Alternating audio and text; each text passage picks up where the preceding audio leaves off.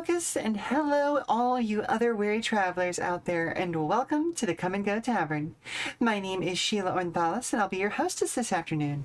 Today's kitchen special is shepherd's pie, and it looks like Alexia is currently available for a full-service package, if you know what I mean. But if you see anything or anyone else on the menu that you're interested in, just let me know and we'll see what we can do, alright? Hello, Osiris. Welcome to you as well. Today we will be continuing with Shadowrun Dragonfall. This is going to be our 8th episode, and we got most of the way through Glory's story last time, but we got stopped by a bug while in overtime. We even went like an extra segment or two to try and get it finished, but we got stuck anyway. I did backtrack to a previous save off stream, and now we are set up to continue right where we left off. Thank you very much for the coin toss. After all, Alice needs to get paid if we're going to find out who killed Monica. As always, I will also be available for comments, questions, and concerns about the tavern, as well as a regular old conversation, so don't be afraid to fill that chat with discussion. And without further ado, let's go ahead and get to the game.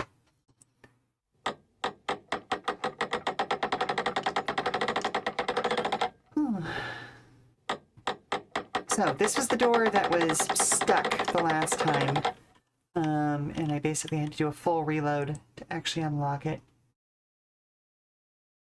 As you kick the door open and stumble forward into the room, you find yourself surrounded by a sea of teenage faces. Initiates and acolytes huddled together and trembling. With the spirit's influence cleared for their mind, their swagger is gone. They look frightened and lost, like kids who've had their security blankets torn away. Oh. Glory? Is that you? The acolyte is in his early 20s, close to Glory's age. His eyes are wide with astonishment. You don't know me, but I was a new initiate back when you lived here. When you were... She cuts in. Her voice is gentle. It's me. Come on. We're taking you to safety. Someplace far away from here. A scrawny teenager in a ratty coat stares at Glory's crone, his mouth hanging slack. His voice cracks when he speaks. What happened to you? Your arms. Something that you'll never need to worry about. Come on, let's get the hell out of here. Couldn't have put it better myself. Come on, people. We're taking you someplace safe.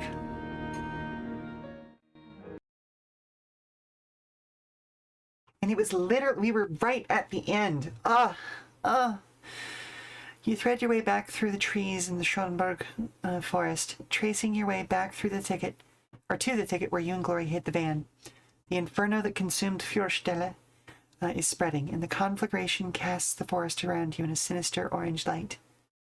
The heat at your back is intense, unbearable. Far ahead, Glory blazes a trail for you to follow, shredding the foliage in her path. The liberated initiates teeter on the edge of panic as they struggle to keep pace behind you. The fire is moving fast. You're faster. As Glory helps the last of the kids into the van, you put the vehicle in gear and punch the accelerator. The burning ruin of Fürstelle recedes into the distance, a glowing speck in the rearview mirror. The peace and safety of the Kreuzbazar is ahead. That was weird. For about 5 seconds, there was no game element, just the tavern. Huh?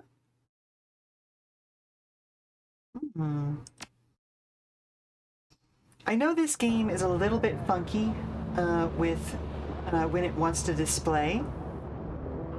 Like if the window is not the main focus, it doesn't want to display the game at all.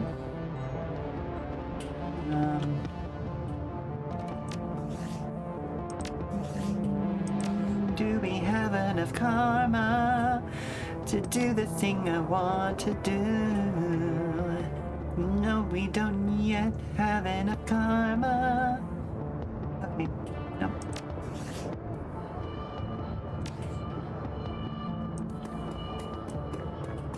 Hey, Sam.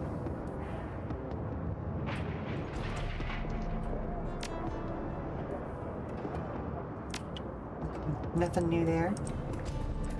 Which makes sense. We haven't activated any, like, main quests in a while. What's the gray note?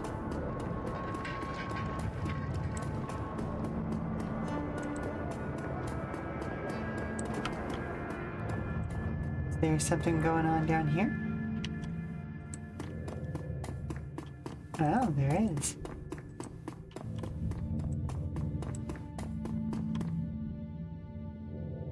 Oh, this is our side quest. Okay.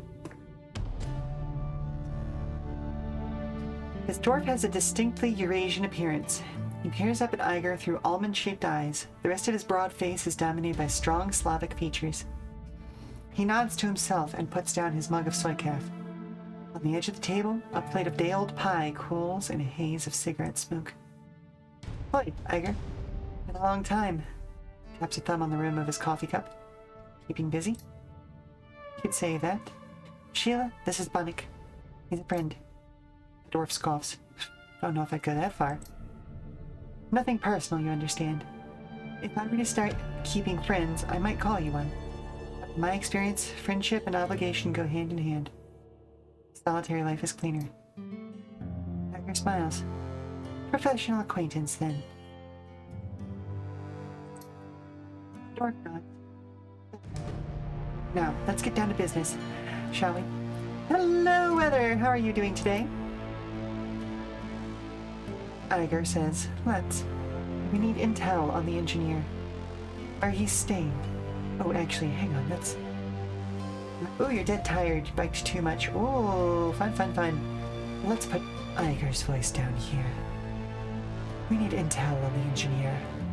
Where he's staying. Who he's working for. How long he's been in Shotton Nest. Whatever you've got, we want it. Bonnick spears a hunk of pie with his fork, crams it into his mouth, and starts to chew. A moment later, he shrugs. I've had worse. And of course, I'll give you what I can. But I don't know how much. I can point you in the right direction, that's all. Just tell us what you can. We'll handle the heavy lifting. The dwarf nods, then fumbles in his jacket pocket for something. A moment later, he produces a weathered paper map, spreads it on the table. All right, what you're looking for is at the northwest quadrant of Shotton Nest. This is gang territory, all of it. These days, the whole Kiez is being held by Rambok. I'm surprised that there's enough left of them to hold much of anything. I heard that they'd taken a hit a little while back. See you, huh? Well, good on you. But you should know that they're still alive and well, and that the guy who took over the gang is a real piece of work. If anything, they're worse than they used to be. He stabs a meeting finger down on the faded silhouette of a building. This warehouse, right here, is Rambok HQ. And that's where the engineer is staying. Wonderful. Eiger exhales heavily. He's staying there. He must be arranging some sort of deal with them. That'd be a safe bet. But they haven't pulled their guns on him yet. So it's fair to assume that negotiations are going well. I'm sure that I don't have to tell you this, but the last thing we need is an alliance between some foreign syndicate and Rambok. No good can come of that. Yeah, can't argue with that. Now, I can't tell you who the engineer is working for. You'll have to ask him about that yourself. But what I can do is make it easier for you to have a sit-down with him. Bonnick reaches under the table and brings up a canvas bag. He places it in front of you and pushes it forward.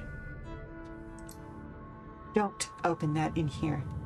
There are people in this room who would kill you for what's in that bag. Look in the bag. You gonna tell us what it is, or do we have to, guess? He lowers his voice to a soft whisper. You have to lean in to hear him clearly. What you're gonna find in there is a gadget about the size of a water pistol. It has a rubberized grip and a hair trigger, and it's good for one shot. Is it a stun gun? No. He pauses for a moment, playing with his fork. Well, not really. For your purposes, you might as well think of it as one, though. The object in question is a cyberware deactivator, and it's shipped here at great personal expense, mind you, from a supermax prison in the UCAS. He traces a twirl in the air with a fork. The warden owed me a favor. Eiger whistles appreciatively. Very well, Bannock. That should make this easy. Not easy. Possible. I wouldn't be giving it to you if the job could be done without it. The engineer is rocking a Delta-grade move-by-wire system. Unless you can shut it down, there's no way in hell you're going to catch him. And if we do shut it down, he'll be forced into a state of permanent seizure. Bannock shrugs. Only until he gets the thing up and running again. Deactivated isn't the same as thing is broken. The dwarf shovels another heaping forkful of pie into his mouth. He chews thoughtfully. Until then, his life will be a living hell. But I can think of worse things to use as a bargaining chip. Remember, you need to know who he works for. The more you can take him out of his comfort zone, the better. Sounds like we have a plan, then. Eiger nods. Sounds that way. Thanks, Bannock. We'll let you know how things work out. Don't bother, Bannock says. I'll be watching.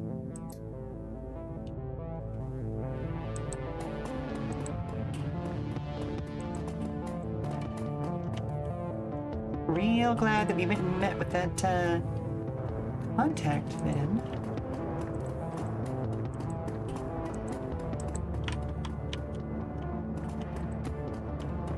I am going to check back in with Glory before we head out, though.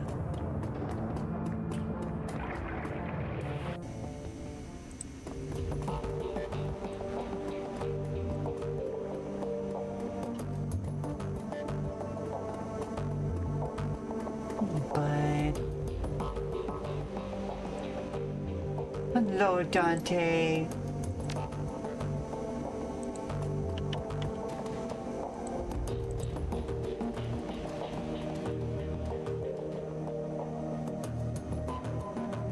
Lori stands, an introspective look on her face. At the sound of your approach, she turns to face you. She nods at you. Thank you for your help with Sheela. I couldn't have done it without you. Speaking of which, I've been meaning to talk to you about that. After the things we saw in there, I'm not surprised. Go ahead, Sheela. I'm listening.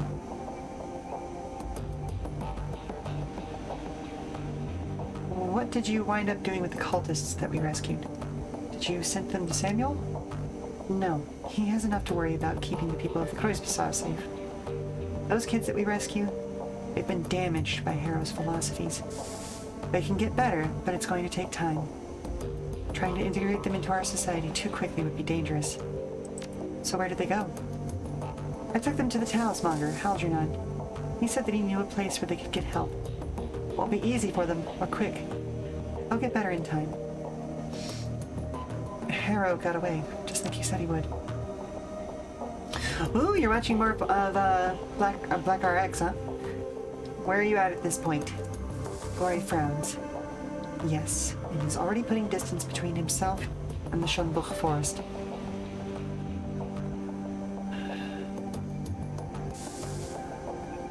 How do you want to go about tracking him?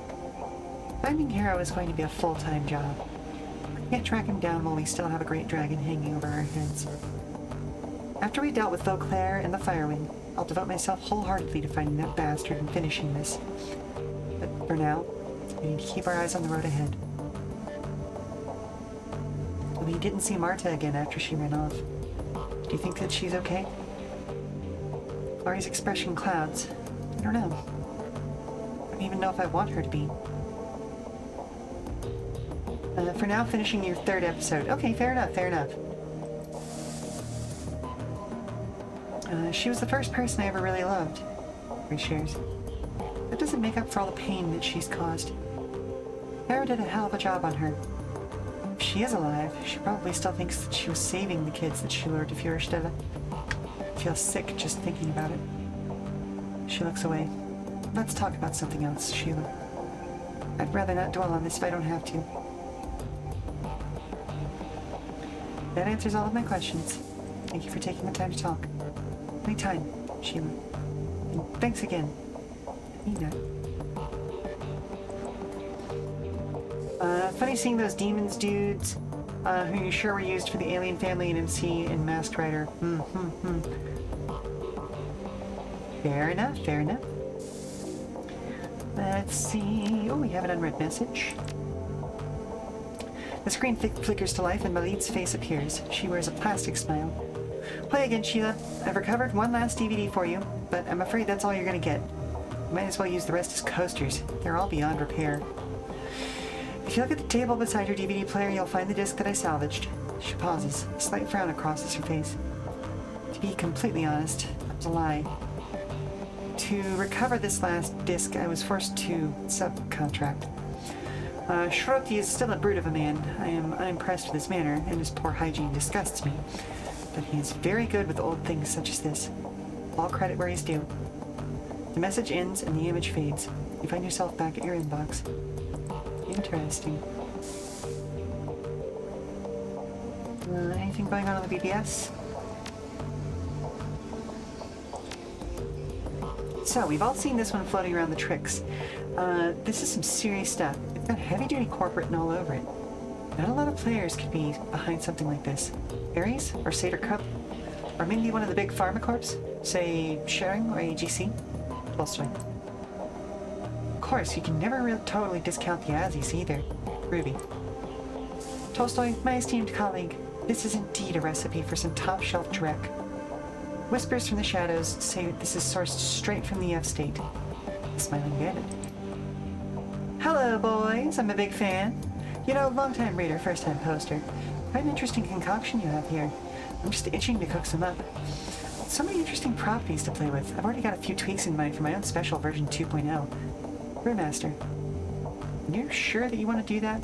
This stuff doesn't play nice, and corps are really bad at sharing their toys. Smiling Bandit. You can, of course, always share their secrets for them. Just gotta make sure you run a little faster than them. Clockwork. Always running, eh, Clockwork? The Smiling Bandit.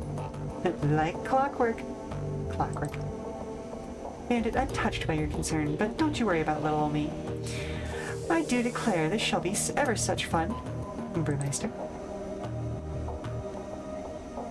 And next thread, please help me find my daughter. Please, help me find my daughter. She ran away from home. She's human and in her early 20s with short blonde hair and a data jack. She was last seen wearing a light blue dress. Worried Mother 004. This is not exactly the place to be looking for missing kids. How did you even get in here?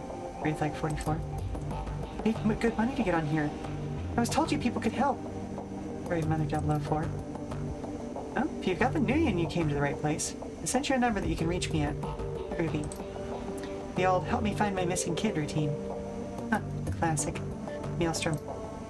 My money is on escaped wage slave. Wraithlight 44.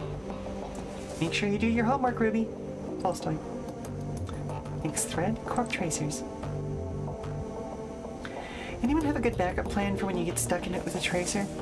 Barely managed to bug out of my apartment after a corp hit squad came knocking. Lesson learned. Pat yourself down a couple times and make sure you don't have a tail. But if I miss something, I'd rather keep my safe houses, you know. Safe. Wraithlight 4. I've had good luck with RF blockers. I have a jamming grid set up near my safe house. It projects any signals to a few miles away, where I've got some cameras placed. So when someone shows up there, I know they were trying to find me. Then I do a thorough sweep to find the tracker. Oh, forgot to read the name. Sharp. How long does that go on before they give up? Tolstoy. Alright, Tolstoy.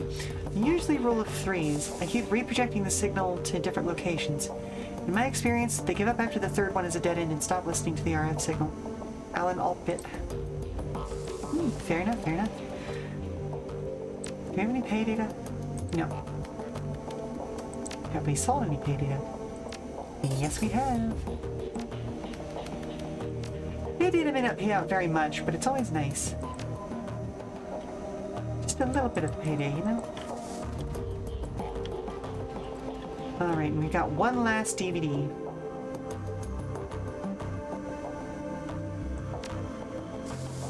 Soft whirring sound fills the air as the ancient DVD player spins the disc up to speed. The scratched LCD display comes to life and a menu fills the screen. It ramps further up, filling the air with a shrill whining sound. Green Winters' face appears on the screen. The timestamp of the radio reads 2050-04-28. This is it. The interview. Took some digging to find it, but here he is. Big Brother, back in his prime. The note disappears, and for a moment, the screen goes blank. Suddenly, the image of a news correspondent flashes onto the screen. accompanied by a brief orchestral flourish. The timestamp in the upper right corner of the screen reveals the date, August 22nd, 2012. Thank you for joining us. We're coming to you live from the ruins of Sengerhausen, the fifth Harz mountain town to be sacked by the dragon Fürschwinger. Standing by my side is the head of Deal Defense, Dr. Adrian Vauclair. Dr. Vauclair has been hailed as a leader in the effort to bring down Fürschwinger and in her reign of terror. Dr. Vauclair, tell us about your efforts to bring down the dragon. Killing the monster has proven difficult, to say the least. Her speed and maneuverability in the air are extraordinary. Her scales repel small arms fire, and her breath can melt steel. Our R&D teams have been working around the clock to devise a weapon capable of downing the beast. In the interim, we are providing material support for the Luftwaffe's attempts to shoot her down via conventional means. Dr. Vauclair, why are you directing Deal Defense's energy to the killing of Fürschwinger? Are there corporate interests in play in this? Corporate interests? No. This is a matter of human interest. Innocent lives are being extinguished at an appalling rate. I am in a position to help put an end to the slaughter, and so I must. It really is that simple. Dr. Vauclair, you must understand my skepticism. Our viewers aren't looking for a PR statement. They come to us for the truth. I'm afraid that I don't have time to go back and forth on this. Your viewers can think what they wish. My concern is in helping the people affected by this tragedy. In that case, Dr. Vauclair, I thank you for sharing your valuable time with us. You're very welcome. To the viewers at home, stay safe and watch the skies. Salvation is coming, I promise. Again, that was Dr. Adrian Vauclair, CEO of Deal Defense. Dr. Vauclair is the chief architect of the military's current plan to bring down the dragon, Fürschwinger. Stay tuned for more late-breaking news on the battle for the Harz Mountains. We'll be right back. The display goes blank for a moment as you select Track 2. The face of Green Winter swings onto the screen. There's a look of astonishment on his face. The timestamp on this video reads 20:54:11:17. Holy shit. I just stumbled on some of Adrian's old lab notes. I'm not going to say how I came across these. Someone might get hurt if the wrong people watch this. I've checked them against some of Adrian's old handwriting samples, and they're legitimate. Holy shit, this is big. Alright. Back up. Slow down. Breathe. He takes a moment to calm himself. Okay, so these notes, they pretty much confirm something that I've always suspected. The Luftwaffe didn't shoot Fürschwinger down. I mean, they tried. They pumped thousands of rounds into the air around her. They lobbed rockets at her for months. It's a lot of attack helicopters and fighter craft in the process.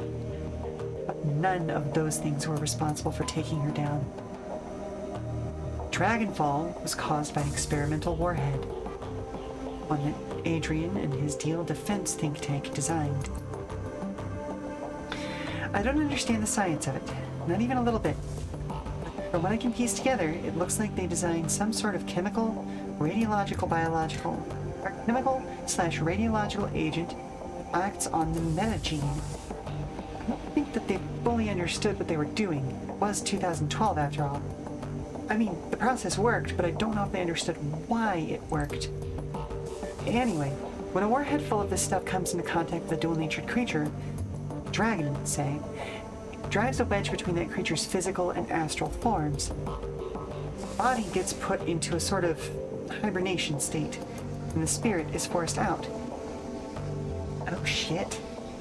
It also looks like this process can maintain that state of separation indefinitely. That's a pretty horrifying thought. This corporated body's supposed to die in a few hours. I've heard horror stories about ghost-walking mages getting trapped in astral space, unable to rejoin with their meat. I heard that they went crazy from the pain. What I'm reading is accurate. It's entirely possible that Fürschwinger has been trapped outside of her body for over 40 years. Winters pushes his chair back and slaps the table in front of him. This is why Adrian was always so cagey about the subject of Fürschwinger after Dragonfall. He knew for a fact that she was still alive, if only technically. Her body crashed down in the SOX, sure, she wasn't dead. The government wouldn't let Adrian tell the public about any of this, of course. It'd interfere with the lie that they were feeding us.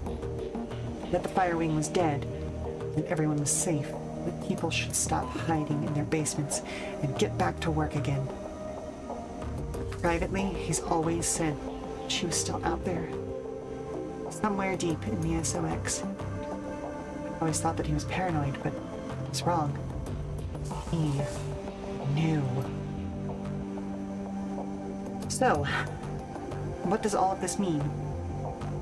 It means that the stories I got from that ghost rat suddenly sound a lot more plausible. It means that Fürschwinge is definitely alive, and that Adrian's disappearance is unquestionably tied to her survival. It also means that Germany is in deep shit. Because if Fürschwinge is still alive, it's only a matter of time before she rears her ugly head again. Okay. That's enough for one night. I am going to go get drunk. Selecting track 3, the DVD player ramps up to speed once more, filling the air with a shrill whining sound. Green Winters' face appears on the screen. He looks younger than you've ever seen him, but from the way he's carrying himself, he's clearly drunk. The timestamp on the video reads 2033, 05:15. Ooh, look at that young hottie. Look, Adrian, I understand you. Lord knows I do. But you've got to drop this dragon fixation.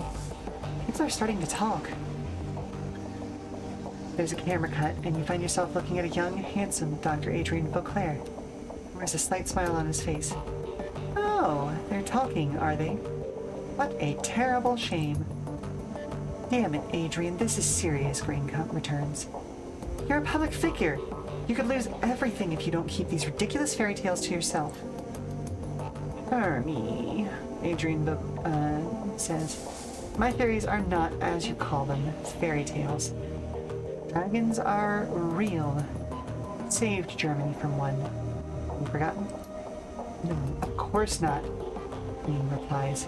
Everyone knows that you killed the Firewing. Stopped. Not killed. Fine. Stopped. Whatever.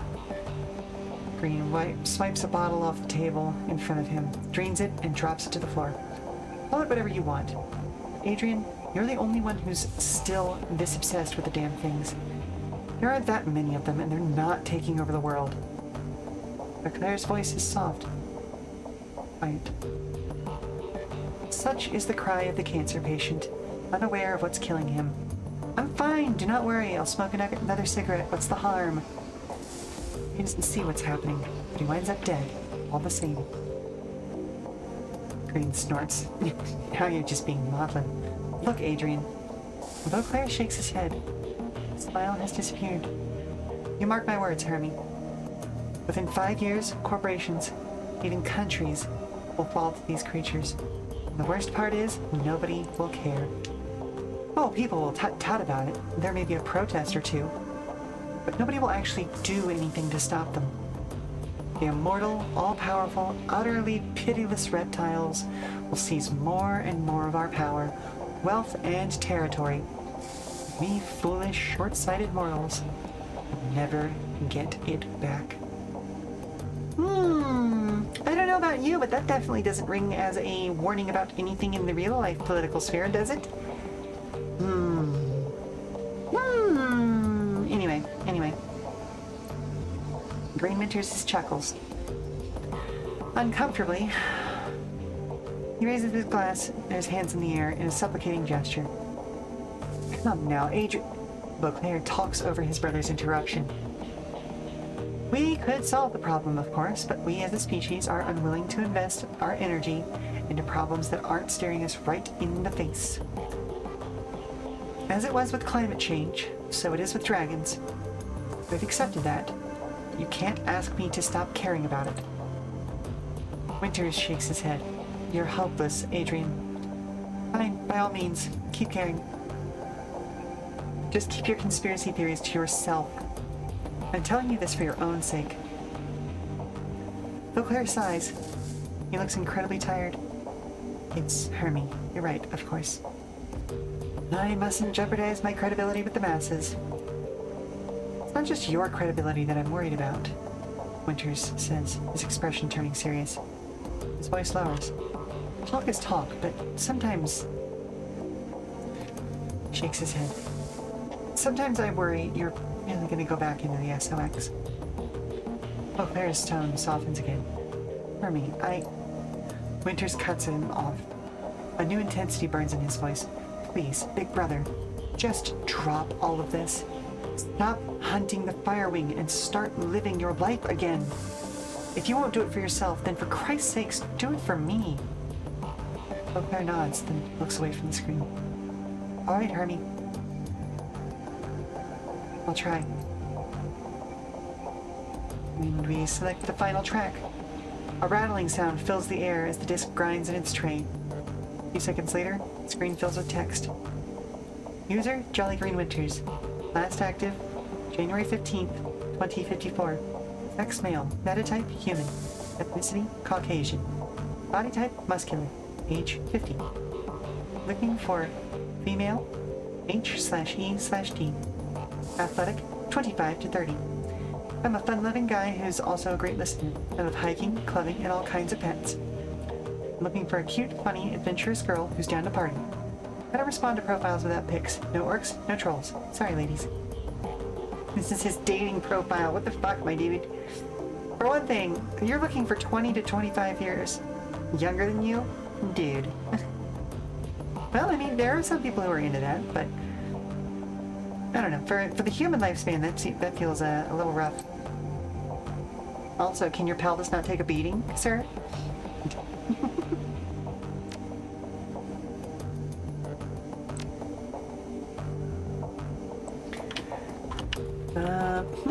There remains...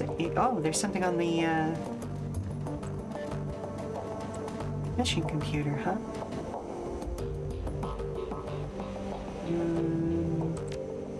The jobs directory? Oh, right, we have to claim payment. Submit the job as finished and wait your client's response. A few moments later, a message pops onto the screen. Herr Schmidt, Sheela. All your work unsatisfactory would be an understatement. When I said that we wanted the prototype, it should have gone without saying that we wanted it intact and operational. Well, that's too bad, fucker. You technically fulfill the terms of our agreement, so you will get paid. Don't ever expect to work for us again, Schmidt. A moment later, a second message pops into your inbox. Your payment details. Payment from client, 22,000 New Yen. Deductions from crew salary, 6,000. Ammunition resupply cost, 1,500. Automatic deduction for Alice's funds, 11,250. Remainder sent to Sheila's account, 3,750. Neat.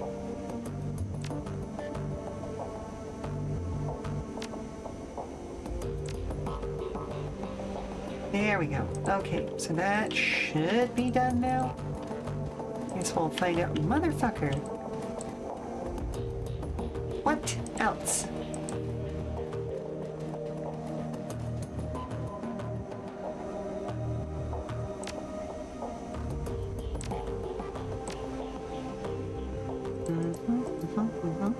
Okay. Well, we're getting fairly close.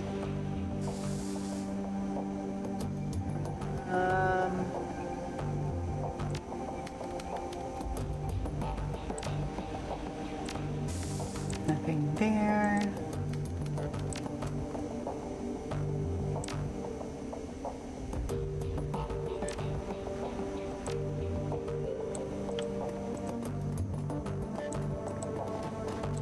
Alright, if it still pops up now, you have no idea. Yeah, I have no idea.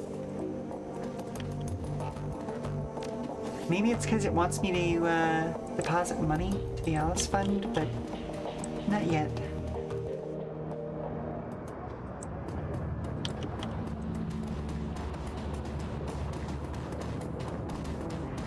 Alright, let's go and help Eiger, shall we?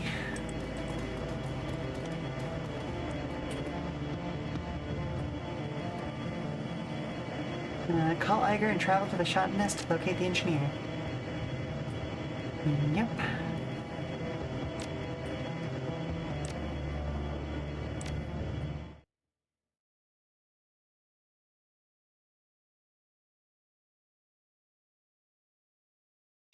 Shotton Nest. The Kiaz next door to the Croix Bazaar. And an object lesson in anarchy gone wrong. Violent gangs rule the streets Hey, here. Mom, Oh, hello? look at this cool animal I found. It's an adorable little animal. I think it's a squirrel. Can I keep it? No, sweetie. I understand it just snowed again, but we have to put it back outside. Give me one moment and you can tell me all about this little guy. As dangerous as the Shotton Nest already is, it could be worse. The gangs are vicious but disorganized. They pose little risk to their neighbors. With little more than a makeshift barricade and a few volunteers, the Croix Bazaar has successfully insulated itself from the chaos of its neighboring Kiez. The engineer could change all of that. He has to be stopped, and the F-State as a whole needs to be alerted to what his clients are trying to do. It's up to you and Eiger to make sure that happens. And we will continue with that story when we get back from this break. So, stand up, stretch, all that good stuff. We'll be back in 5 minutes. I'm going to run a commercial while we're away. We'll see you on the other side, folks. Okay, so, what have we named this one? Wait, no, let me guess.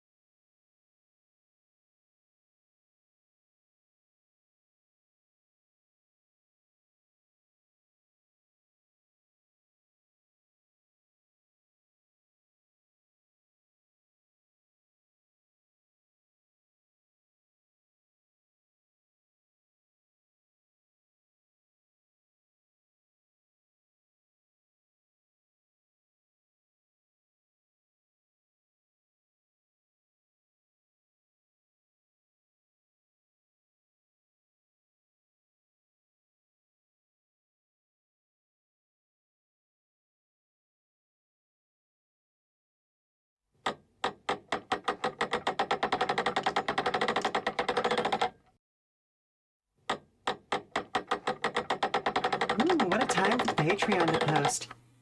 Because we actually just had a new story that went live pretty much as I was going live today myself. So that means that even if you're not a patron, there is a new story available for you, because last month's story is now available publicly, as is everything before that. But if you want to read February's tale, well, you have to give me $1, you know?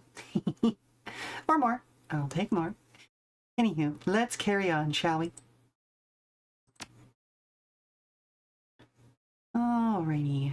Oh, we burned through a lot of stuff last time. And a basic med kit.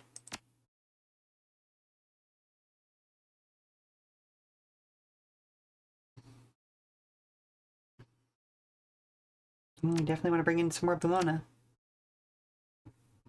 Ooh, I should have gone and purchased a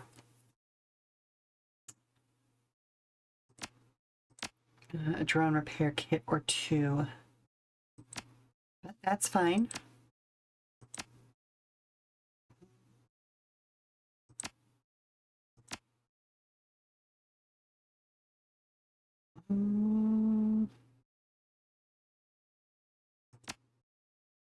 Yeah, there we go. Nope, I am good. At near the edge of the Crow's Bazaar, the familiar piss and asphalt stench of shot and nest crawls into your nostrils and sticks in the back of your throat. The dilapidated husks of burnt-out buildings loom over you, giving the place an air of menace. I was hoping I'd put this place behind me after the Humanus run. Yeah, I'm with you there, Eiger says as she wrinkles her nose. Oh, right, I was doing a husky voice for her. The funny thing is, a syndicate presence might actually help Shot and Rest, in the short term at least. They'd clean up the streets if nothing else. Don't tell me you've changed your mind. Not for a second. A syndicate, any syndicate, in Shot and Nest would be a disaster for the Crow's Bazaar. Let the people on their own, on the other side of the gate deal with their own problems. I don't allow my home to be endangered for their sake. Fair enough, fair enough.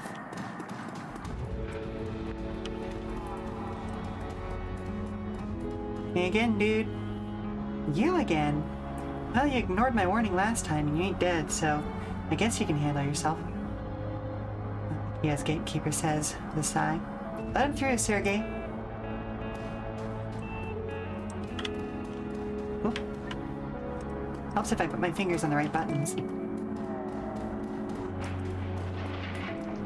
What's going on over here?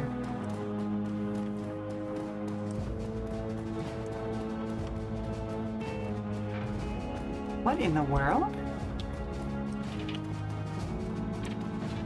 Oh, Rambach gang is up ahead. Maybe there's a way around? Oh, okay, this is where we're actually meant to be going this time.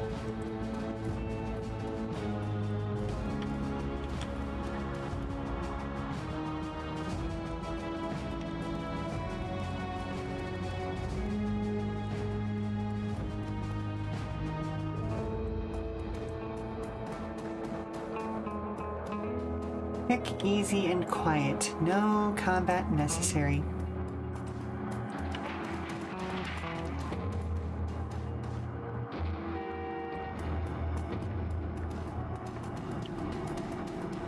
A couple people to talk to. Lady in red. Sure, anyway. I got pots and pans. You need pots and pans? No, but info would be nice. You see any new friends at the Rambach show up lately? Yeah, sure I have. What's it to you? Woman eyes you up and down, clearly waiting for you to make an offer. Just trying to help out the neighborhood. She leans in for a whisper. They're just down the street, in the warehouse with the grass in front. The new guy showed up a few days ago. Seems like a bigwig. They've been moving product through there ever since. What kind of product? That would cost you extra, sweetie. Is it important? Sure, 25 million's worth. Drugs, guns, the usual. Seems like more drugs than guns lately, so maybe things will pick up around here. Thank you very much. No problem, honey. I got the best deals on pots and pans this side of Spandau.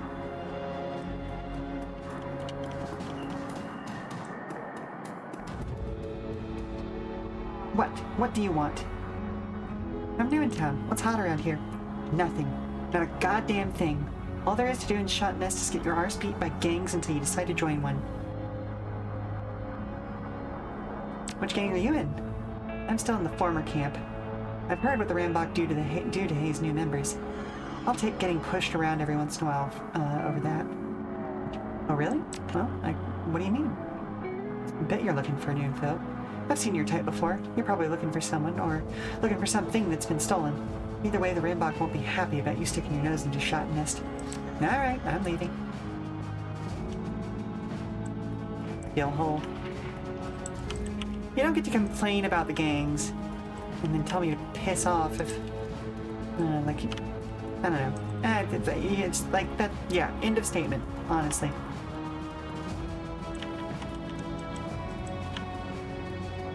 Now, granted, that man doesn't have any reason to trust me, but, yeah.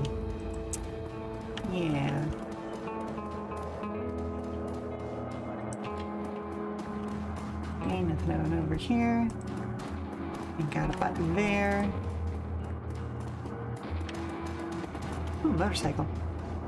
The engine's still warm. Colors on the tail clearly marked as Rambach property. That's some Azzy shit right there. Oh, this is gonna be gross.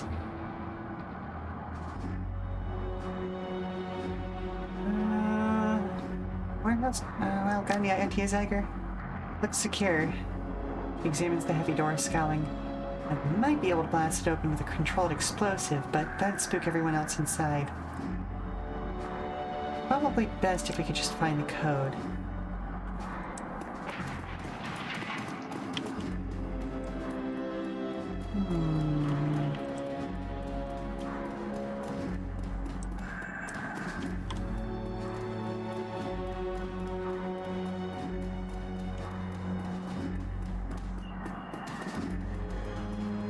Let's go see if there was anything on the other side of the area.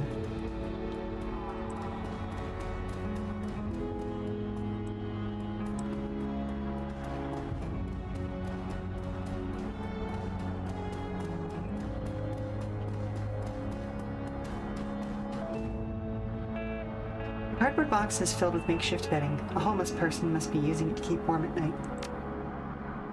Find a basic, uncertified cred stick underneath the pillow. No, I'm not gonna take this person's money. That would be cruel and unusual. Well, perhaps not unusual in this particular world, but it would be cruel.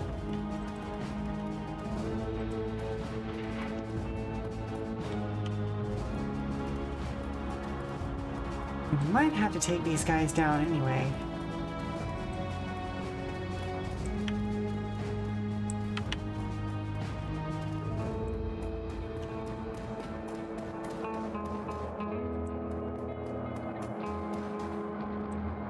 Not get too close to them. Yeah, that's the plan.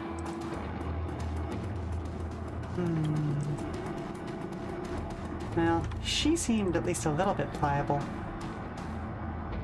The warehouse she told me is locked up with a key code panel. You know anything about that? Sure, I could help you with that. For a price. I can deal with that. 500, no less. I've got to make a living, you know. Sure, 500 makes sense to me. 292 something. That'll get you most of the way there, though. Enjoy. You don't even know the whole thing. I'm not going near that place. Good luck.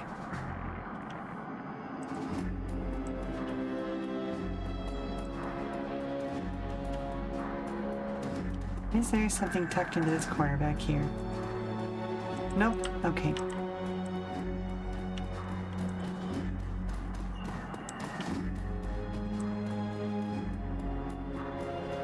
Okay. Once everybody stops moving, I'm going to go ahead and save. Because I have a nasty feeling that there may be an alarm in play here.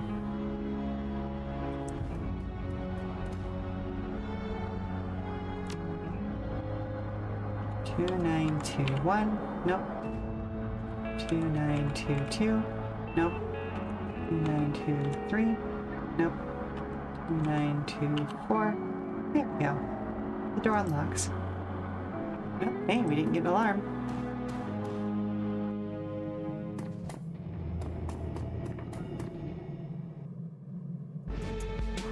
In there, that's our man. Okay, so let's go ahead and get ourselves set up for steel links. Thank you.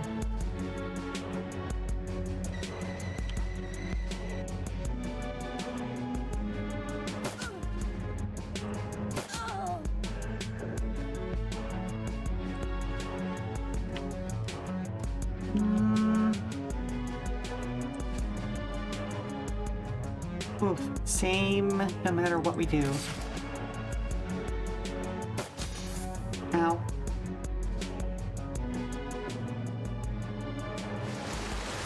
Didn't quite manage to geek the mage.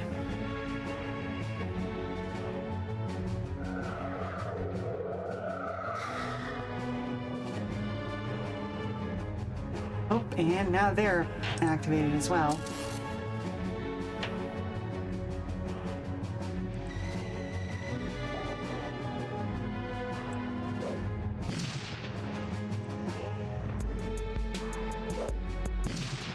Oh, come on.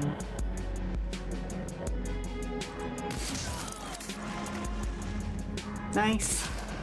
Nice.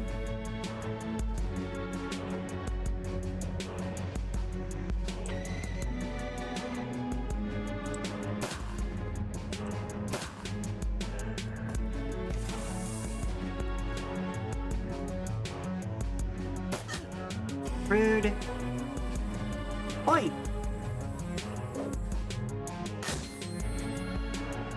Oh, that's fucked up. Oh, I hate that. Well, first things first.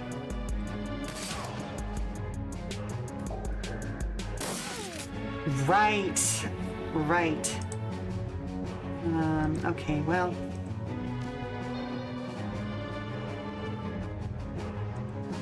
Let's get you around there. And then Eiger.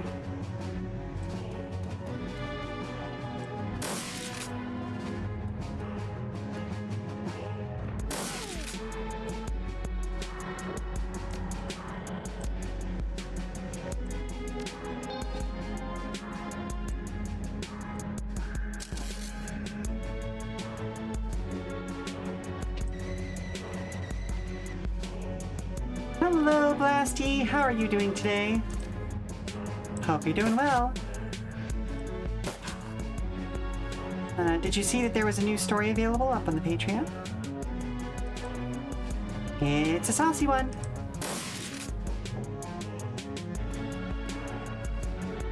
Oh, we're just gonna do-si-do, huh?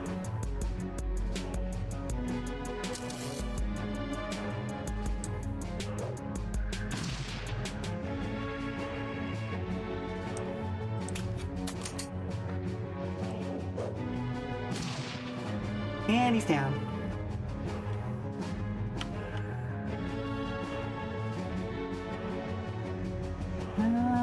Let's get to there. And Overwatch.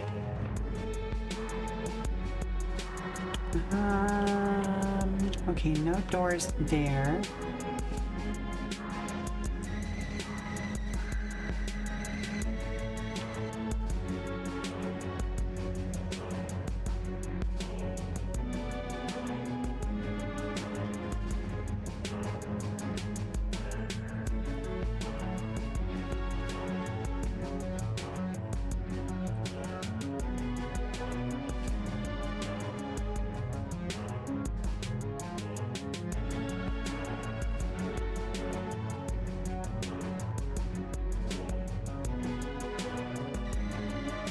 Bring you around to here.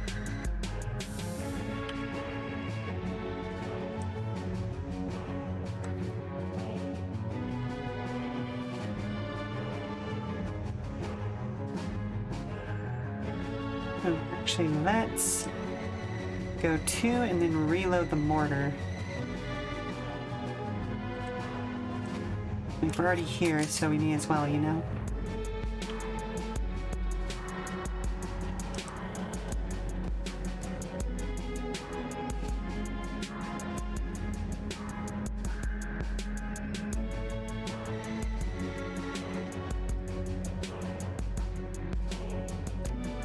And I want to heal Eiger up. There we go.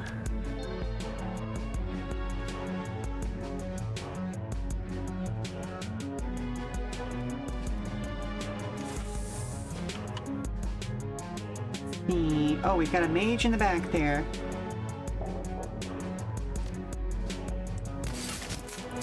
Ooh, good crit, good crit.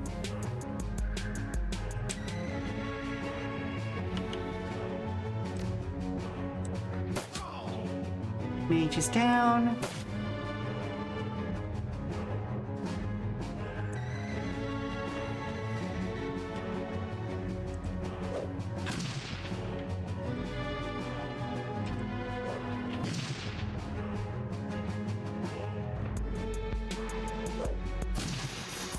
Ow.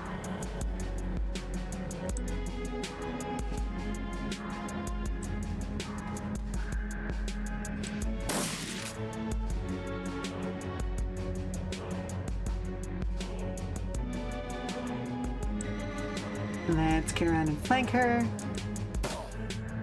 Oh, him, excuse me.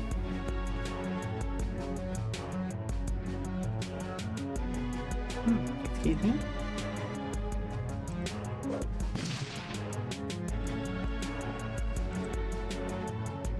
Oh, ammo. Aw. Perfectly good positioning, Ruin. Nice.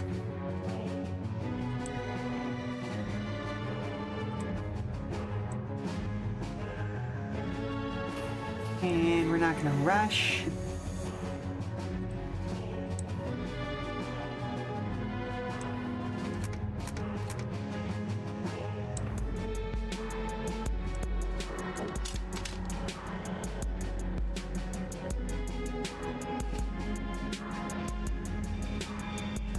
Let's actually eject out of you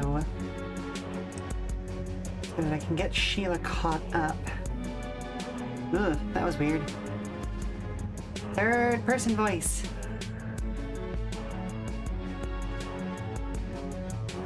Okay, so let's switch to that. Over here and open the door. And kablam!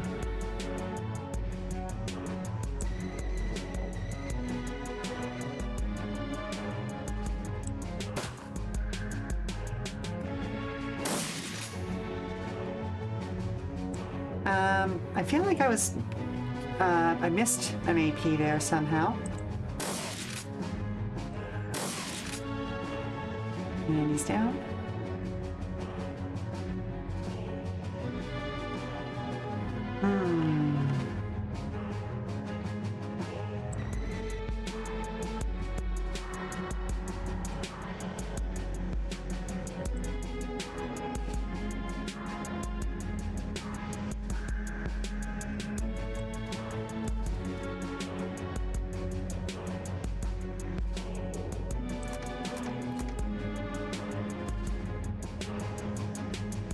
Again.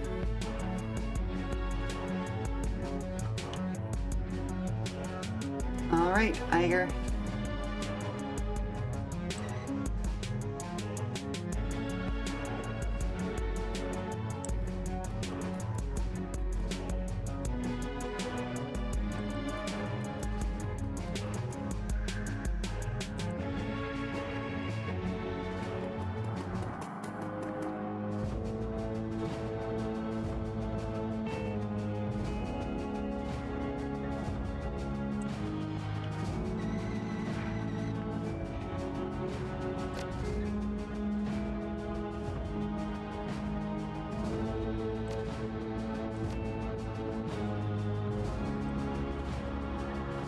I have to be able to get to him. Okay.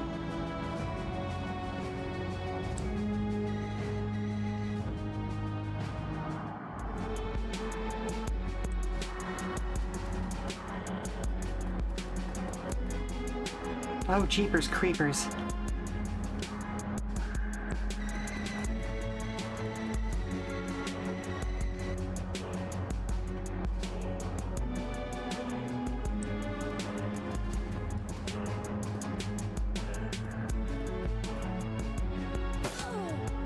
No, oh, come on.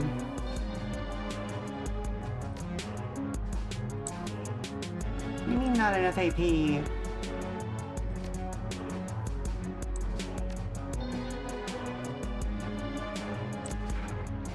Okay,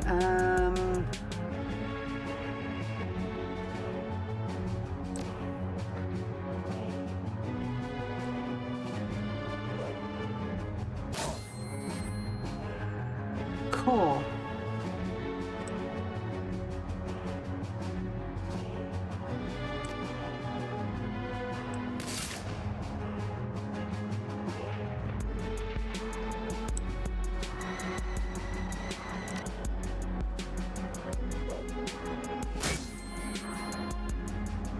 Oh my goodness. We're gonna play this game, huh?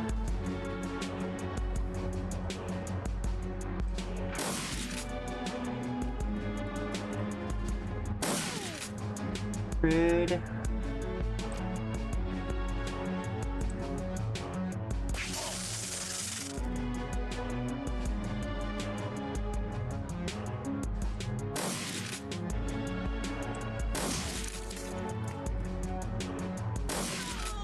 And we're down.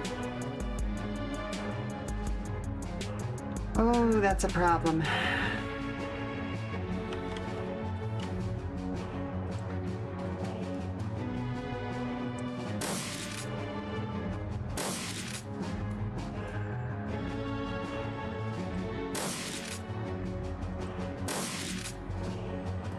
Five damage?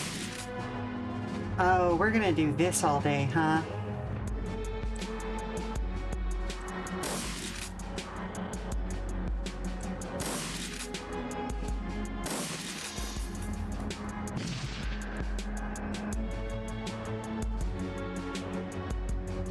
Yep, I died.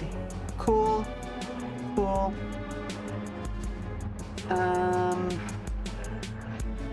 What's my last save? Last save was an autosave. Yeah, we'll load the last save.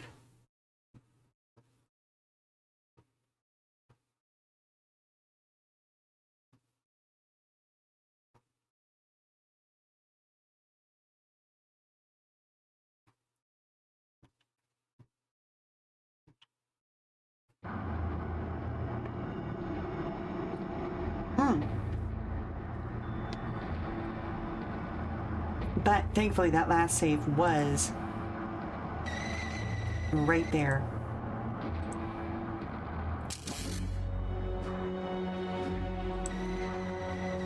So let's get the steel links up.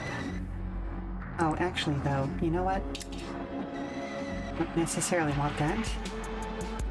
What I actually need to do is this. There we go.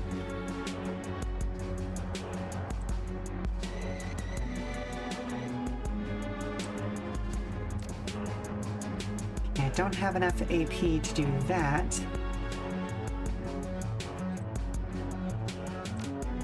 Eiger, I'll go ahead and bring forward.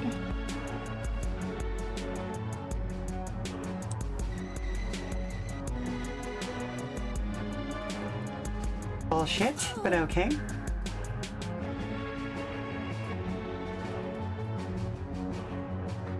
But hey, that does mean that he only had one AP that turn. There we go. Much better.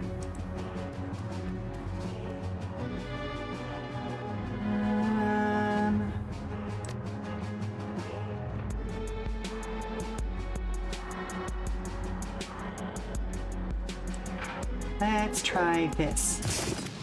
Ooh, nice, nice, nice, nice. Ow.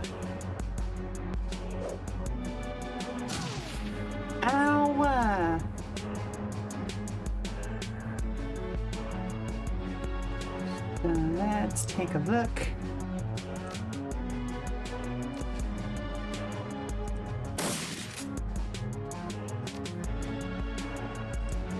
Oh, we don't have enough AP for that. Interesting.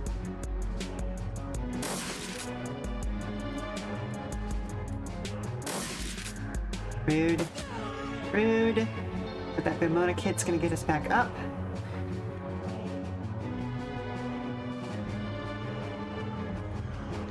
And back the fuck off. Med kit.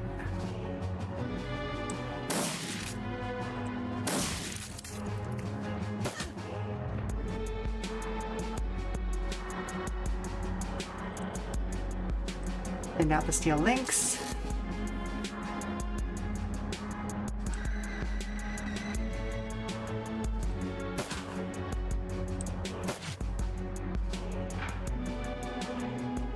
Sure, why not? Robodog.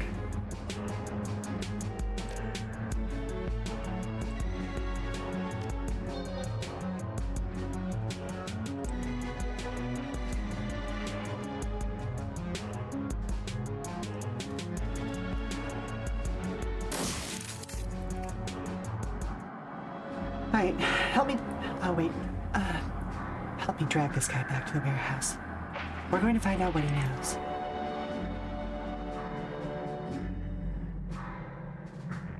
The engineer lies splayed out on the ground, his body trembling violently. Eiger shoves a bottle up his nose and squeezes. The engineer shudders violently, then the trembling begins to subside. She glances at you. An aerosol BZD. It helps treat the seizures. Benzodiazepine? And it's a benzo of some sort. Bannock was kind enough to include it in his goodie bag. It won't last long, but it should give Yuli here enough muscular control to answer a few questions. The engineer's voice comes out in a trembling stutter. Fuck you, troll. Eiger raises an eyebrow. See? He's talking already. The engineer's eyes burn with hate. Beads of sweat dot his brow as he struggles to control the tremors that rack his body. Benny's never ceased to amaze me. Yeah.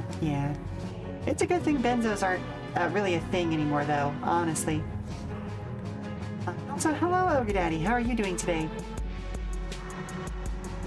He takes a deep breath, holds it, and releases it slowly. The trembling begins to subside.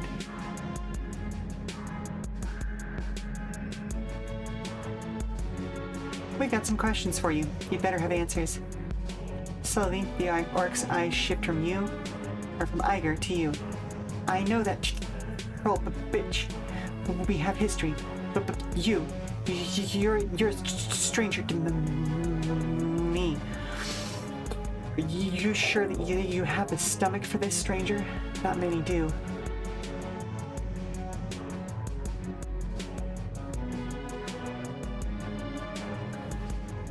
My name is Sheela, and you're going to answer our questions, one way or the other.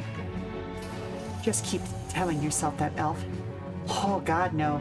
Never forget that in Germany, meth was an over-the-counter substance for nearly 20 years. Oh, yeah.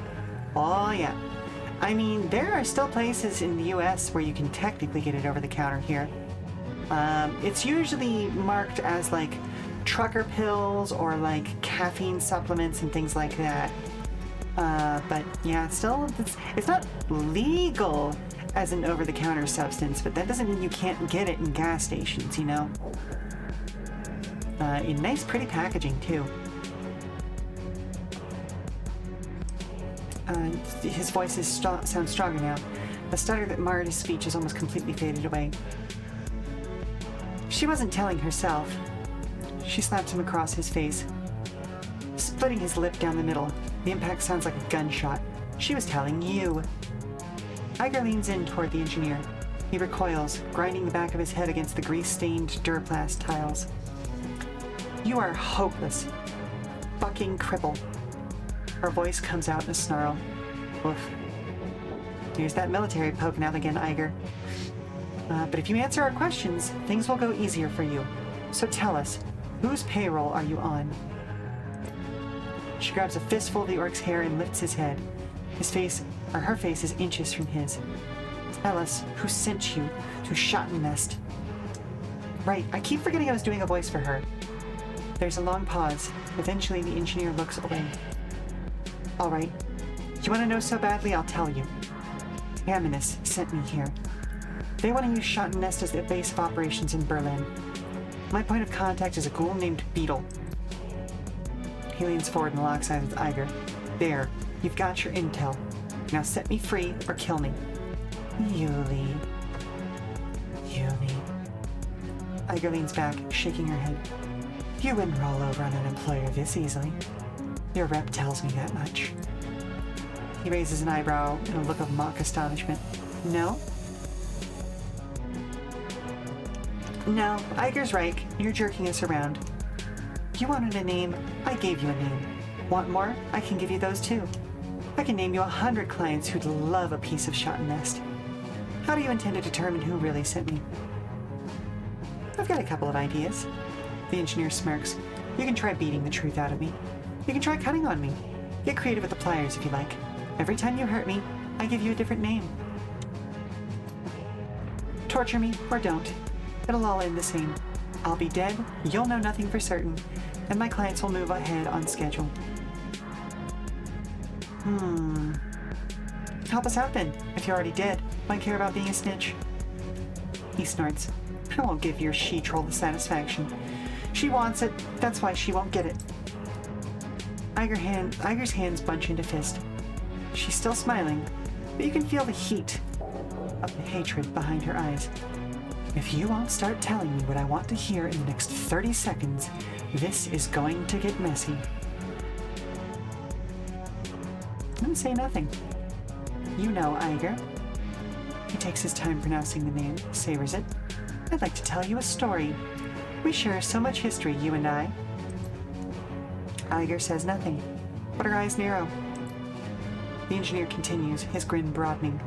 This is a funny story. It's a story about your time in the KSK. A story about futility. I can tell you all about the many lives you've touched and how the Syndicate touched them afterwards. Would you like that? There's a long pause. Eventually, Eiger turns to face you. Sheela, do me a favor. Sweep the building for intel. Anything that we might have missed on the way in. Yeah, I'm on it. Take good care of our friend here. She shoots a disgruntled glance at your captive. Oh yeah, don't worry. I will.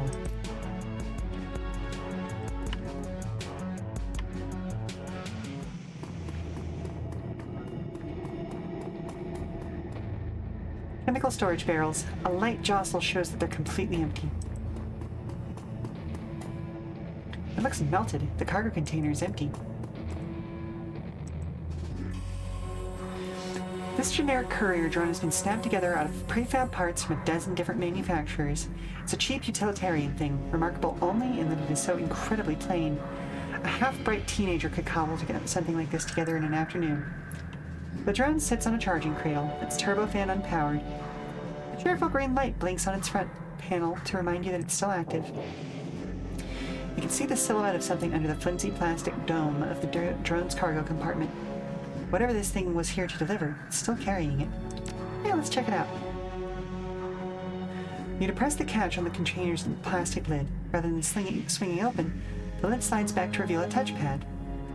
It looks as though this thing is password protected. Let's rig into the drone. Patching the drone's OS via your remote control rig is simple enough, but you run into a hitch. Whoever set this thing up seems to have installed a number of anti-theft safeguards to prevent unauthorized access. You could attempt to slip past them, but there's no telling what'll happen if you trip one. Paladin. Oh my, what fascinating rustic architecture. I mean, we are Shadowrunners here. I'm just saying. We're gonna disconnect for now.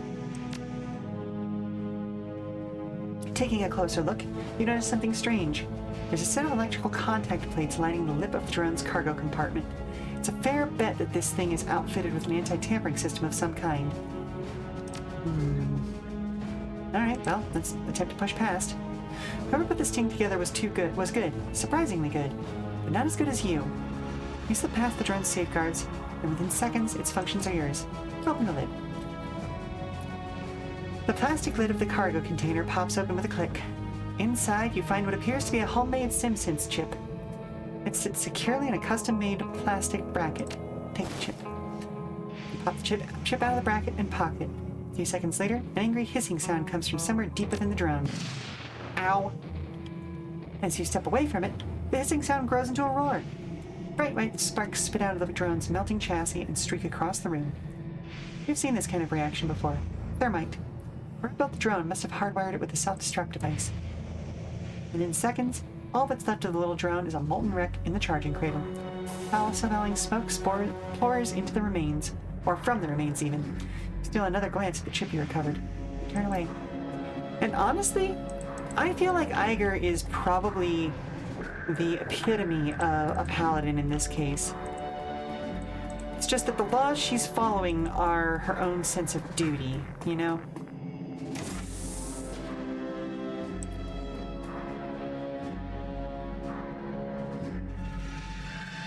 The broken body of a human man lies on the floor. His face is a mess of fresh cuts and congealed blood, and his head is oddly deformed. Despite his wounds, his mouth is twisted into a macabre smile. Let's inspect the body. Judging by the shape of the ganger's head, you'd guess that his skull has been fractured in at least 3 places. The center of his forehead is particularly gruesome. It looks soft, as though the skin were stretched like a tent between shards of broken bone. Looking up, you can see a great smear of gore on the door of the room that you found him in. The implications are clear. This man bashed his own head in trying to get out, and he did it with a smile on his face. Oh, absolutely. My citation is from an older D&D show back when paladins were lawful good. Ah, okay. See, that's the thing. I played D&D all the way back in the AD&D days, where lawful good was, I'm going to say, a matter of interpretation. Because what one sect considered lawful good was, by some other sects means chaotic evil. So, you know, means is, yeah.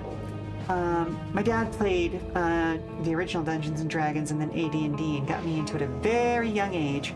In fact, I think I've still got my, at least it wasn't called the core book, the player's guide for AD&D on a bookshelf.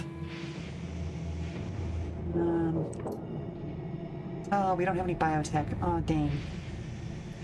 His hands are badly broken, too. We've seen these sorts of injuries after bare-knuckle fistfights, but never anything this severe. This man punched something hard and went on punching until his hands were reduced to useless slabs of meat. I mean, I personally can take a guess at what this biochip does as a result of that. But without in-character knowledge, I can't really share that. Oh, hello? Someone's flirting with Dad again. Of course they are. Is it just like stage flirting and he's a little uncomfortable, or is he like... He sent me to get you. Noted. Okay, give me just a moment and I'll be right with you. So, I am going to go and save my husband from an overly enthusiastic member of the audience, shall we say. Yes, I will be right back. So, stand up, stretch, do all that good stuff. We'll be back in 5, all right? Okay, so, who's after my pretty boy today?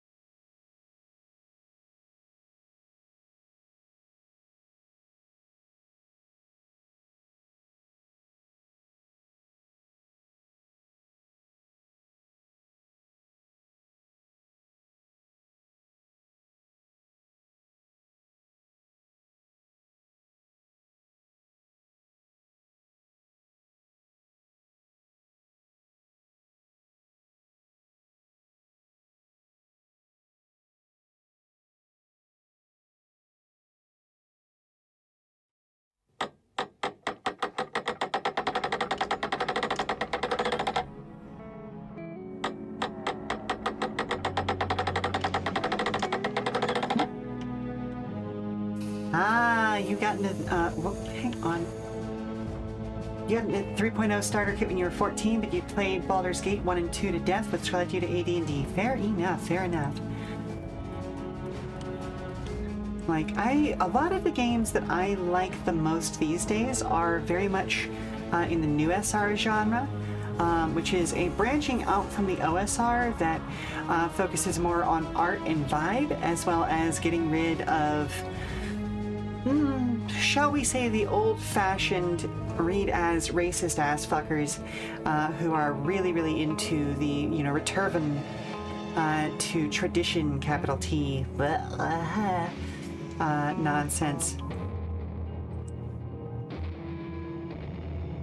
So think like Morkborg, Cyborg, Death in Space, all of that sort of fun stuff.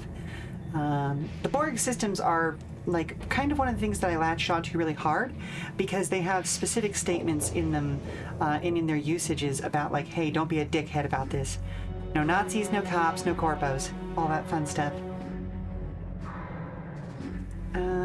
There's a small ledger lying on this crate. The cover is cheap leatherette, and the paper is tissue-thin newsprint. But yeah, if you've played AD&D, you would be able to pick up and play a Borg like that. Not that you can see me doing that yet, but you get my point. Leaf through the pages. The pages are filled to overflowing with handwritten text. You don't recognize the language, but judging by the accent marks, I guess it's a Scandinavian tongue. While you can't read it, the arrangement of the text tells you that the ledger is primarily being used as an address book. Let's pocket it and move on.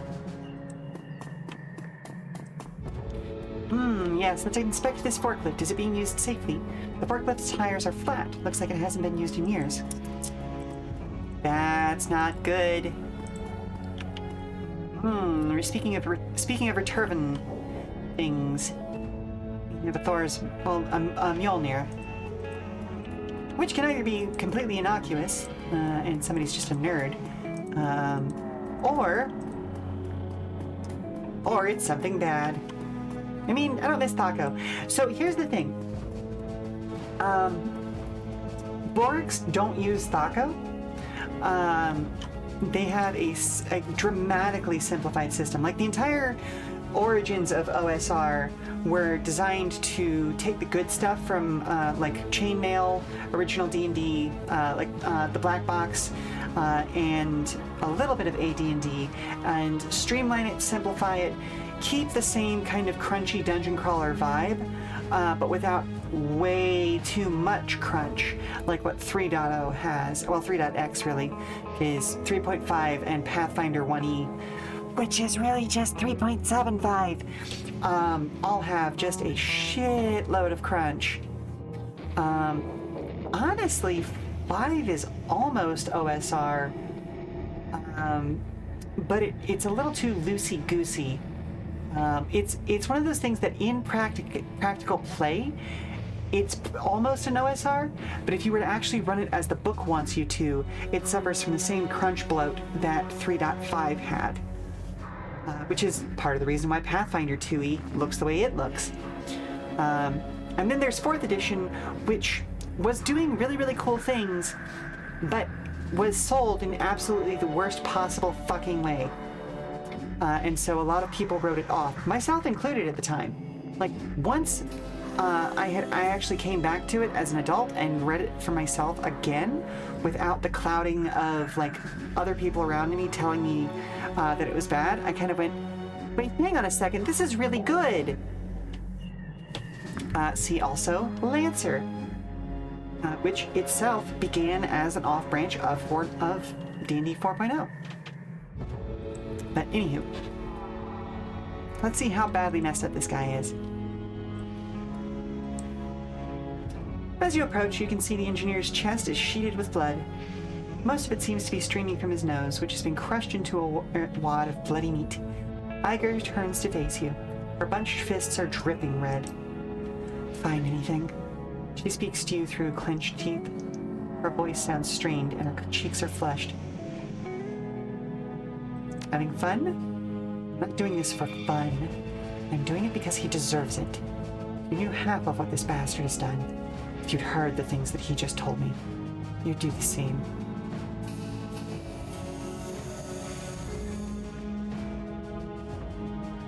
Maybe so, but you're on edge and I need you calm. Beating him on him isn't helping. She pauses, then turns away. Just tell me what you found. You paid a bit of 4th edition back then. It did a bunch of fun stuff, but with also a lot of idiotic stuff. Either way, we had fun with it while it lasted. Yeah, that's the thing. 4th edition was much better as a combat simulator than basically any other edition of the game. But it didn't do particularly well with any of like the other, what are they referred to as, like the pillars of play, the RP, the puzzle solving, any of that sort of stuff. But hell, it was a great combat simulator. Yes, please. The engineer's voice is thick and wet. He smiles through a set of gore-streaked teeth. Enlighten us. Well, I found this ledger. I don't recognize the language, but it looks Scandinavian. Eiger leafs through the journal, quickly flipping the soy-stained pages. Norwegian, maybe. I'm thinking this is written by Bokmal. She frowns. In Bokmal. Can't read it, but it looks like a shipping manifest. Yeah, something like that. There are a lot of addresses in there. She rifles through the pages. Or, well, riffles, in this case. Flipping the cheap paper with her thumbnail. Looks like addresses. All the way through. Some are annotated, but I can't see any names. 2/3 of the way through the book, she stops short. Find something interesting? Wordlessly, she turns the journal around. At the top of the page, written in a different hand, is a single word. It's written in English. You can understand it all the same. Wednesday. Eiger nods. Yeah. Not particularly helpful without a full date. But I guess it's something. Of course, Wednesday might not refer to the day of the week at all. It could be code for something taken out of context like this. It's impossible to say.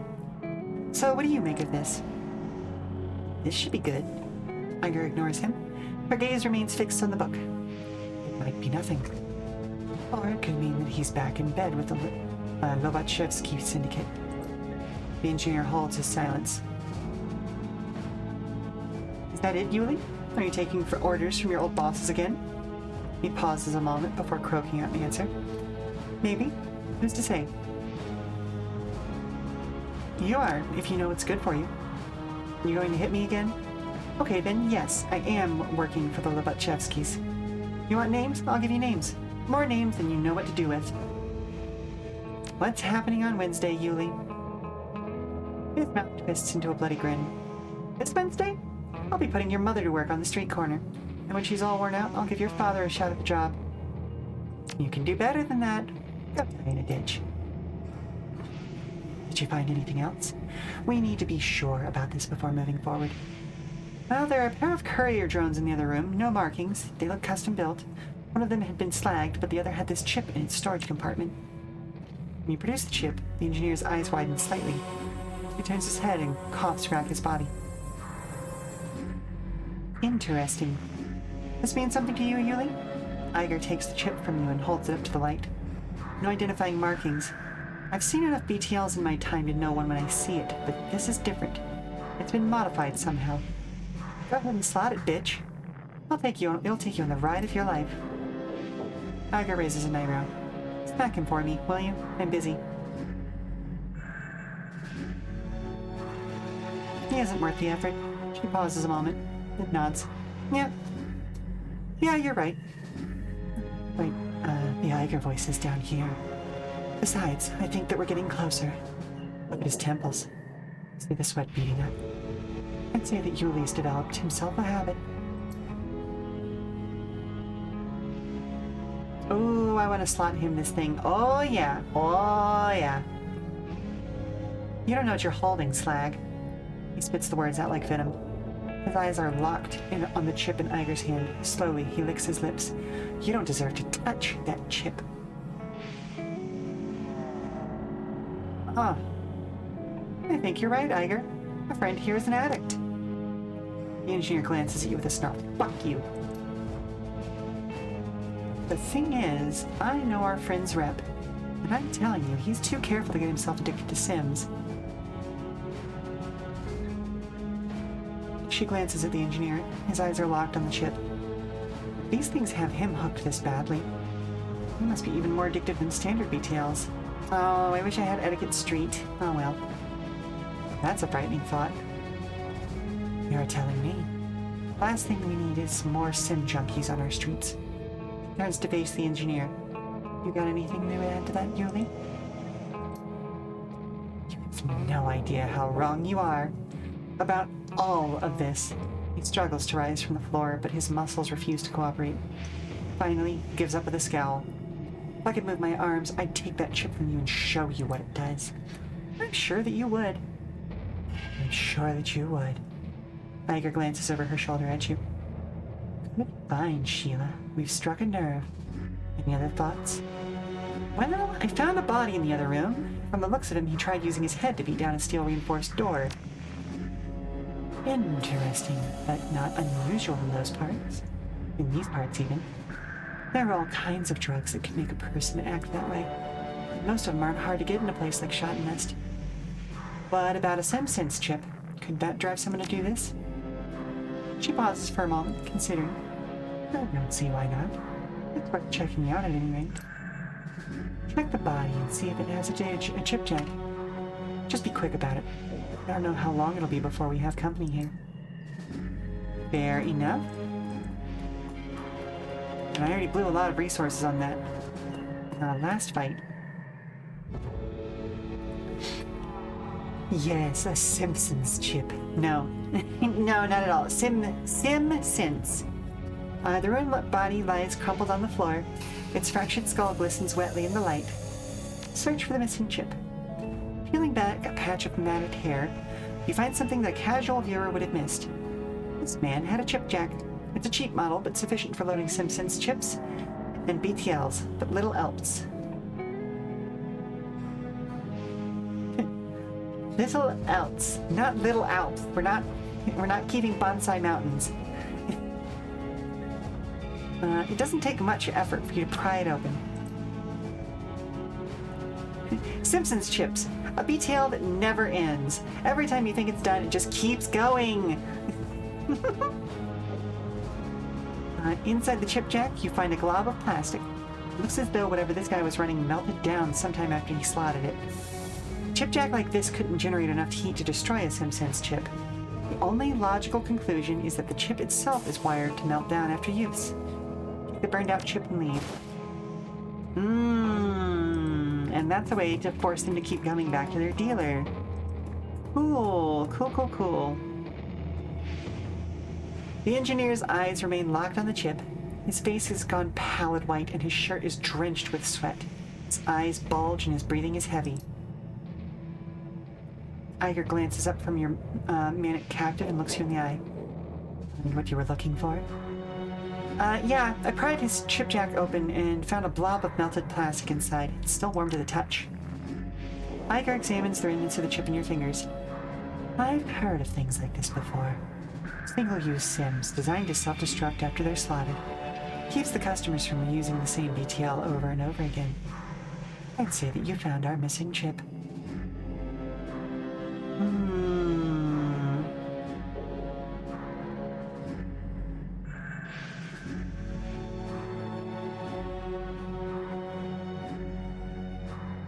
I don't know who would have willingly slot something like this. It drove him to kill himself, and from the looks of the body, he enjoyed every second of it. The engineer lets out a chuckle. It's a hoarse, barking sound. You don't know a damned thing.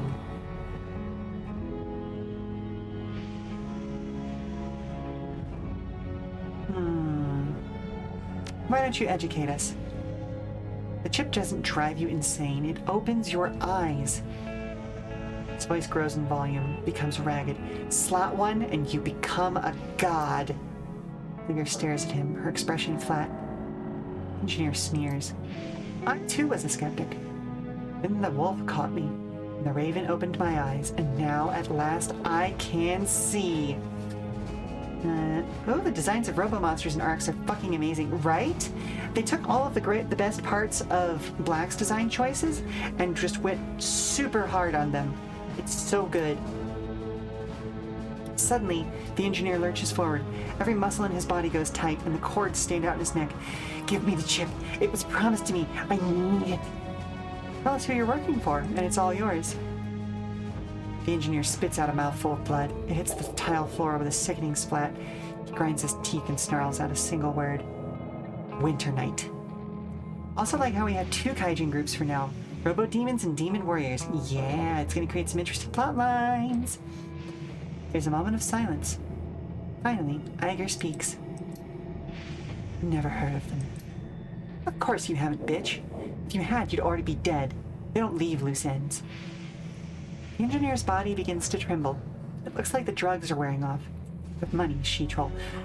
Money and influence enough to put the syndicates to shame. Even I cannot say how much, but I do know that what I've seen is just the tip of the spear. Alright, let's say you're telling the truth, and some sort of secret society is behind this. What do they want with Shot-Nest? Do not tell me these things. All I know is that they want to store things here. Crates, boxes, shipped in from all over. There are no cargo inspections. No traces back to them. What are they shipping in? Weapons? Drugs? More of these BTLs?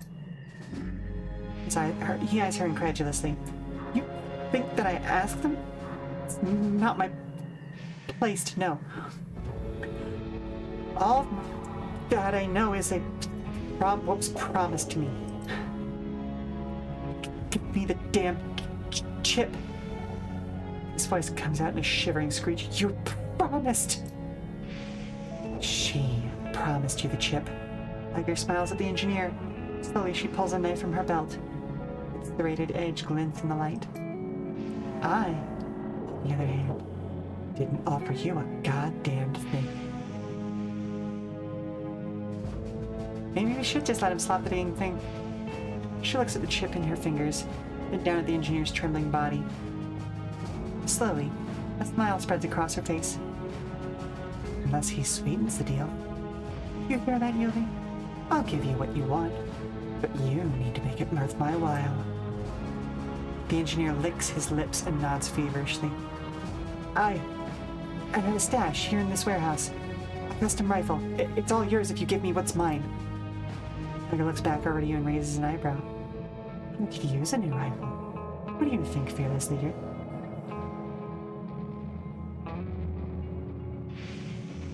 Deal. Once we know where the stash is, give him the chip. The engineer nods feverishly. Over there, in the corner. There's the duffel bag underneath the floor. Now, give it to me. All right, Yuli. It's all yours. Eiger leans in and grabs the engineer's head with her left hand, then pries his chip jack open with her right. She slaps the chip into the jack. It clicks it shut. Seconds pass. Nothing happens. Why don't I feel anything? Oops. Sorry, Yuli. I guess that the cyberware deactivator shut down your chip jack, too. Somewhere in the back of that adult skull. I'm sure that you probably knew that. But then, hope springs eternal, doesn't it? They said that we'd give you the chip. I never promised that it would work. It's going to kill you. Do you hear me? I'll rip out your spine. Never promised I'd let you live either. Eiger? The blade of her knife glints in the light. You don't have to ask me twice. Suddenly, the engineer's entire body bucks forward. His eyes bulge out of his skull, and he beats the back of his head against the floor. He opens his mouth to speak, but the only sound that comes out is a gurgling scream. Eiger takes a step back. Her knife lowers slightly. Something's wrong with his hands. The orc's mil-spec cyber arms are twitching. His fingers seem to move of their own accord, writhing aimlessly in the air. The light on his chip jack begins to blink. How long was that cyberware deactivator supposed to last? More than this, Eiger says, reaching for a shotgun. I'm going to kill Bannock. The engineer's body surges forward, a violent, convulsive motion. His eyes bulge out of his skull. Then his chest evaporates in a spray of light. Step back, Sheela. way back. Oh. As you watch, the chemical fire that rages from the engineer's body blackens his flesh and spits sparks across the room. It's the same reaction that you saw when the drone went up. A thermite reaction. It takes him a full minute to stop twitching. His employers, Winter Night, must have implanted that thing in him. Yeah, and judging by the way he reacted, he didn't know that they'd done it. They must have thrown it in when he was getting other work done.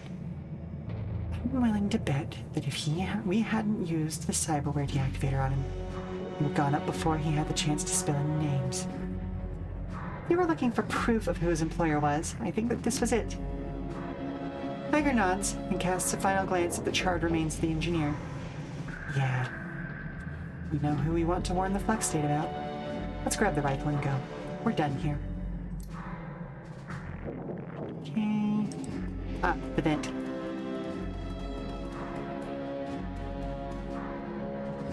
You reach into the vent and retrieve a navy blue duffel bag, just as the engineer said you would.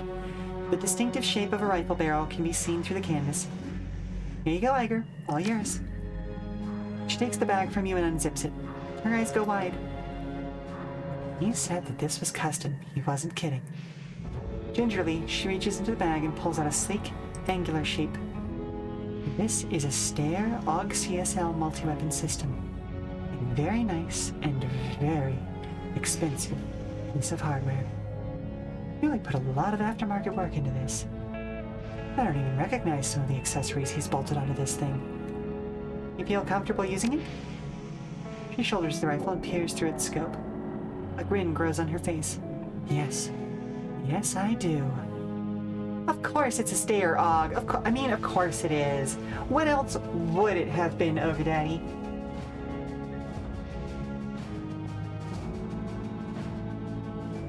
Actually, come to think of it, I can think of a couple of things it could have been.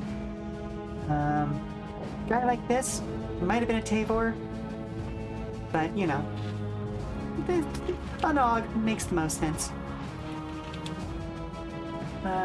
Looks like these aftermarket mods have more or less locked it into an assault rifle configuration. Oh, nope. Looks like these aftermarket mods have more or less locked it into an assault rifle configuration, but that's alright. I've been looking for a worthy mid-range weapon. This'll do nicely. He's, as Dorito-shaped as he is, a decent bullpup rifle I think would work with his build. Because he's kind of a tiny guy, and being an engineer, he's definitely an inside fighter, if you know what I mean. H&K, 6 hour, but Steyr fits. Fair enough, fair enough. I don't know, like I said, I feel like he's a bullpup guy. Wait, does H&K make a bullpup?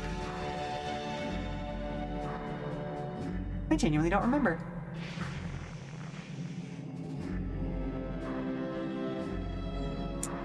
Alright, come on, fearless leader. Let's get back home.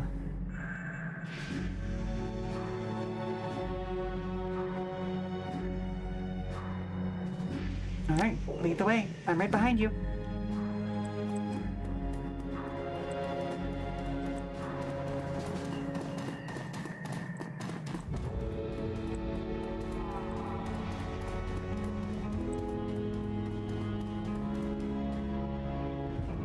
Yes, let's return to the Kreutz Bazaar.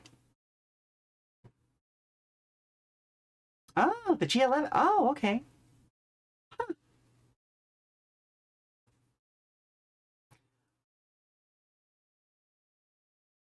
Huh. The U-Bahn whisks you back toward the Kreutz Bazaar. Eiger standing by your side. The image of the engineer's body disintegrating in flame replays itself over and over in your mind. The bright flash, the shower of sparks, the overpowering stench of sizzling meat. A blue-green afterimage hangs suspended in the air in the center of your vision. It refuses to be blinked away. When Eiger told you, the engineer was a menace, an international criminal at the top of his game. And as you watched, he was consumed from within by a device that marked him as disposable. The rattle of your U-Bahn car coming to a halt shakes you from your reverie. You're home. Oh, and a couple of others. Cause was designed for the US. Why does that name sound familiar?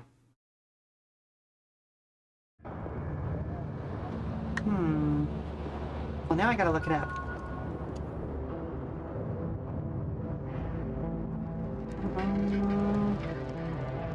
Yes, they absolutely do callbacks. It isn't meant, or RX is meant as a direct sequel series after all.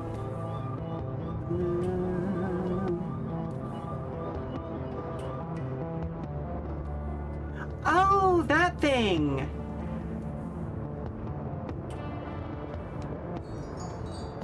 Wild. Sorry, I just looked up the cause. Yeah, I had completely forgotten about that thing. Let's see. Do I have enough? Yes, I do. Okay, that gives better...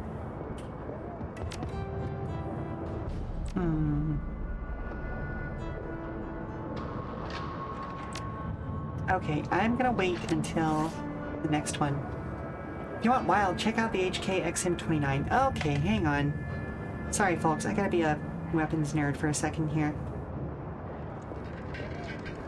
Is the XM29?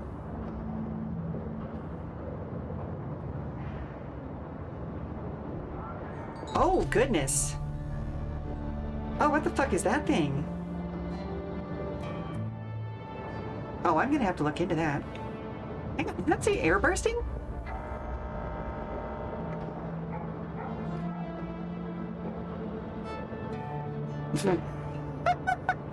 What is this thing? That's a stupid weapon. Crowd space magic again. Okay, if... Not to be a weapons nerd, but probably my favorite rifle that I have ever seen that never went in production was the Magpul PDR. It is a fucking space gun, and it was designed to replace the AR or the M platform for American, or I should say USC tankers and helicopter pilots. Extremely sleek, extremely compact, fully ambidextrous. One of the most solid things. It looks like an AR and a P90 had a baby, and I say that in the best way possible. It was so fucking cool, and I'm still pissed that like that didn't become a thing, because it was basically finished. It's just it never got the approval from the military.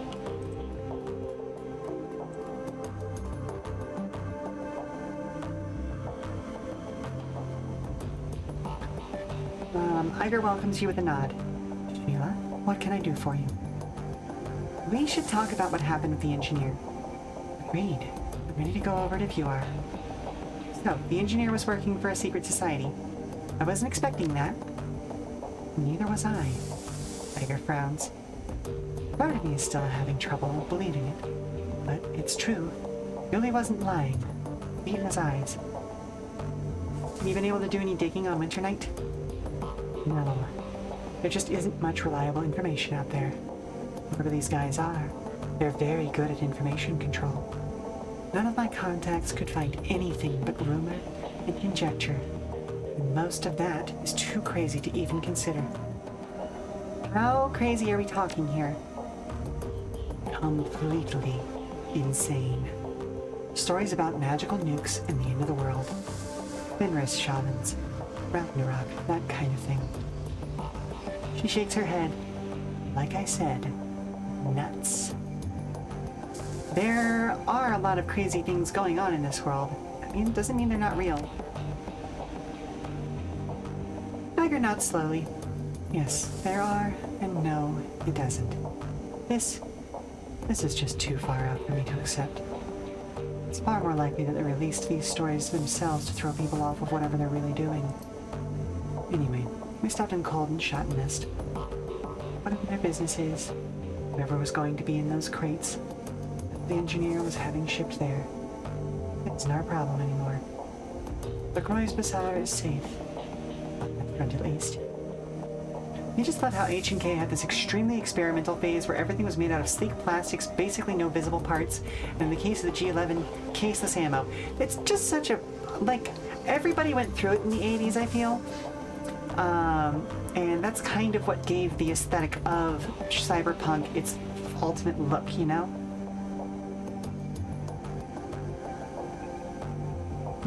It is. We've got you to thank for that. And you.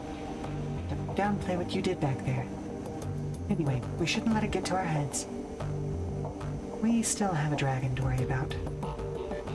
When I left that room to search for clues, the engineer told you something. Something that pushed you over the edge. Eiger's eyes narrow. Son of a bitch said a lot of things. What of it?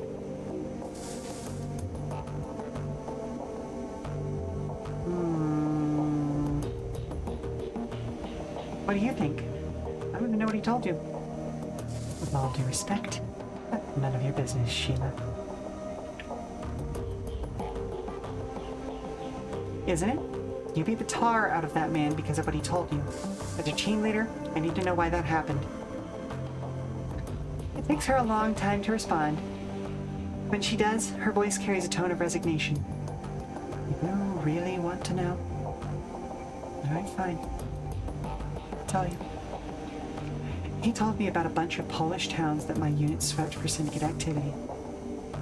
He told me how the mob poured back in right after we left, and what they did to the people who accepted our help.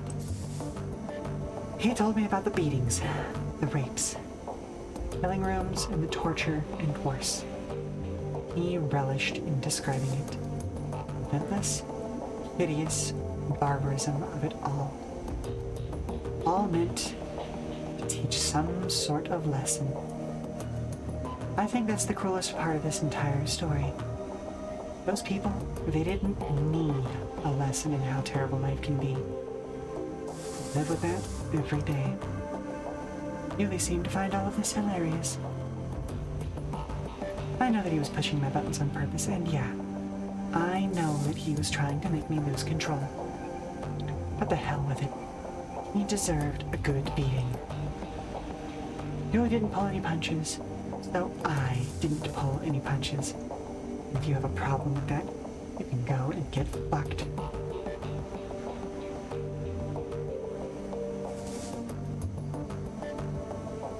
My problem isn't with Yuli getting punished. It's with the fact that you let him play you. Maybe. Can't ignore the possibility that he wasn't playing me. These things did happen. She grits her teeth. It'd be a bitter pill to swallow, Sheela. If I leave things where they stand, there'll always be some hope. He was lying. But dig into this and find out that what he was telling me was the truth. If I find out that none of what we did meant anything.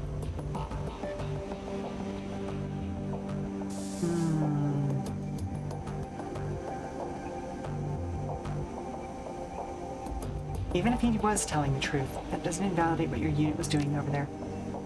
Doesn't it? Our actions might have drawn attention from those people. Made them targets.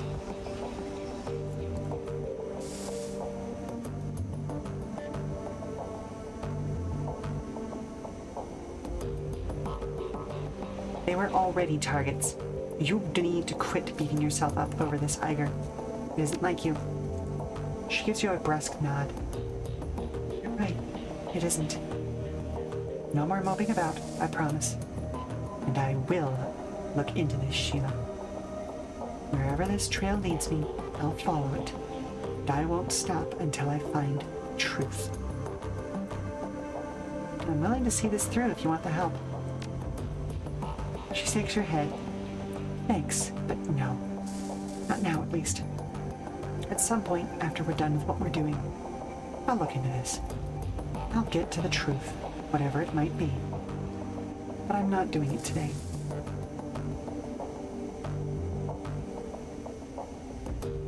When you're ready to start looking, you can call on me for help. I've got your back, Eiger. She nods. Know it. And I'm glad. Now, let's change tack. Is there anything else from the run that you'd like to go over? She folds her arms across her chest. If you have any thoughts, I want to hear them. Have you had a chance to play with that rifle that we got from the engineer's stash? Yeah, it's a beautiful piece of engineering. Shoots straight, has good stopping power, holds a big magazine. She nods appreciatively. A really nice gun. You mentioned a bunch of aftermarket mods that when we found it. Have you figured out what they do yet? Just one. They can tag a chambered round with an RF transmitter. After the round hits a target, the transmitter pings on a designated channel, broadcasting the target's exact location to anyone listening in. In layman's terms, you can use this thing to mark a target. There's cyberware that does the same thing, and Deckers do it all the time, but this is the first I've seen this kind of functionality on a rifle. Not bad. Not bad at all. Agreed. I've been reluctant to cart an AR along with me up until now. In my opinion, the added mid-range stopping power didn't justify the trouble of carrying another big bulky weapon into the field. Being a walking arsenal is fine and good, but it's also noisy and cumbersome. Those are two things that every sniper tries to avoid. She pats the engineer's rifle. This thing, though. This adds enough utility, but I think it's worth the extra weight. I'll find a way to make it work. That's all, Eiger. Thanks for the talk. Thank you, fearless leader. Both for the chat and for the assist on the run. Is there anything else you wanted to talk about? Nope, nothing right now, Eiger. So let's check in. No unread messages. Anything on the Shadowland? F-State protection. The Reichers have on a good authority that the Winter Night cult is eyeing Nest for expansion. We do not have any information as to what purpose they have for Berlin yet, but for the good of the Flux, we should keep an eye on this situation. See attached files for more details. Schockwellenreites. Can't track down much about these guys. What's the big deal? Tolstoy. I have a friend out in Cal Free State who swears that he's worked for them before. Says that they're the real deal. An honest-to-God global conspiracy. I thought he was full of dreck. A Norwegian cult with money and influence to rival the big corps? Come on. Pro shot. Sounds a bit far-fetched. Tolstoy. That said, my buddy is rolling in Nuyen. Hell if I know where it came from. Or maybe I should say was. Pro shot. As in past tense. So what happened? Tolstoy. He went on a shooting rampage a few weeks back. Took out his entire family and a couple of neighbors before Lone Star managed to bring him down. He'll be sitting in one of their Supermax facilities for the rest of his life. And the money got seized as evidence. Pro shot. Whoa, that's horrible, man. Tolstoy. Yeah, it was. Thing is, I've read his arrest records.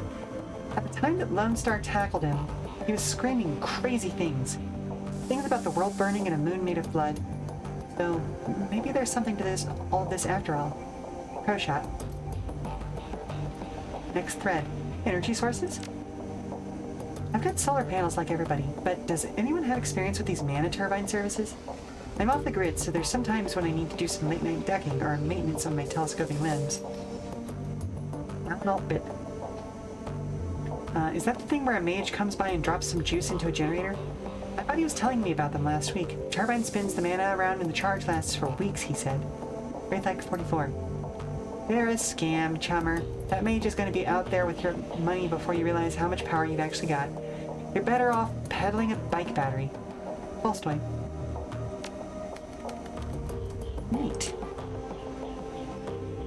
Oh, actually, hang on. Do we have any pay data? Nope. Okay. Fair enough then.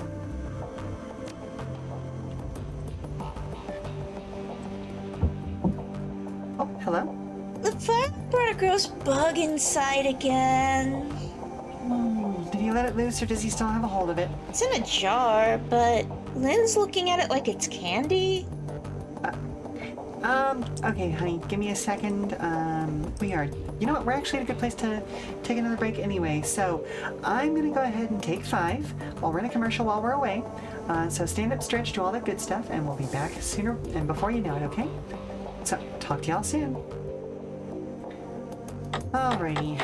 So is this thing, like, how big are we talking? Is it a tiny bug? Are we dealing with a fly? Or are we dealing with something?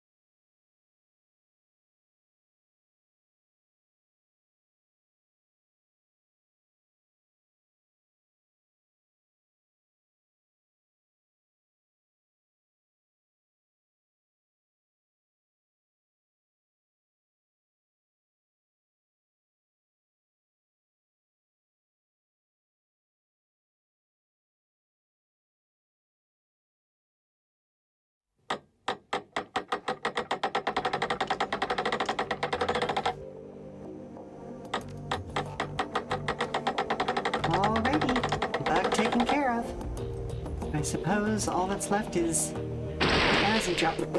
Thank you very much for the hydrate. It's been a minute, so let me just go ahead and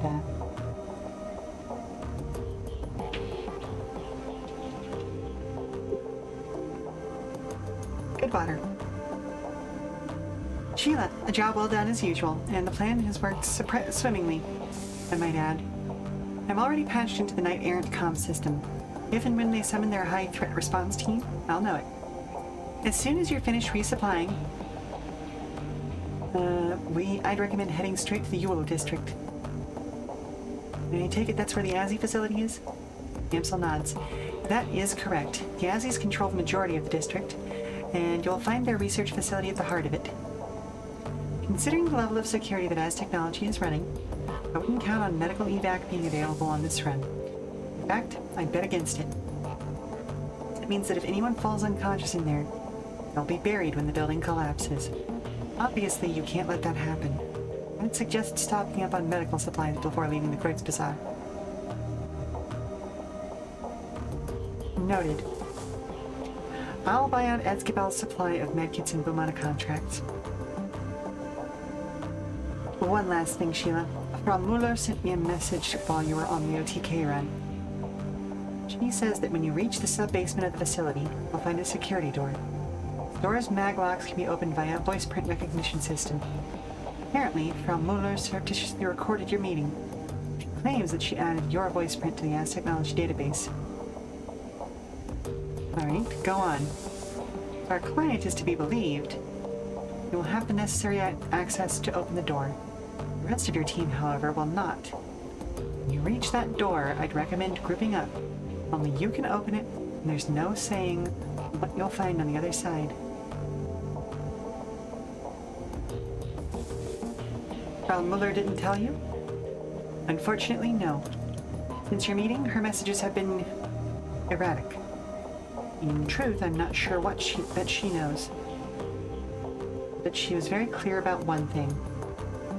We're going to have to get past that door to reach the generators. Now go, Sheela. We need to strike while the iron is hot. I'm on it. Yeah, after having done a bunch of side quests unrelated to that main mission.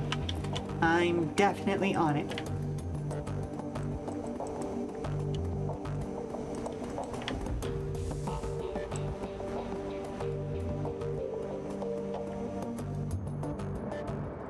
Okay, let's see. I know I need more drone repair kits.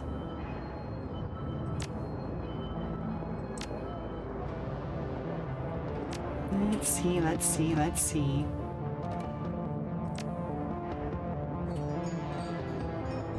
1, 2. Let's go ahead and buy all 3. Sure thing.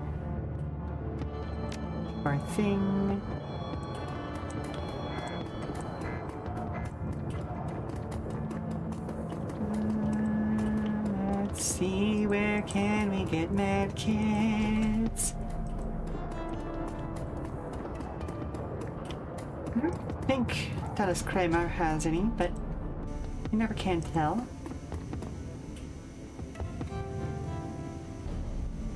As you approach the counter, you find Absinthe reading a small soy-calf-stained booklet. Pages are old and weathered. Sheela, when you speak with the men who are not men, the fleshy puppets imprisoned behind glass, you must remember that they dream. They may not be real people by your definition of the term, but they do have dreams. Alone makes them worth saving. Alright, that's all I needed. Good to know, thank you. Hello, Algernon. Show me your inventory.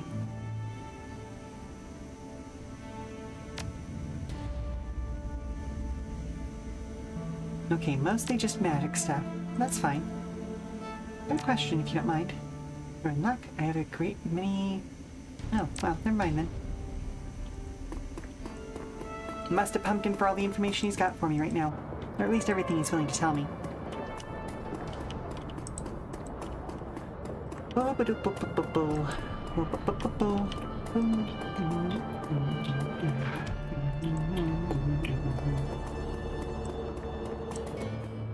Hello, Ganari. I have some cash and I need weapons.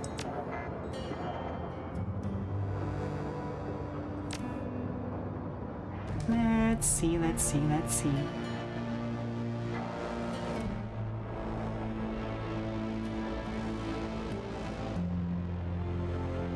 Submachine guns.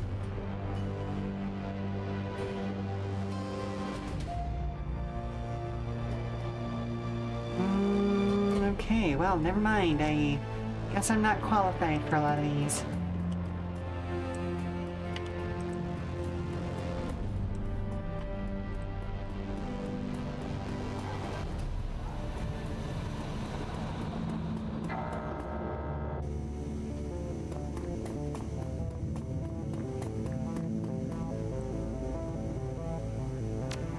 Let's talk medical gear.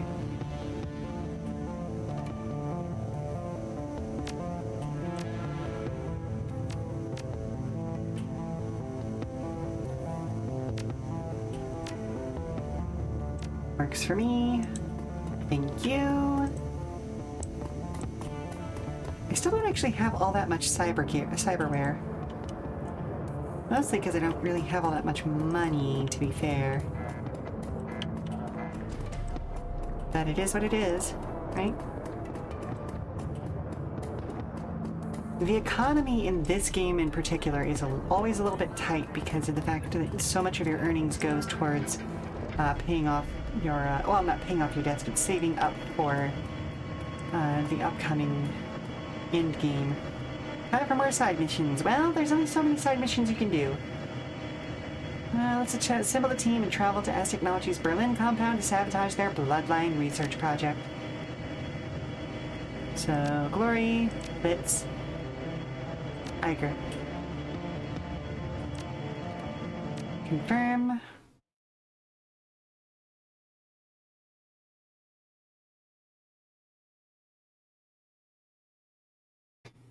As Technology, a giant in the worlds of technological and magical research, one of the most powerful and feared corporations on the planet, there are very few places in this world that the tendrils of As Technology cannot reach.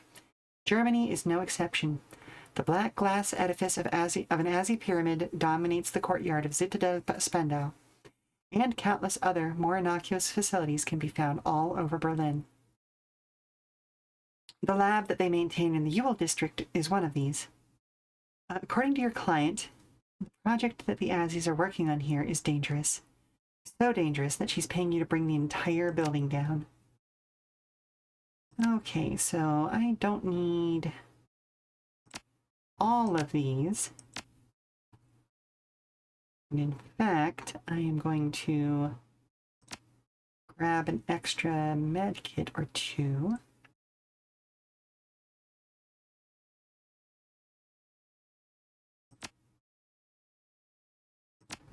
So I'm good there.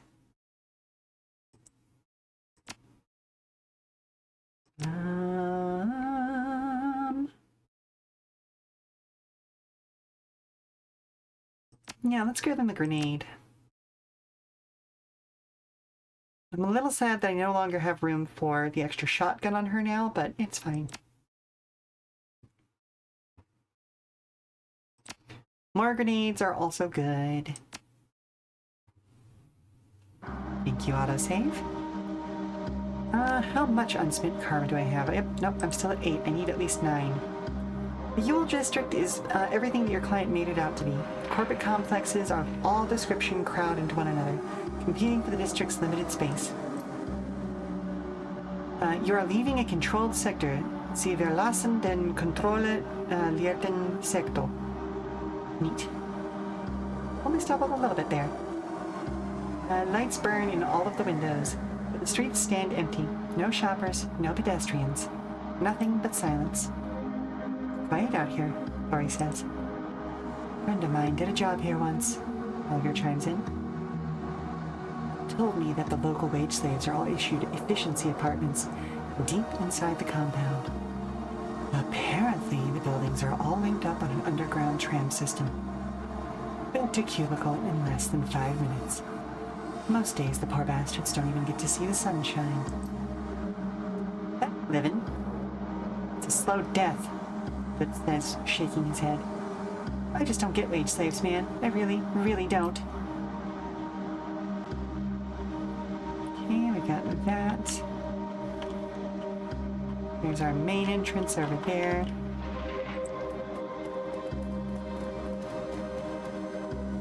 Searching the dead drop, you find a package with the telltale markings of the Shadowrun. RE as Technology. This is an open request to for research data from As Technology, Yule District Branch. The Aussies conducted a research in secrecy. They used their money and power to obscure the truth. We will uncover their secrets. We will share them with the world.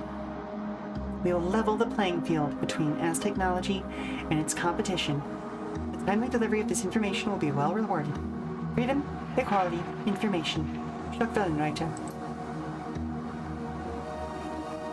Flying car up there, it looks like.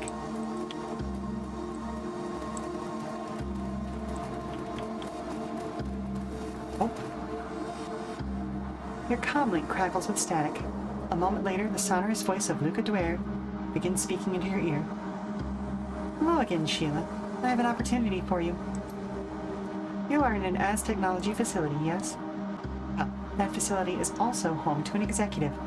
A small man who foolishly believes that he is beyond our reach. In this, he is mistaken. He would like you to deliver a message to this effect. What kind of message are we talking about here? The vocal kind. It's really quite simple. All that we want you to do is whisper a phrase into his ear. We are pleased that Project Vincent is going so well. If you wanted to embellish the fact that he's receiving this message in the one place where he feels the most secure, we wouldn't stop you. And that's all there is to it. A simple job, but an important one. I've already marked your target's current location on your PDA. Great faith in you, Sheela. Please don't disappoint us. I have a feeling that passing that message along is going to tip our hand for who we are early. Your comlink buzzes. There's a series of clicks as the connection is established. A moment later, Paul Amsel begins to speak. All right, Sheela. That's the As Technology complex, just in front of you. You'll note the heavy security posted on the front door. Those are As Technology employees. They're dangerous, to be sure. You could probably take them down without too much difficulty. Unfortunately, the Aussies have also contracted Knight Errant to protect this facility. They're the ones that we need to worry about. Just to reiterate, you'll want to keep low profile on this run.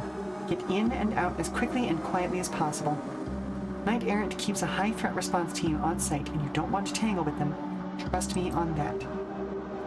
If you do need to go loud, give it everything you've got. You're going to be reducing the building to a smoldering crater anyway. But I'd highly recommend stealth over a frontal assault. We won't start shooting until we run out of words. Good woman.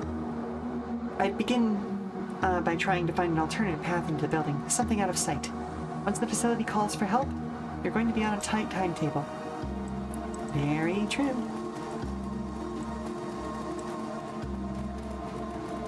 Okay, let's see, we've got this pathway. We've also got that one. Let's poke our eyes and ears down here first.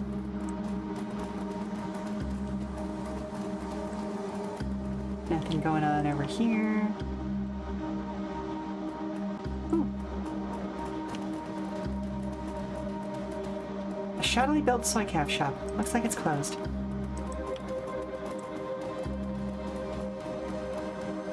A human and a dwarf, both in their early 20s, stand huddled in the courtyard. They don't seem to notice your approach. She's been gone a long time, Mira. You're getting worried, aren't you? She's my girlfriend, Heinrich. Of course I'm worried, but she can handle herself. On the streets, yeah, but against the Aussies, I just don't know. She'll be okay. Right words, but her tone tells a different story.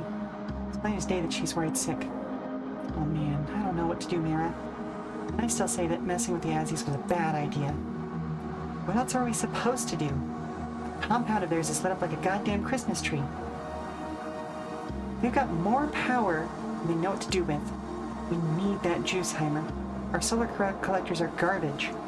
We can't keep the lights on after a couple days of cloud cover. What do you think we're going to survive? How do you think we're going to survive the winter? I know, Mira. I know. But couldn't we have just bought some secondhand panels? Can't be that expensive. Mira sighs. We could have, sure. Before Danny spent our last handful of million on those forged keycards. She straightens up, puts on a brave face. She'll be fine. She'll be back any second now. Just you wait.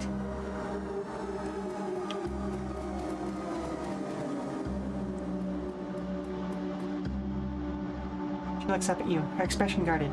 Yeah? What do you want?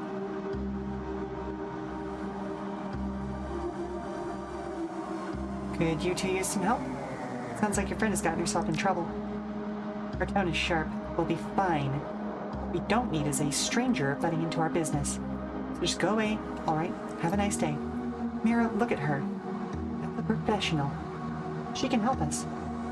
He takes a step forward, his arms wide. Please, ma'am, we do need your help.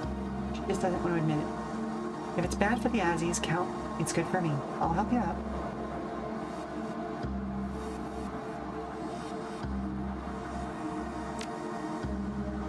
Oh, thank God. And thank you, too. He turns to Mira. Give her the spare key card that Danny bought. She's going to fix this for us. You can see the mistrust in her eyes, but after a moment of hesitation, she begins to fish around in her bag. Finally, she produces a thick plastic key card. She hands it to you. This will get you into the utility tunnel. Danny went down about half an hour ago. She said she'd be back in 10 minutes. Find her for us, okay? Please bring her back safely. Alright, I will.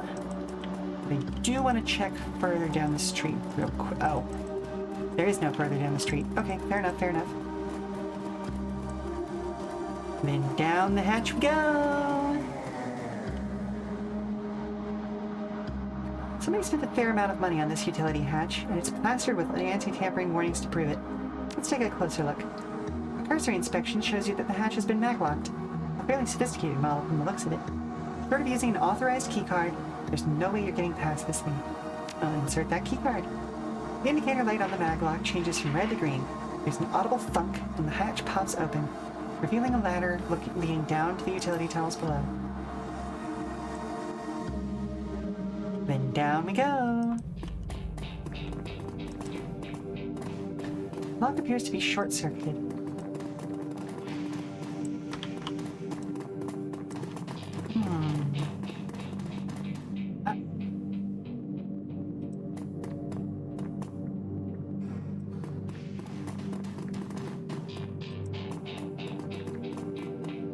In an instant, you size up the scene playing out in front of you. A young elf dressed in the same shabby chic clothes that the cafe kids wear. Danny, cornered with no place to run, a pair of Az-Technology security drones closing in for the kill. The drones are low grade, but they are armed, and Danny's hands are empty. She's in trouble, and she knows it. The futility of her situation is written all over her face. An instant later, the drone sensors alert them to your presence. They spin in unison to face you. Intruders detected. Weapons detected.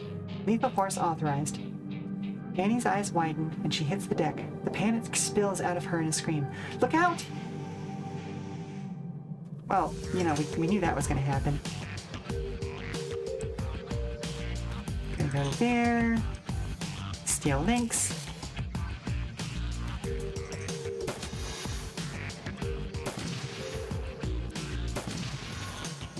Nice.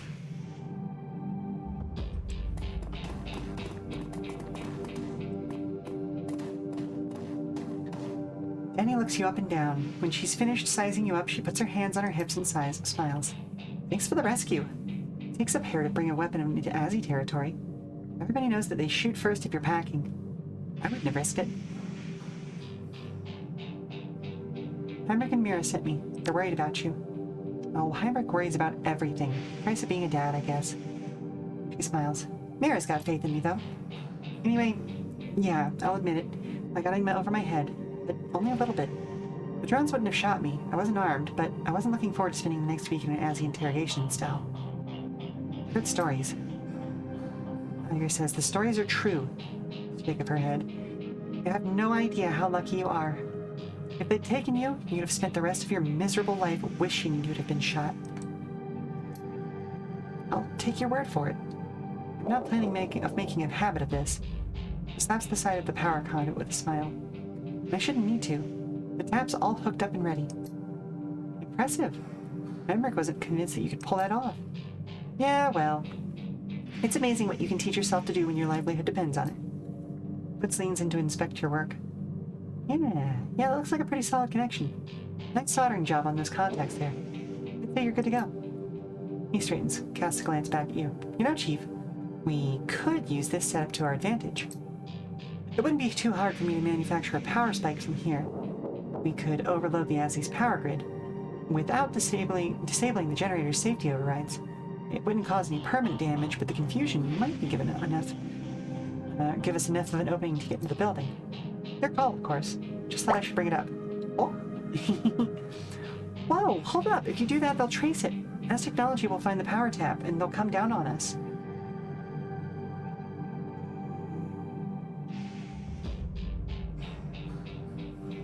We can make it worth your while. No, you can't. There's nothing you could give us that would make up for what you're talking about doing. So please, just drop it, okay? Alright, fair enough. Nobody needs that kind of heat. I'll find another way in. She breathes a sigh of relief. Thanks. You know, some people say that Shadowrunners are ruthless criminals. Guns for hire, just out for the money. Good to see that this isn't always the case. I'm gonna bail on out of here. I've been stuck in this tunnel way too long already. Like you said, the others are worried, but if there's anything we can do for you, come by the shop. You're welcome at our place for a life.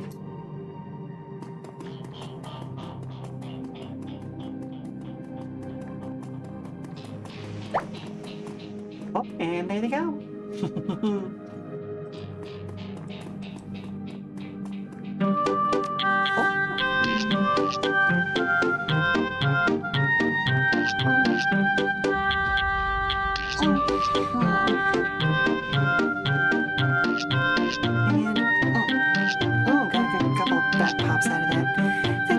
For the stretch. By the by, did you do your morning stretches this morning, Osiris?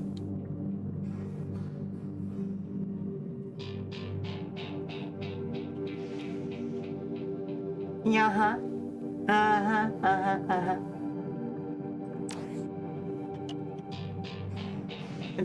Believe it or not, you will be less tired.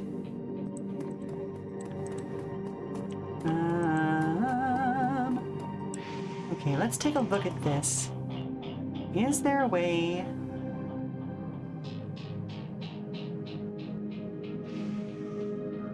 No, we're gonna walk away.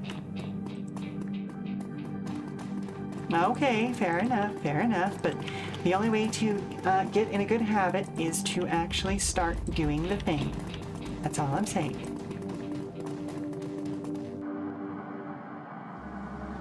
There she is, our hero. Annie looks up at you with a smile. Thank you so much, ma'am, for bringing her back to us. Yeah, thanks. And thank you for helping me to keep the Azzies off our tails. If Danny had been captured, it would have been bad. Worse than bad, babe. A lot worse, she says, reaching up. She grabs Danny's hand and clutches it tightly. Danny looks down at Mira and smiles, squeezes her hand tight. Anyway, thanks again for the rescue. We all owe you a lot. If there's ever anything any of us can do for you, just let us know. Fair enough.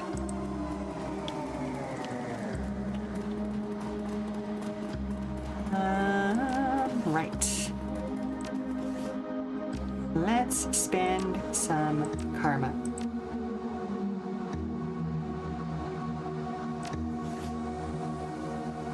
Bam. There we go. We've already been down there.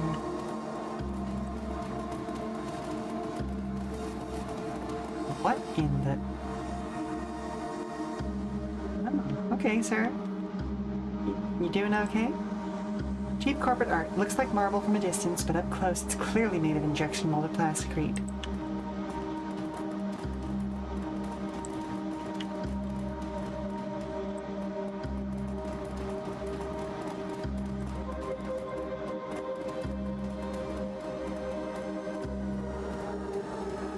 Oh, just walk in front of this woman. You actually just fully forgot about him. Body decided 8-ish hours of sleep was enough, even though you surely needed 10, so now you're very groggy. Fair enough, fair enough. It did. That's the thing about doing the morning Thai show stretches is like it actually like gets the blood flowing, and I find that it helps wake me up. And they're very low impact. This LTG tech's coveralls are smeared with sweat and grime.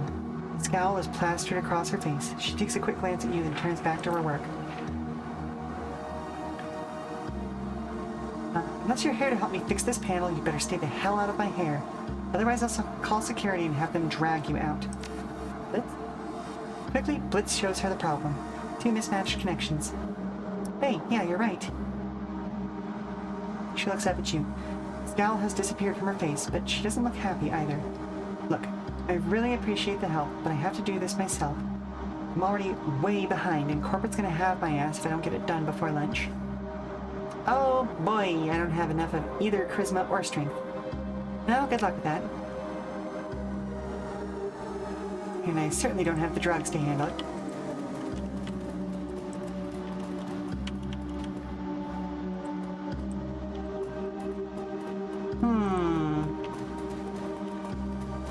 You're probably gonna have to set a morning reminder for a while, because otherwise it's just not gonna be on your mind. Yep. Totally understood.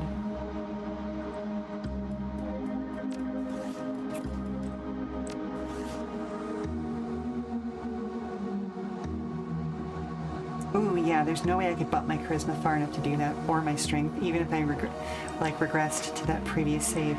Or maybe a sticky note. Fair enough. Oh boy. I was really hoping that helping her fix that panel would have gotten us in, but here we are, I guess.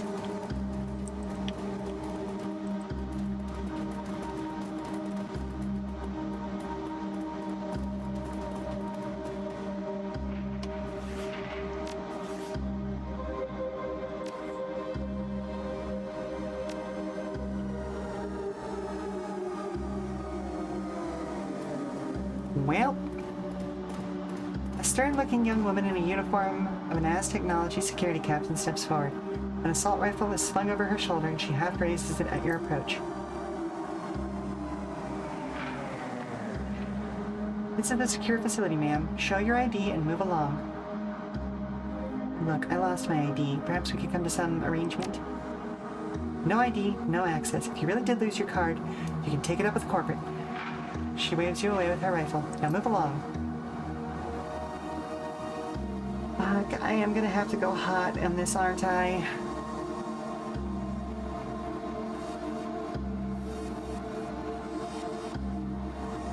Oh.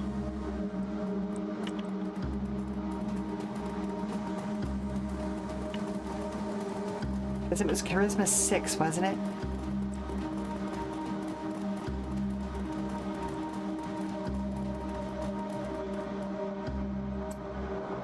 Oh, well, that opportunity's a bust now.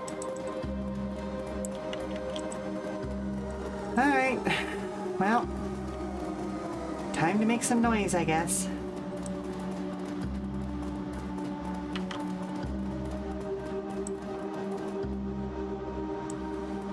Much as I hate it.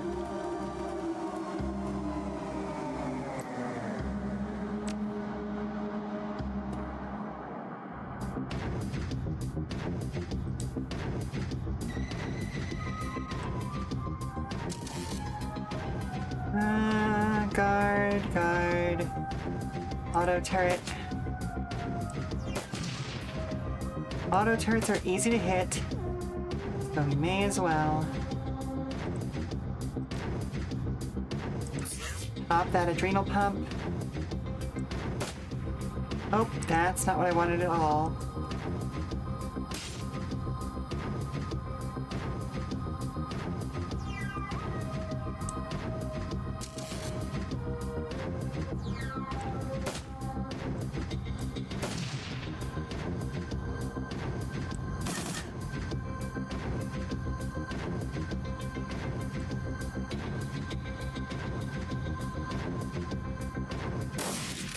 Oh, come on, Eiger.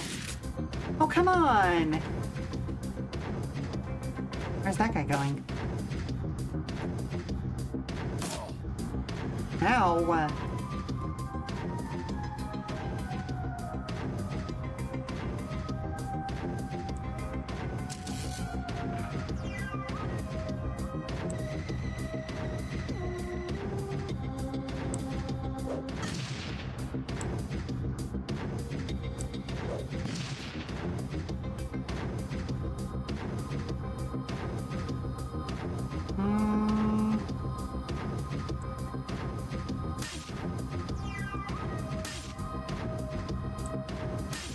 Oh, I dislike how much HP these guys have.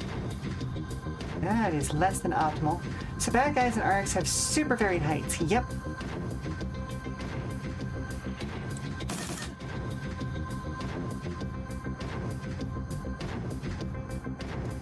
Okay, let's go to there. Oh, boo.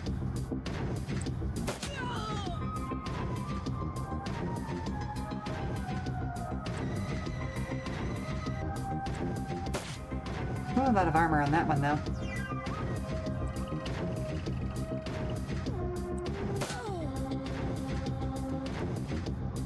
Ah, okay, he's just going behind cover.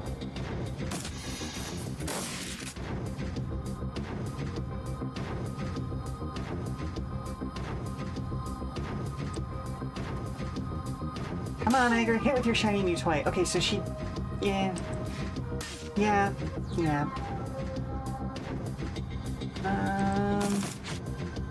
Nothing there. Let's see, can Eiger even see that guy?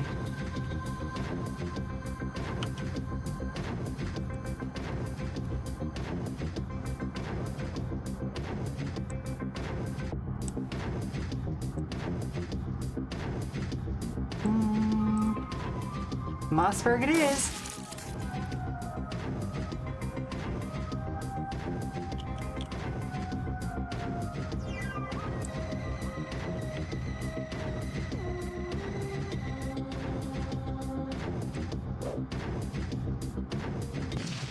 Miss.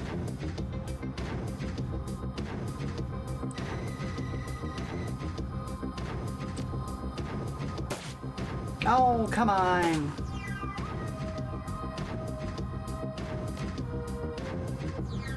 Oh, don't like that hit percentage.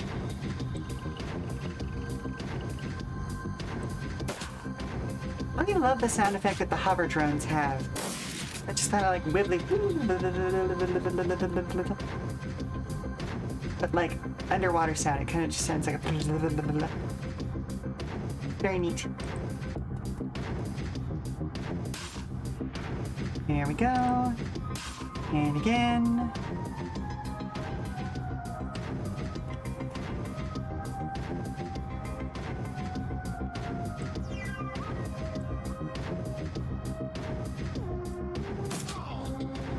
Down goes that guy.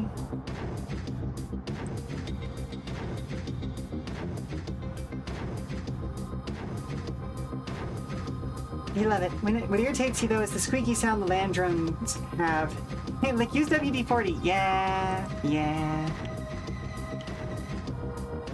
Now, I will say that is less a WD-40 issue, and if I know anything about the type of motors they're using, more just a, like, those little motors are noisy as fuck.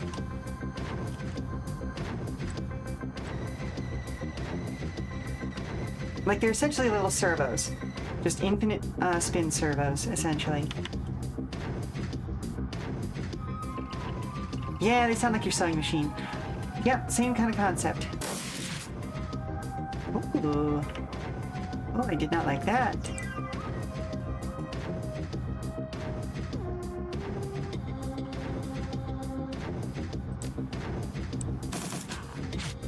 And we tagged him. That's something.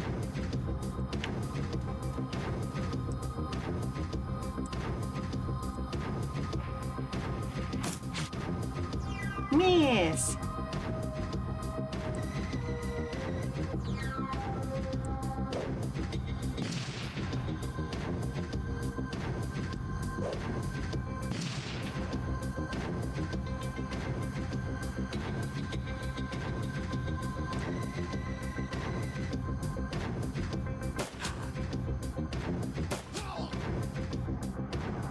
down they go.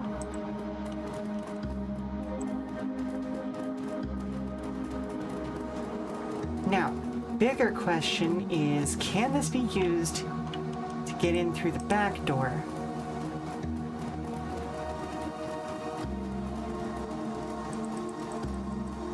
No. No, it cannot. Okay, well,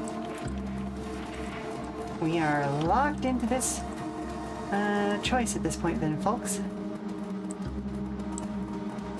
Right, in through the front door we go.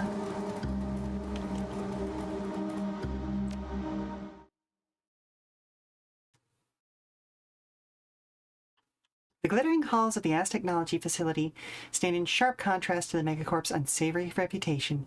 Everything in here screams money, from the mirror polish on the floors to the obsidian inlays in the walls. The generators and the Bloodline project lie somewhere beneath your feet.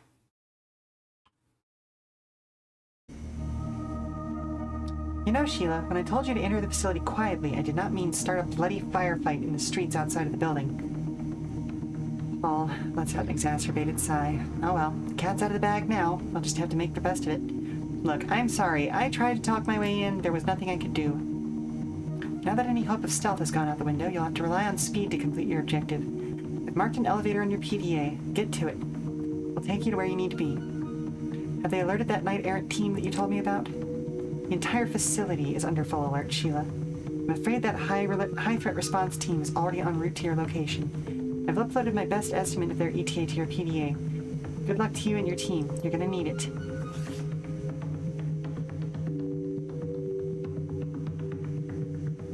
Oh boy.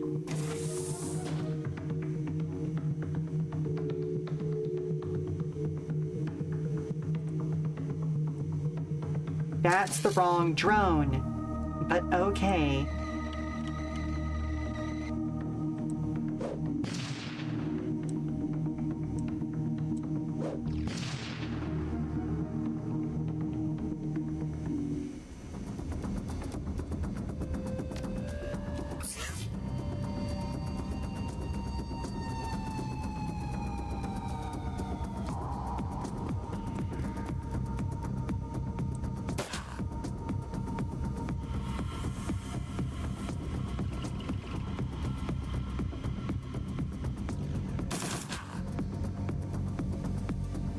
I thought that was Eiger.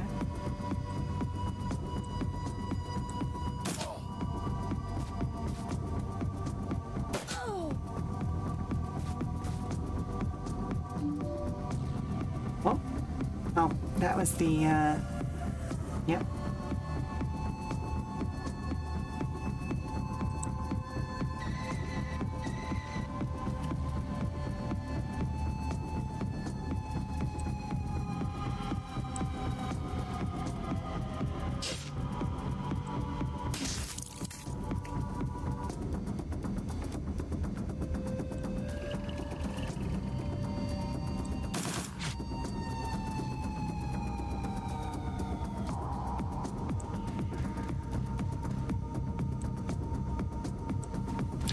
No, that's not what I wanted to do at all.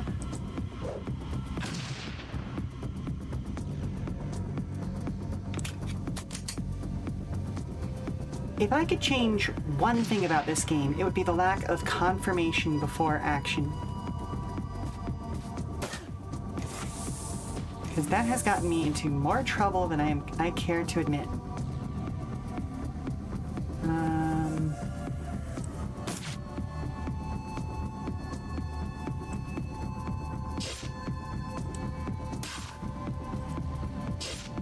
Oh, come on, Glory. He's right there. Have you seen any random rodents recently? No. Were you messing with the mice colony No. again? Uh-huh. Yes. Uh-huh. Okay, I'll be there to assist you in just a moment. Yeah, we'll finish up this round.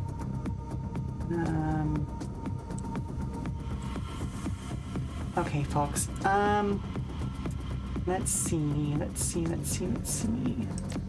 Oh, Eiger's the only one who's taken a little bit of damage, so I'll bring the Robodoc up to fix her up. There we go. Bam, Overwatch. Okay. So, I will be back in 5 minutes. We'll see what we can do, because, oh boy, we sure have fucked this one up. Right bad, but it is what it is. So, stand up, stretch, do all that good stuff, and we're at 3 hours now, so we've essentially got one more segment to do this in. Talk to you on the other side of the commercials. Alright, so, how many of the mice are missing? How many of them have you trapped outside of their nice, cozy, warm home?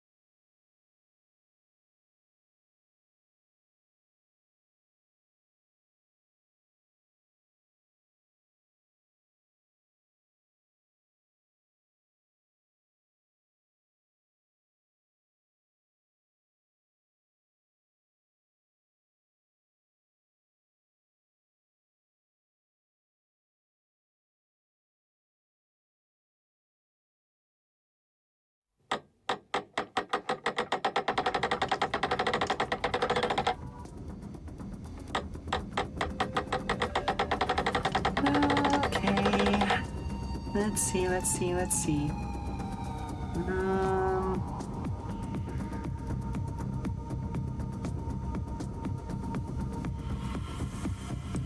All right, let's use the AP to bump into the steel links this time.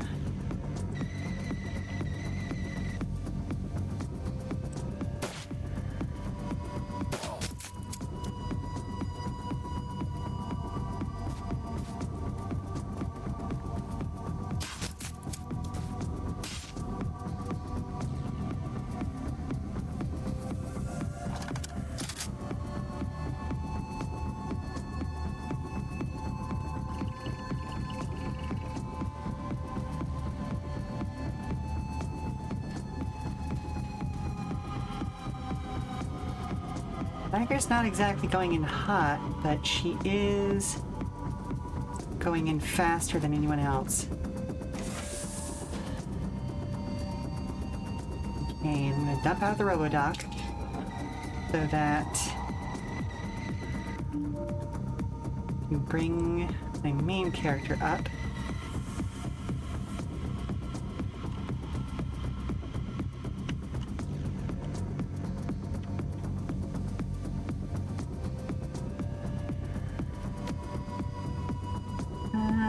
Nobody injured, okay.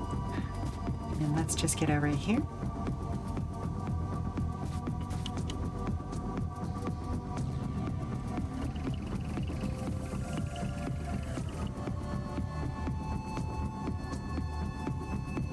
I may jump out of the steel links on this next round as well.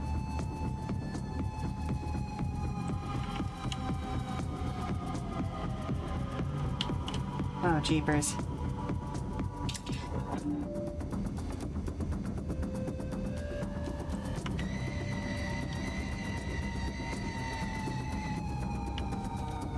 Because, yeah, we've got a lot of locked security doors.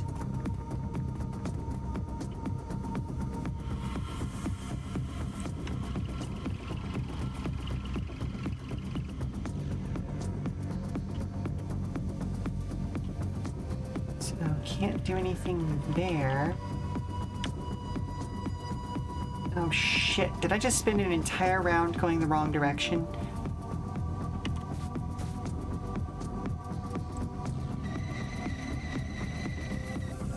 Motherfucker. This whole bitch is locked down, isn't it?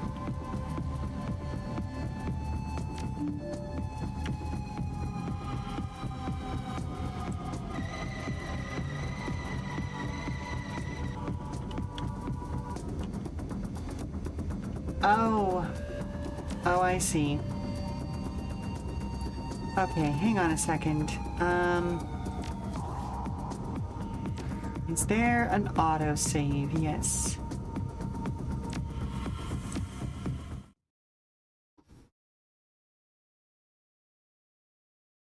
Hopefully it's the autosave as we came into the building.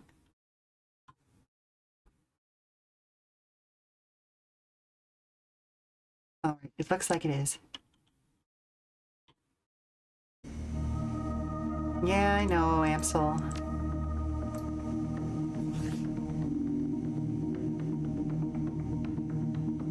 Unfuck it up. Unfuck it up. That's the hope. That's the hope. Alright, Steel Links.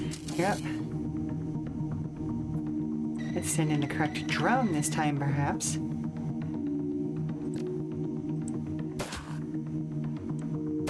Experience Vish. Ow.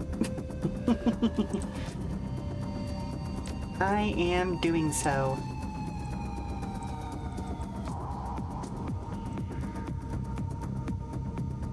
Get Glory into right there. Have her use the adrenal pump in a place where she is not immediately in danger. Nice, okay. Alright, so Blitz needs to be out.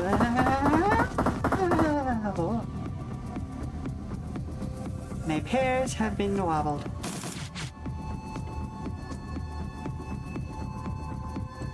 And wiggle it even.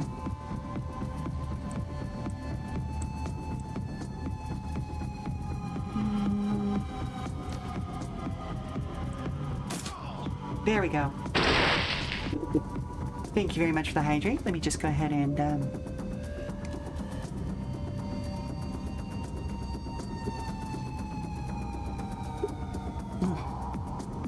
good stuff, good stuff.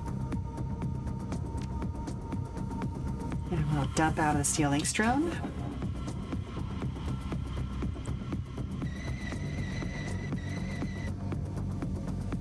A little bit disappointed that we got the one there, but it is what it is. Oh, hang on a second.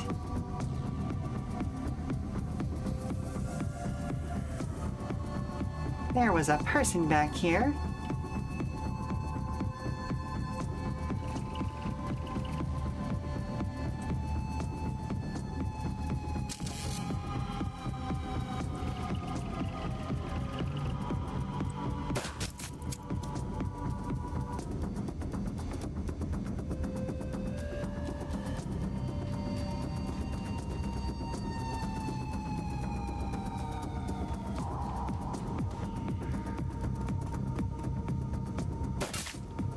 Rude.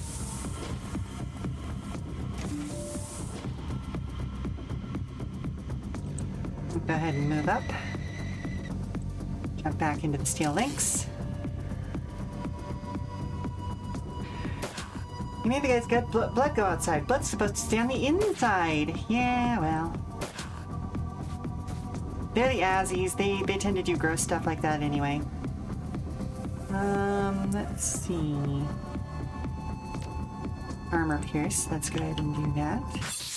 If we can hit anyway. Or, sorry, reduces AP.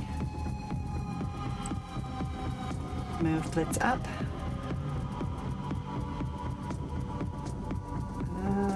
Are we in shotgun range? We are in shotgun range. Rude. Oh my goodness. Throw the fuck down, sir.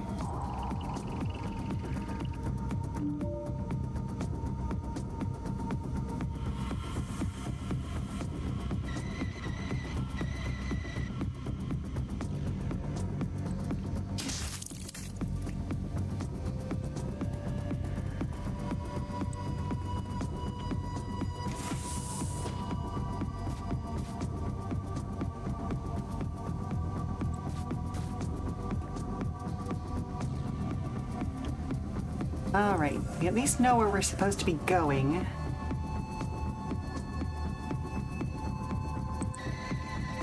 So let's get to there. And then dump.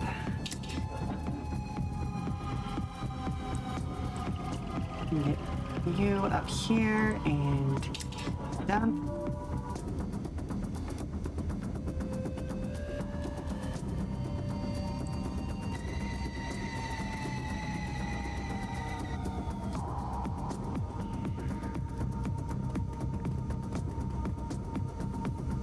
Nobody has really taken any hits.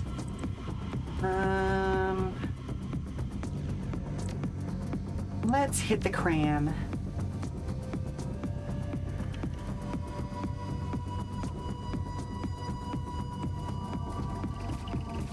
I mean, Aztec is fairly cavalier about blood, in or out. Yep. Not enough AP. But what I can do is get you to it.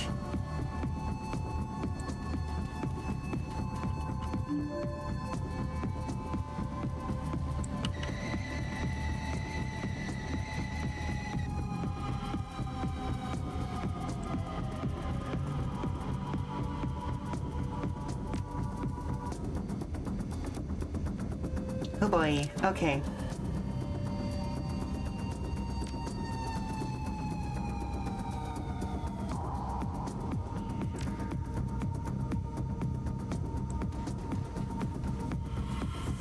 There, and end her turn.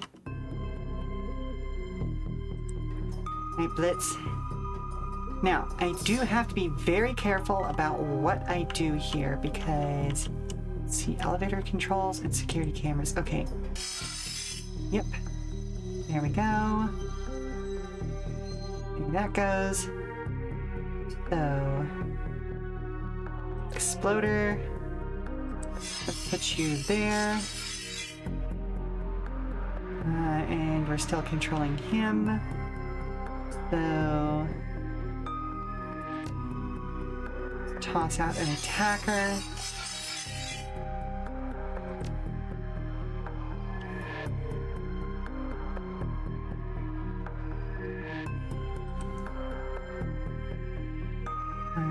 Yeah.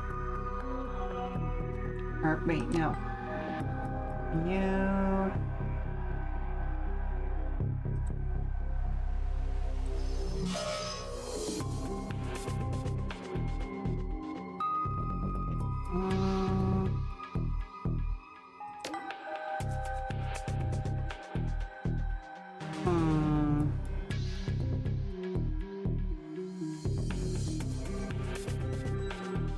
Oh, it won't hit my guy anyway. Oh, well, it will hit my guy apparently. Shit.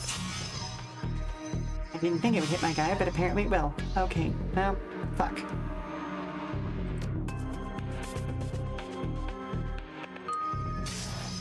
Like, that guy was meant to explode. I just wish I had set that explosion off first.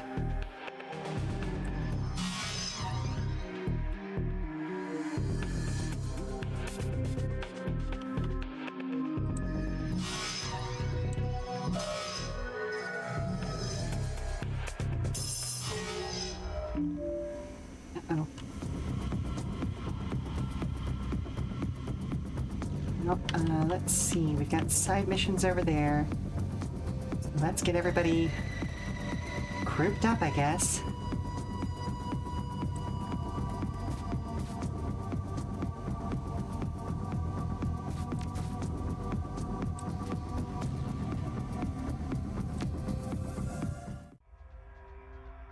Hey.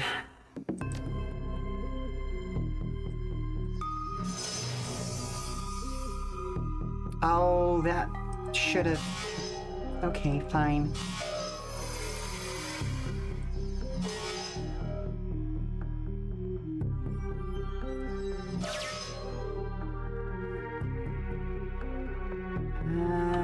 Can I get there? Yes.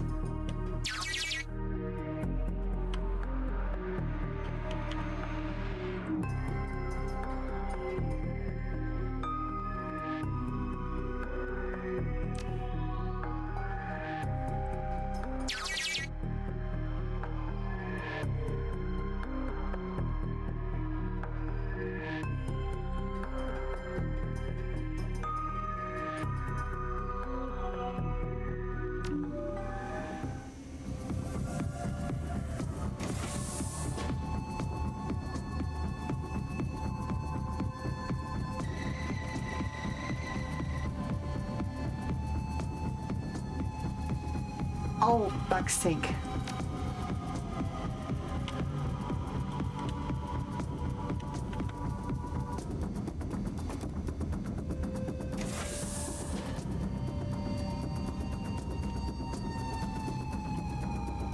I'm gonna figure out how to get around to here, but... Okay.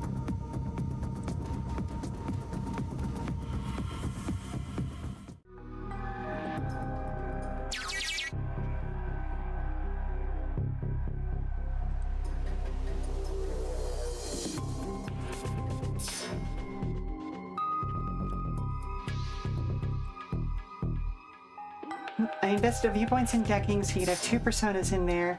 Never knew how useful it would become later in the game. Oh yeah, it is super useful. And while I like having Blitz with me, just because it opens up a wider variety of things that can be done, it does also become super inconvenient at a certain point.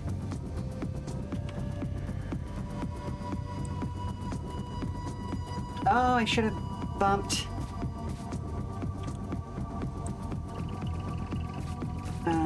her adrenal pump again.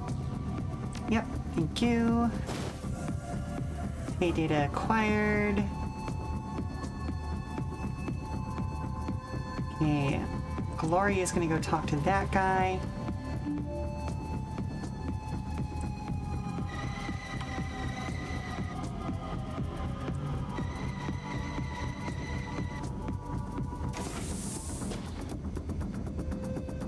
Okay, first things first. Glory, adrenal pump.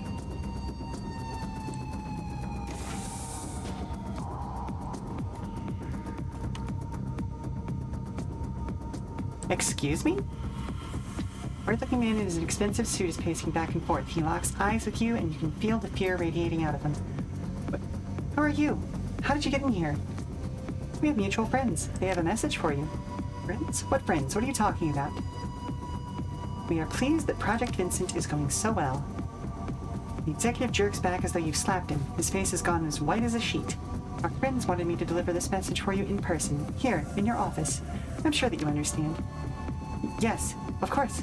Please. The expression on his face is one of pure horror. Please tell our friends that I hear them loud and clear, and tell them that I'm making the call. I will. I have no fucking call what he's talking about, but we are gonna find out, I am sure.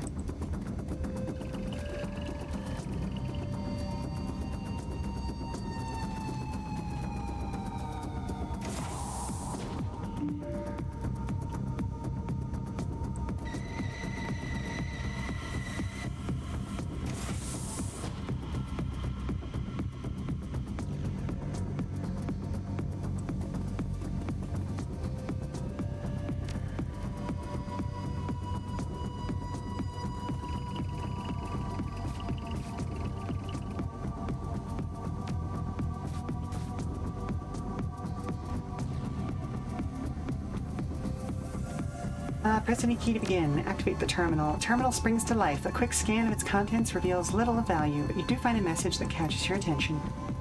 Meyer, Fatima J. To Lang, Katya. Katya, I've got some pretty grave concerns about this new project. I don't know what they're doing downstairs, not exactly anyway, but I'm pretty thoroughly creeped out by some of the inventory requests that have been coming up to my desk recently. When we decided to sign on with Az Technology, we talked this over. I knew the company's reputation, and I said that I could handle whatever came my way. But this? I don't know, Katya. This last order crossed a line. What would the research team need a bulk order of gags, restraints, and 500 liters of hydrochloric acid? I've got to run. Just got a message over the comm. Looks like Central wants to see me about something. I'll catch you back at your apartment later tonight. Let's talk about this over a bottle of wine. I know I could use it. She never made it to the apartment, and quite frankly, it's unlike Fatima did either. Yeah.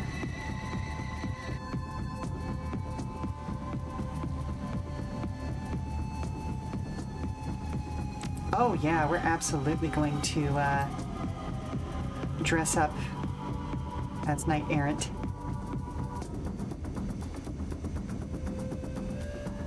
A few minutes of cursing and a couple of popped rivets later, the job is done. You take a moment to examine your team, then nod in satisfaction. They look like a group of authentic Knight Errant security officers. The facility's already on high alert, Fearless Leader. It's a little late for disguises, don't you think? Probably, but they couldn't hurt.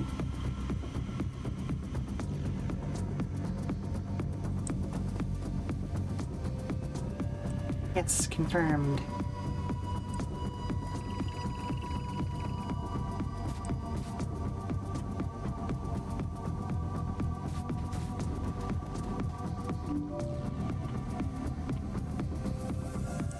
Oh, and we could have hacked that as well. Oh well.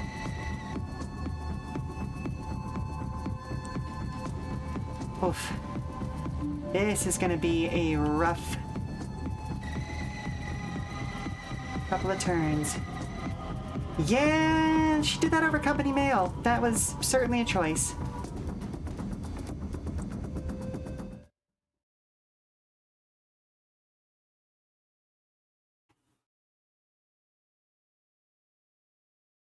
Your stomach lurches slightly as the elevator plummets downward into the bowels of the Az Technology facility. A faint but omnipresent thrumming sound raises the hair on the back of your neck. The deeper you go, the more certain you become. This place is vibrating with power, both from the generators and from something else.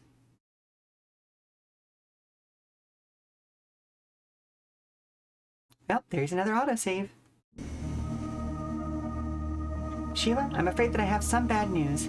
The high threat response team is on its way. It's only a matter of time before they close in on your position. You'll never make it back to the elevator in time, but I found another exit point for you. There's a security door near the generators. I will mark it on your PDA. When you're ready to make your egress, that will be your best call. Hello, Deep House Mouse. How are you doing today? Expect heavy resistance, Sheela. Good luck. I will say we are likely in our final segment for the day, but there's sure to be some good stuff nonetheless.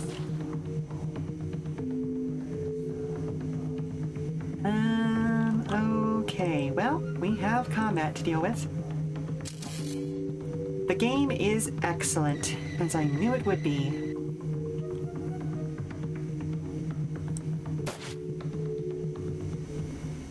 Wait, how the fuck come it only got one shot there? That's strange.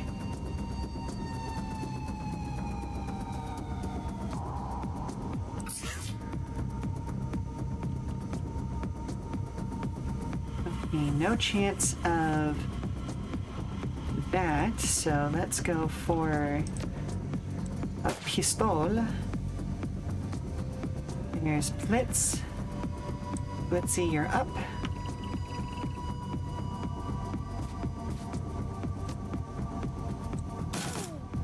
There we go. Well, we landed one hit at the very least.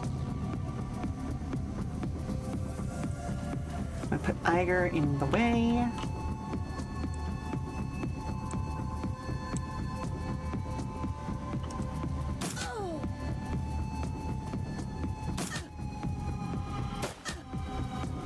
But yeah, I played this game way back when it was first released, so I knew it was going to be a good game, but I am shocked by how well it has actually stood up to time.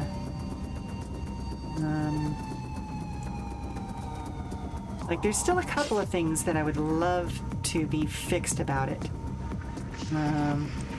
Mainly the fact that I wish that there was a confirmation before actions. But beyond that, it's just about as perfect as I would like it to be.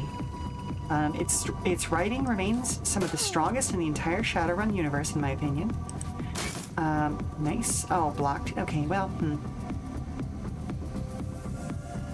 let's see. Oh, I don't like the cult chatter that I'm hearing now.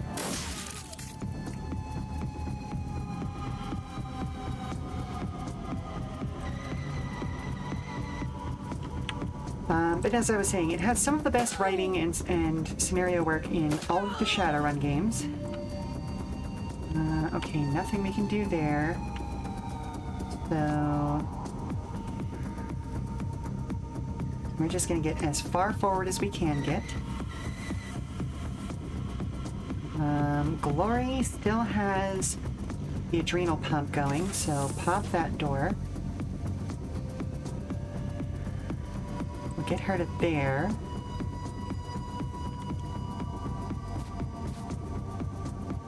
And then get her to there. Keep moving, Sheela, you're almost there. When you reach the control panel for the generator, say the word Zolotl, or Shalotl.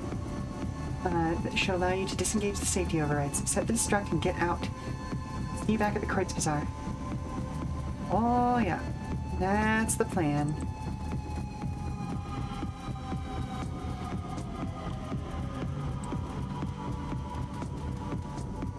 Thankfully, we're still doing relatively well.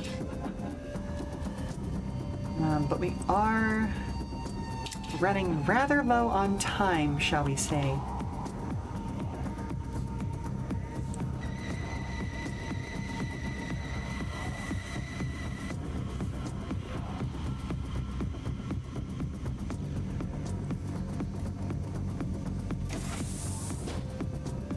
Okay, she can't jack in, so it's basically pointless to even send her that direction.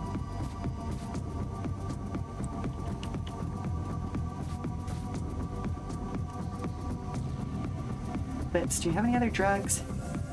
Nope, no speedy drugs, unfortunately. In the game or IRL? I've forgotten what I've even said at this point. Did I make a suggestive comment? Oh, it's short on time. I see.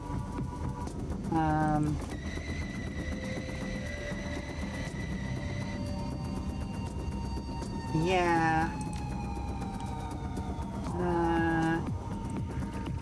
Like, if we're fairly close, I might push to another segment.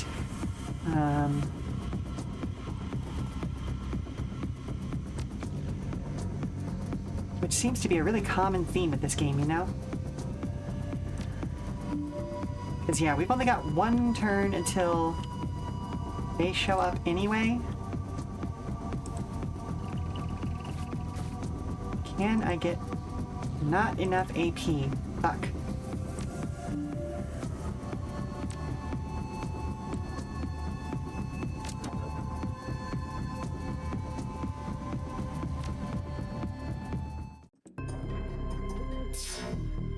Like, this is...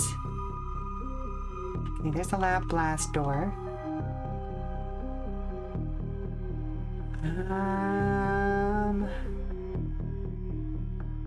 Okay, yeah, let's head towards that first.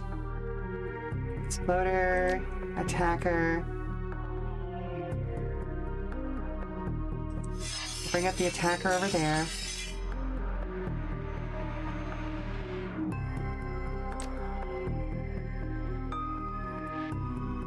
Does it do any damage? A little bit, but not too terribly much. Let's just get him closer. Oof. Epic.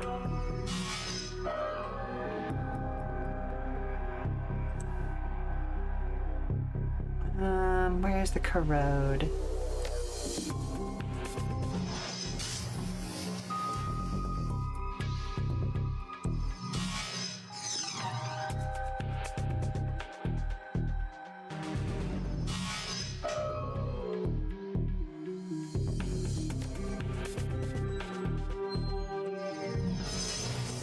Got a good AoE there.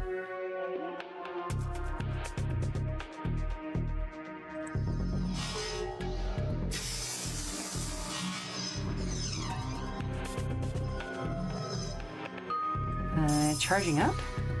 Oh, better accuracy, I see.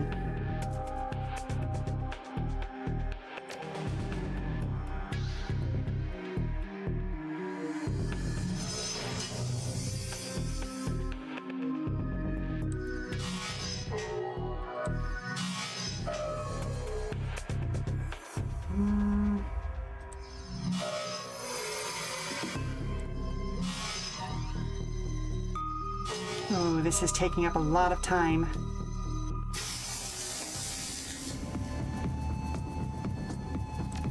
Yep, Knight Errant is absolutely coming for our asses.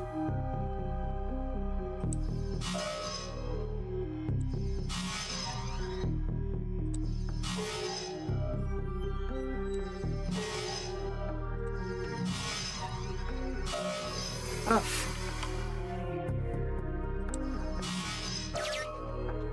Okay.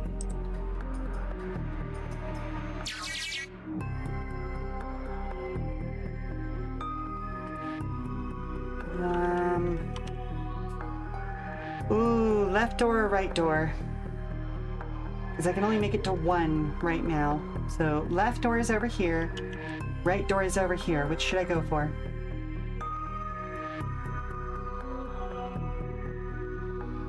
Left? Okay. Left it is.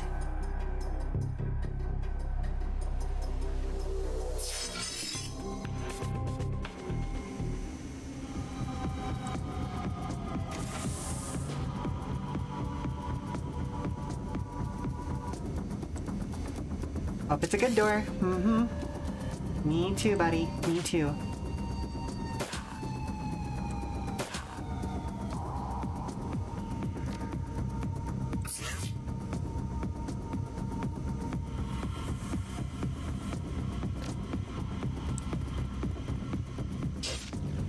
Oh, come the fuck on.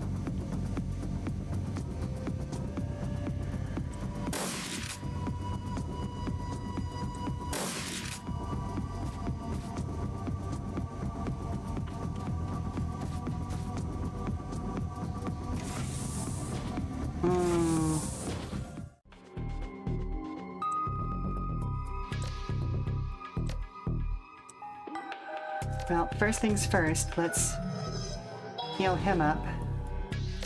Erosion.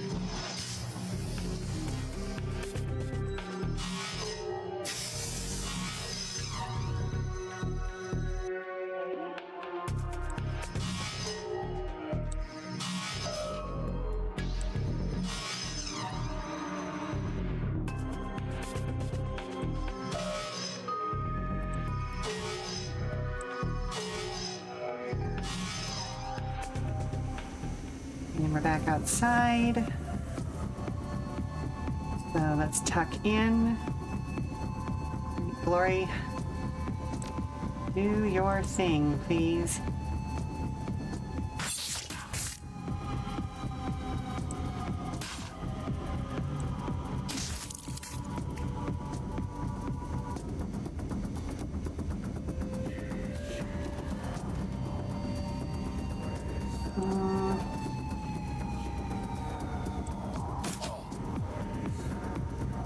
Are you? Okay, you're just a regular guard.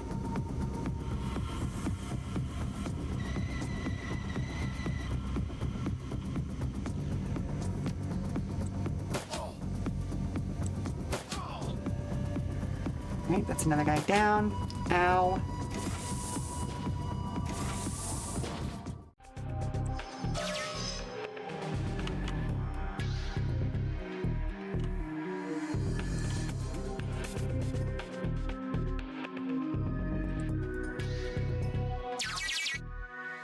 The data store contains records of all data pertaining to the facility's day-to-day operations.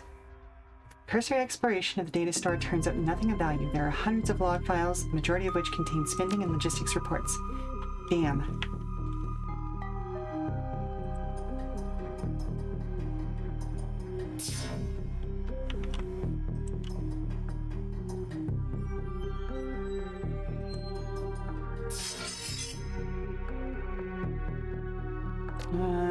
Okay, the road.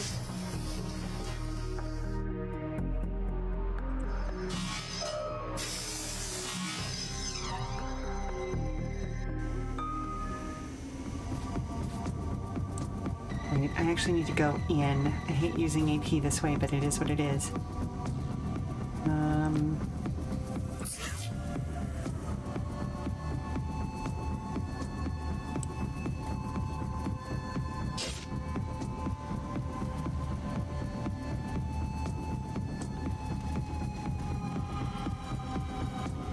And shotgun. Here we go.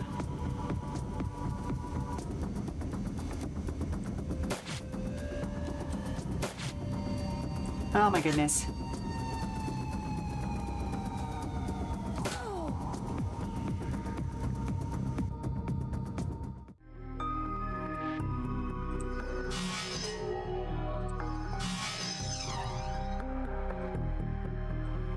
I don't need to do that. I can summon an exploder over here.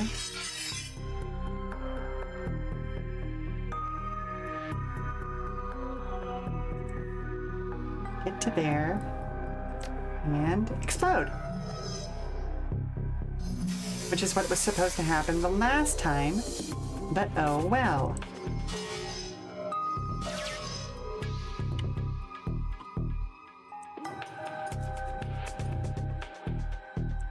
Really?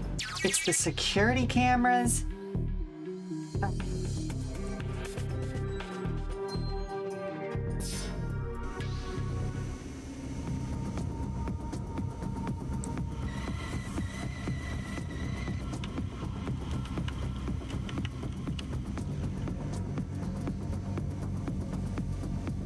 No. That's not the payday that I was hoping for.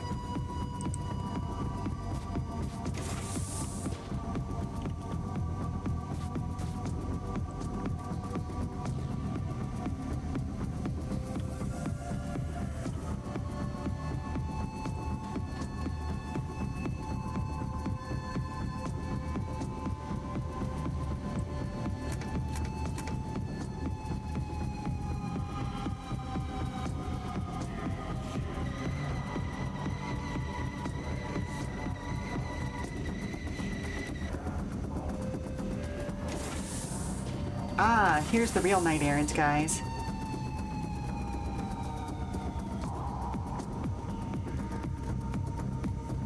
Oh boy. Okay, well, now's the time to, get our asses beat, I guess.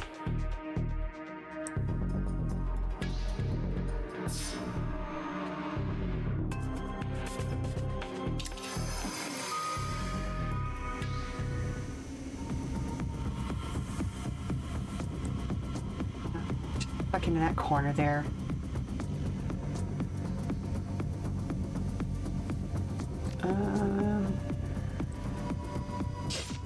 Oh, come the fuck on.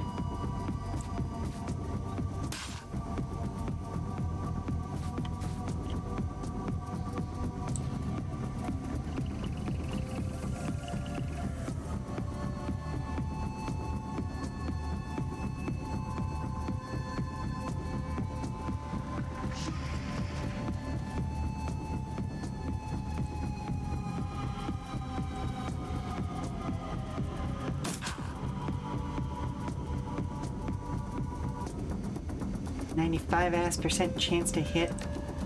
Fucking missed. Ah well.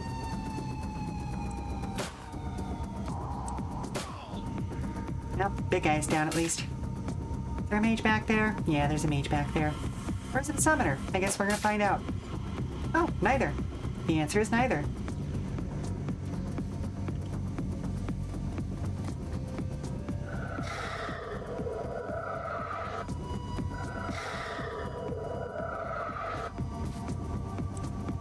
Right, Robo-Doc.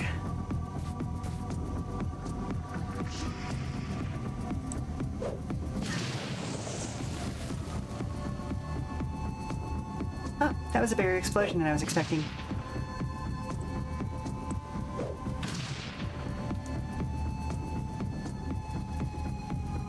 Oh, duly noted. Don't do that again.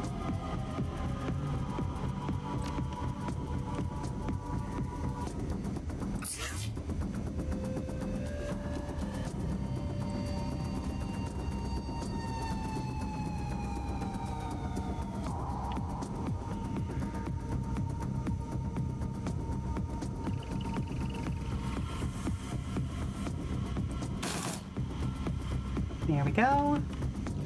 Well and down. Let's take you to there and see if that sniper rifle can actually do some work for once, because I never get to bring that out. Nice. Oh, hello? Mom, can you help me get a snack off the high shelf? I mean, I can, sweetie, but aren't you taller than me at this point? Yeah, but you have that grabby spell that I don't. Okay, fair enough, fair enough.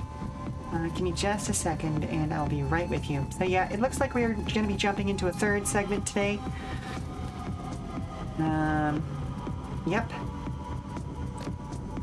Yep, that's about that for that. Because God has cursed me for my hubris, and my work is never finished. Ain't that the truth, folks?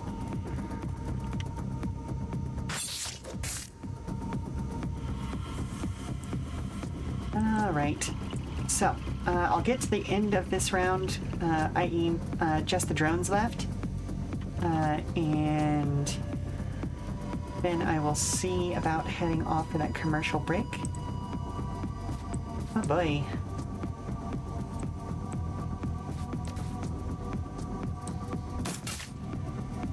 There we go. Okay, so we'll see you in 5 minutes, and we are going to do our very best to wrap this up today. All right. So, see you on the other side. Okay, so what kind of snack do you want? We should still have some animal crackers. I think there's one, maybe 2 cheese sticks left.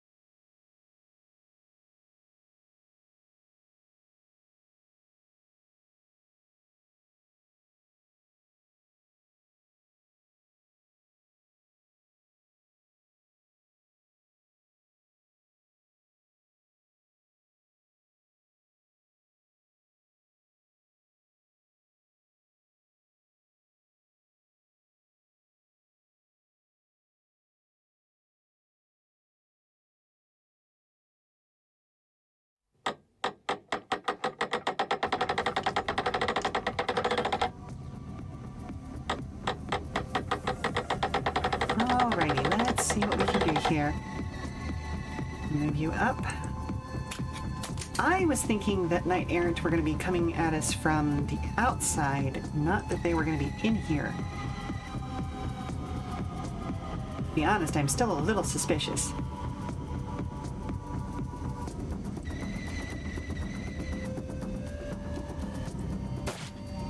Your boy finally took a shower and is feeling a bit refreshed. Nice!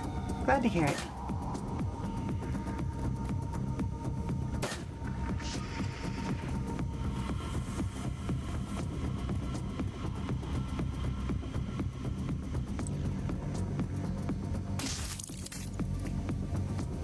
Oh, this is the biometric scanner. Okay.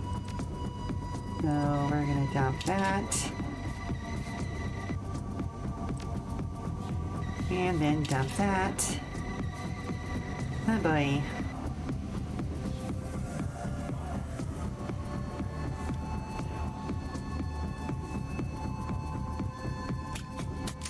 Then I'm gonna spend a boatload of time reloading everything because, yeah.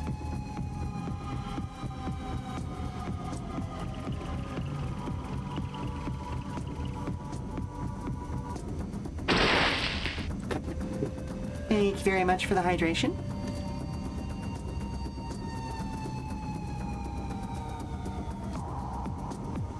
Good water.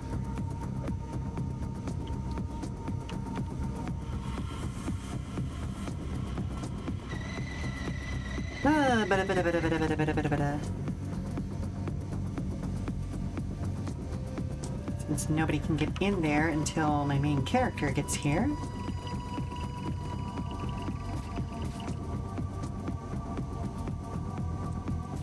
Good, that's good. Okay.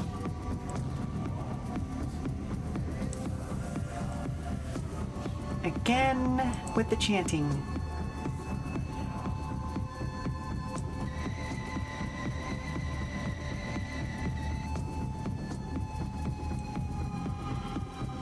Nope, hang on. Let's heal you. There we go. Sharing is caring. Fair enough, fair enough. Also, I came across third Kaijin type in RX, the Demon Beast, which I'm sure belongs to the short guy. Yeah! Yep, we're gonna go ahead and reload. And then point that a ways. Maybe. Possibly. There we go. Wonder what kind of kaijin the girl in the group sent. Probably demon bimbos. No, she has some other stuff up her sleeve. A maglock and a voice print recognition system has been affixed to this door. According to Amsel, Frau Muller has already logged your voice print into the system. There's only one way to be sure. Okay, open up. Authorization Sheela. The screen background changes from blue to green. Access granted. You hear the sound of heavy machinery rumbling to life, and a moment later, lock on the door releases. The door slides open, revealing a group of figures wearing green cloaks. The tallest of the figures stands just in front of you, a slight smile on his face. His eyes are full of intelligence and malice. At the last, our intruder arrives. His voice is slow and soft, with a slight Aslaner accent. You are a Shadowrunner, here on a job. This much is obvious, so tell me, who has sent you here?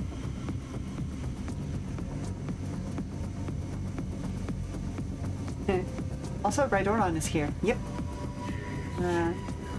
I'm the elf that's gonna bring this place down. That's all you need to know.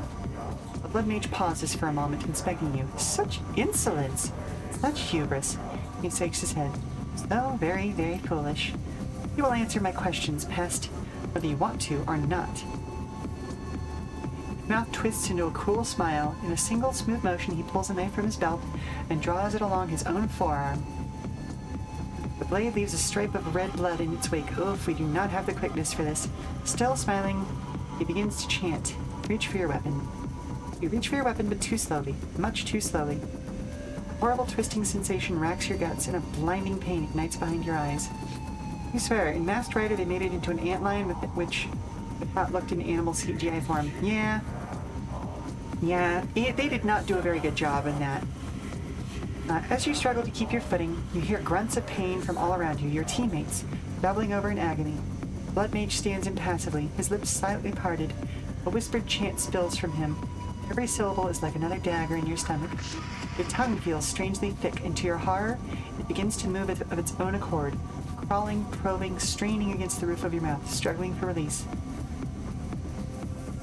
Well, this sucks. Somehow, on some instinctive level, you know that this sensation will only continue to get worse. And you know that speaking the truth is the only way to stop it. Yeah, this sucks. Give in and speak the truth. You unclench your jaw and the words begin to spill out of you. They come in a torrent, in a flood. You tell them about your job, about your client, about Amsel and Monica and Green Winters. Everything. You retch out the truth and the decaying begins to subside. That was very enlightening. Thank you for your cooperation, Sheela. I'll be sure to tastefully memorialize you in my report.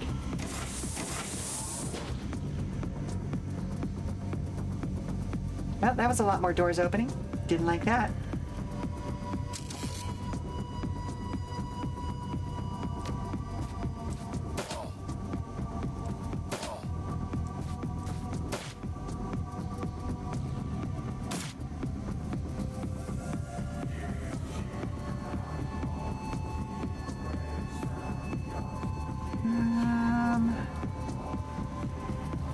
Let's see if we can just take him down with one attack.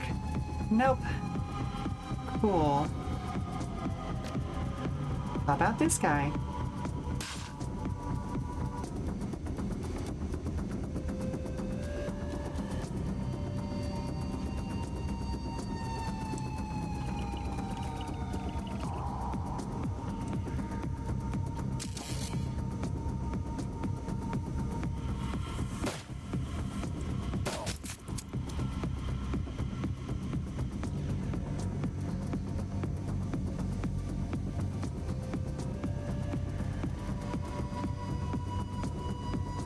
Let's just pile on and fuck this guy's day up. Rude! How do you miss at that range?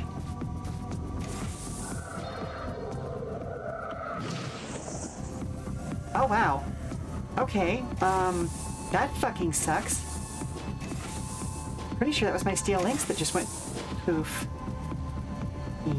No, no, that was Blitz's. Boy.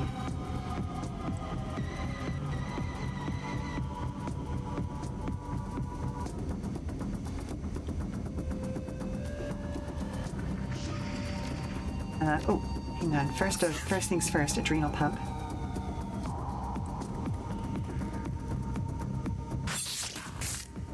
Nice. Here we go.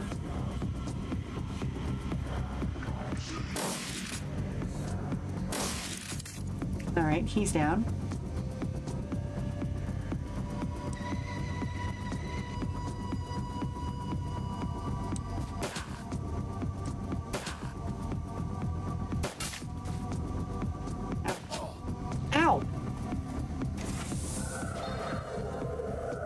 Oh, we've got a mage back there. There's the backup. The literal backup. Alright. Well, first things first, let's get the Robodoc engaged as well.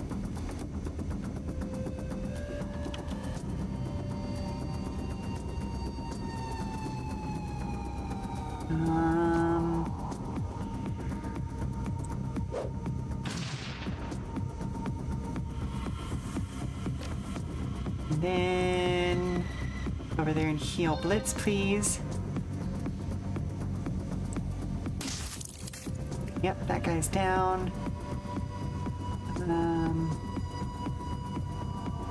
I can't get to the mage right now.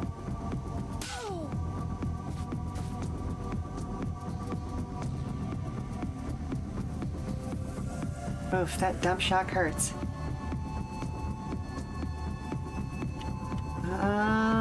Are we in range for sniper rifles? Not quite. Excuse me.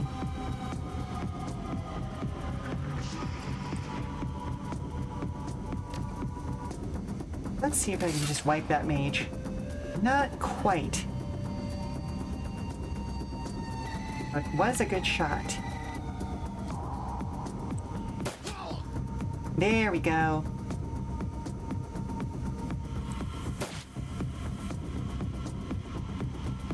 Always pays to geek the mage. Rejoice in the glory of combat!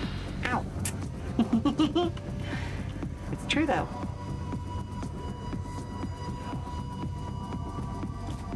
Oh. Oh, there's a lot of them.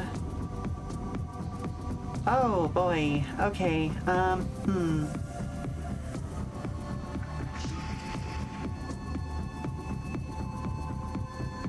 Let's see. Your guard.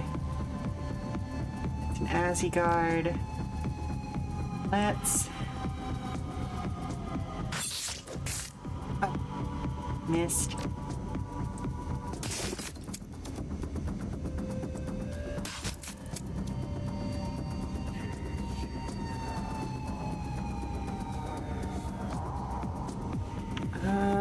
Okay, they are still a couple of turns out, I believe.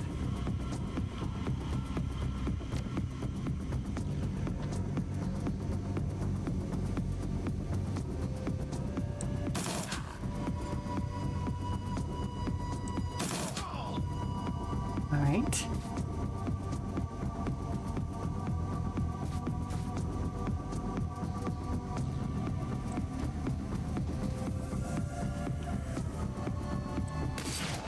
Oh, I should have changed the mid-range rifle.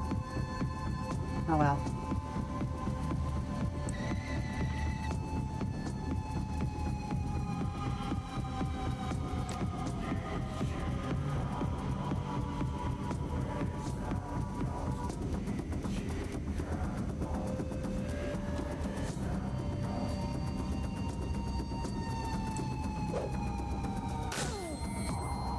Nice, okay.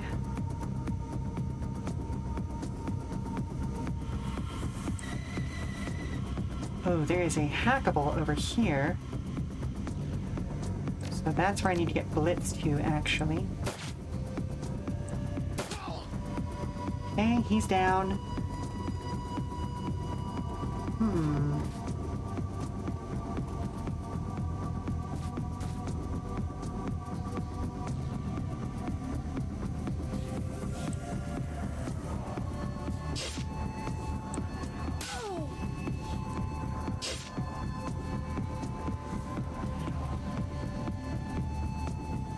How are you missing this badly, sweetie?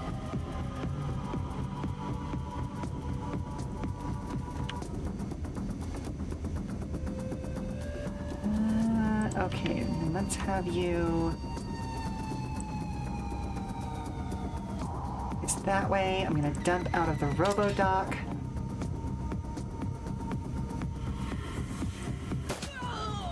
Down.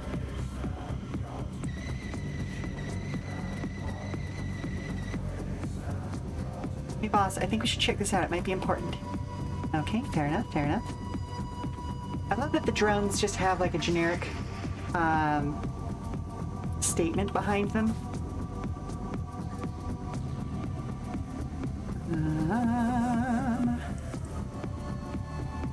I assume it would be the same statement if you were talking to like a mercenary. Oh, booey. Okay.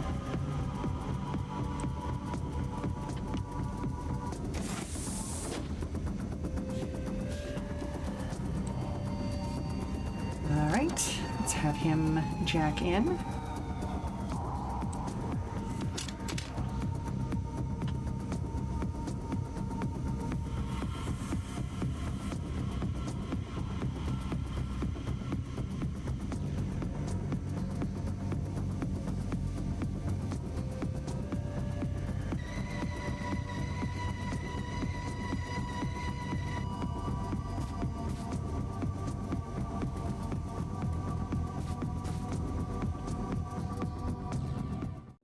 All right, let's head to the left-hand door. Ah, okay, this is going to allow us to unlock cell doors. Don't actually know if I want to do that yet, but, I mean, I guess it would make sense.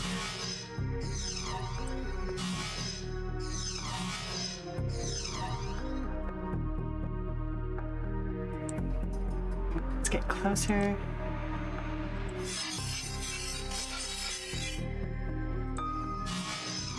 Oh, come on, that was an 80% chance.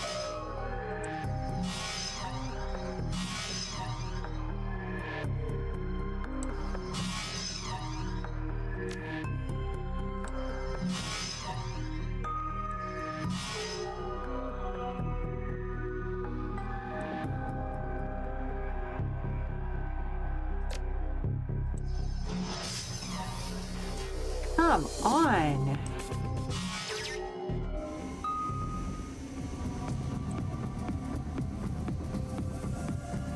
The terminal has been locked. There doesn't seem to be any way to unlock it from here, but it is connected to a number of other terminals in the room. In theory, a Decker could probably enter the labs.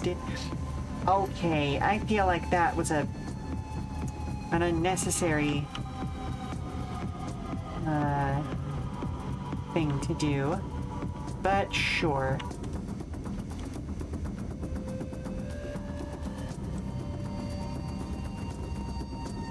Waste of a fucking turn is what that was.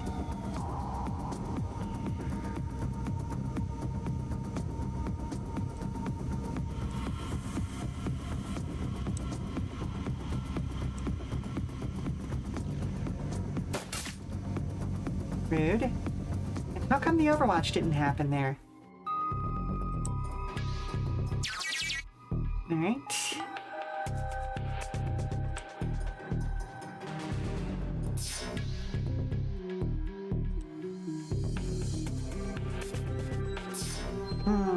Because fuck you, that's why. Yeah, basically.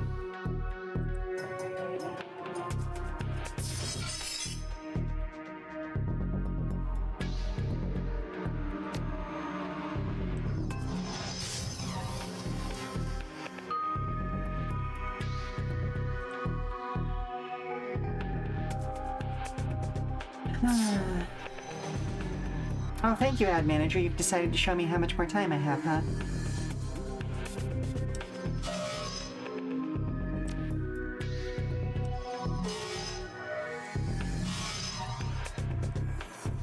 That's not what I wanted to do, but okay.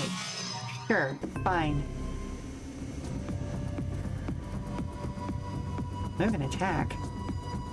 I don't want to attack, but okay. Man in the cell stares at you through red-rimmed eyes. His body is marked with obvious signs of mistreatment and neglect. He opens his mouth to speak, then closes it again and swallows hard. He tries again, and the voice that comes from him is tremulous and weak. You have killed the masters. You slaughtered them like lambs. How is that possible? Just another day at the office. Want to get you out of here? He continues to stare at you, bug-eyed and unblinking, his mouth agape. Me? Out? How could I go out? It is my place to be in this cage. It is what we were bred for, but you killed the master. It's our place not to die, not theirs. Sorry to disappoint you. The slack-jawed man looks genuinely confused. Disappointment? No, it is not our place to feel such things. Our brothers and I are grown here, gestated in tanks to serve our purpose. Masters will it to be so. Purpose? What purpose? What are you talking about? Test subjects, our purpose is to suffer and die. His voice is utterly matter-of-fact. If any of this bothers him, he doesn't show it. In so doing, we provide useful research data. It's what we are made for. What can you tell me about the Bloodline Project? Mages wake us up from our slumber. Sometimes in twos, sometimes more. One is taken to another part of the facility, the testing lab. The rest remain in their cells. The mages run their test, and the entire group dies. So the mages do something to one of you, and the entire group feels the effects? He nods. Yes. They haven't chosen a subject from my group yet. When they do, my death will come. I hear the chanting. I won't see the mage, but I will share in the suffering, and I will die. Then another will be grown to take my place. Oh. Door's open. You can get out of here. His eyes go wide. It's as though he's having difficulty processing what you've just told him. Out? But our purpose. From now on, your purpose is to do whatever the hell you want. Now get moving. Nods. Eyes wide. Yes. Yes, we will run. All of us. Thank you. Okay. I'm gonna head for the north door next.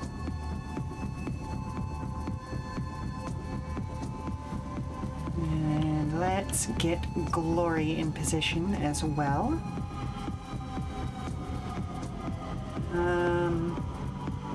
Oh, her adrenal pump is ready.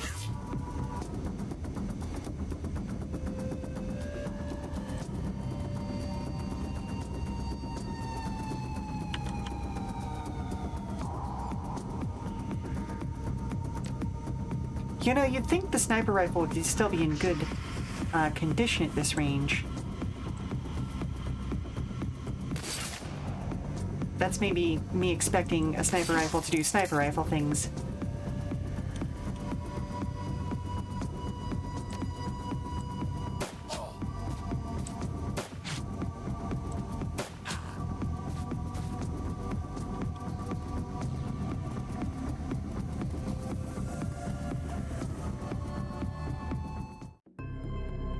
All right. Oh my goodness. There we go. Can you get there? Yes. North cell door is open. Oh boy. Eat that at you.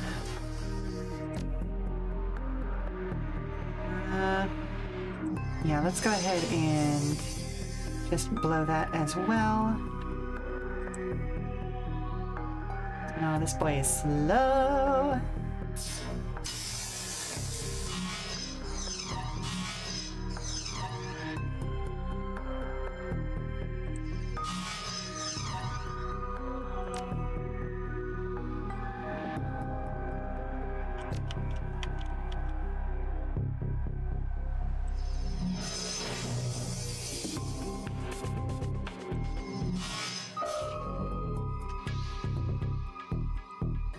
Get you into cover.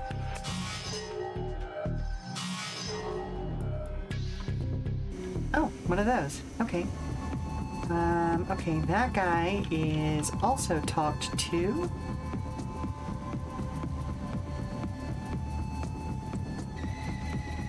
Let's get you over this direction.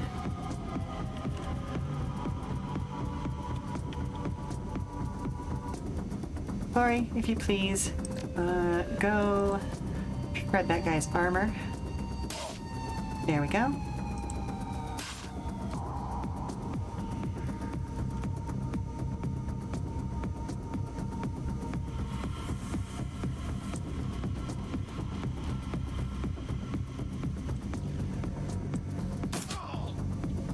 He's down.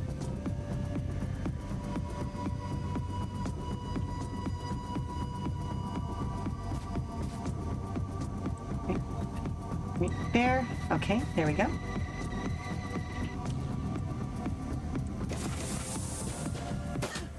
Yep, there we go.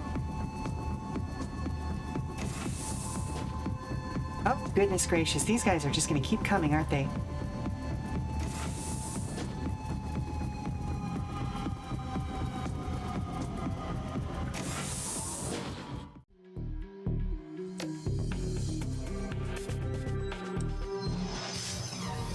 Oh, come the fuck on.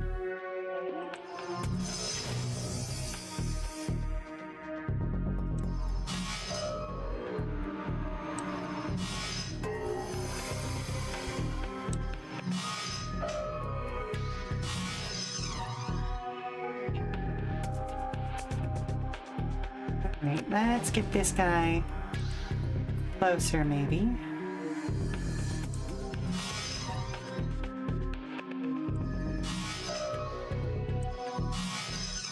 Oh.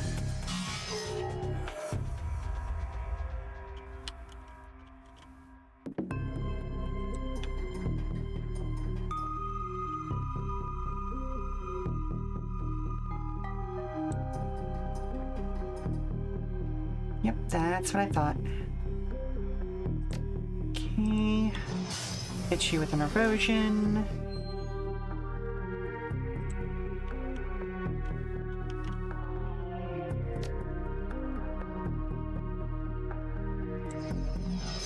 Oh, miss. That sucks.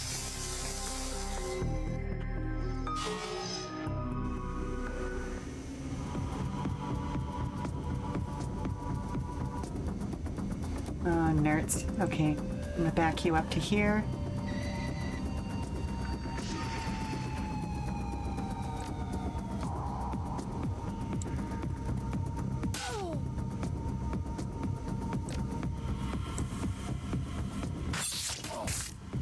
Nice. Okay, knocked his ass out.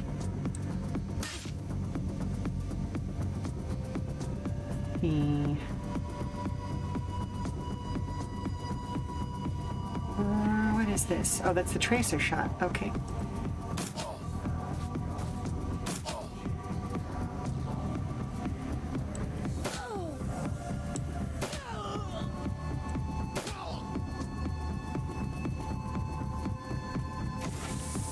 Alright, so I need to bring my guys back up to protect myself fairly quickly.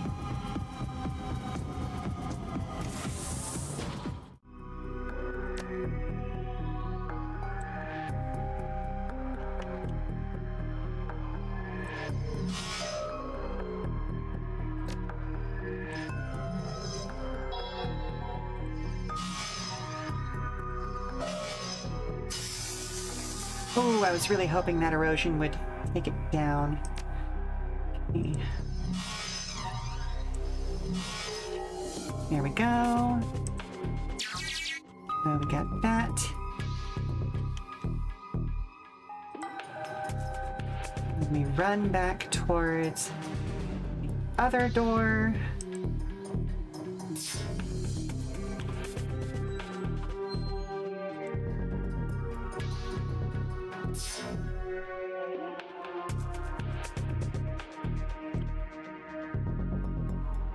Ooh, this guy moves a little slow.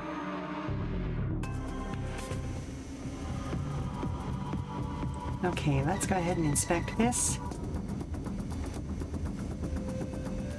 The terminal's display blossoms to life at your approach. Reams of technical information and arcane figures fill the screen. Unfortunately, none of it is written in a language that you can understand. Finally, Blitz has the hand-eye coordination of a snake today, right? Okay. Academic. Sweeping your eyes over the written material, you recognize a number of words with Latin and Spanish roots, but it's the logograms that give it away. What you're looking at is a very old form of Nahuatl, pre-17th century by the looks of it. The orthography predates anything you're familiar with. Why the Azzies are using it here is beyond you. Judging by the amount of arcane symbology on display, it's a fair bet that these files are related to the Bloodline Project.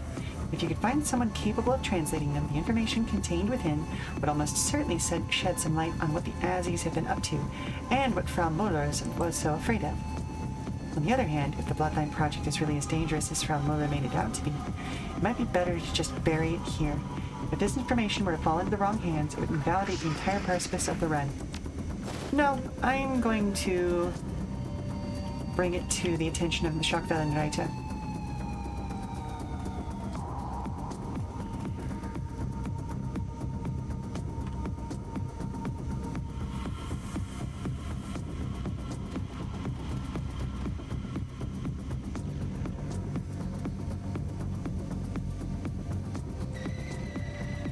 Go.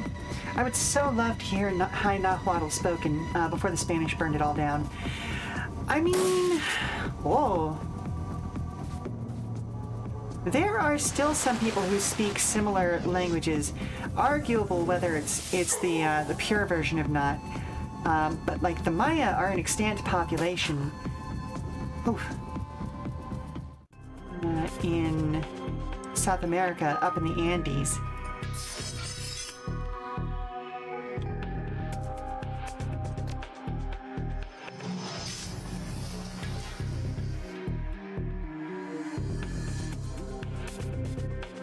But yeah, it is likely not to be the same, which is unfortunate.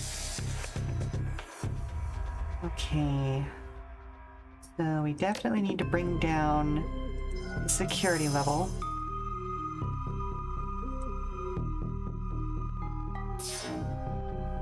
Because as you say, the Spanish did unfortunately have a deep and meaningfully destructive effect on Nahuatl culture. Well, really all of the South American cultures.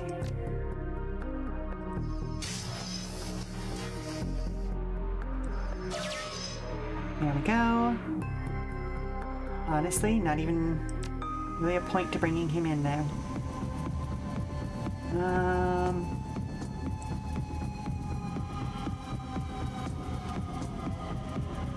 Alright, Glory. Oh, you're down to 2, huh? Okay. No, it's fine. Eiger, do some work, why don't you?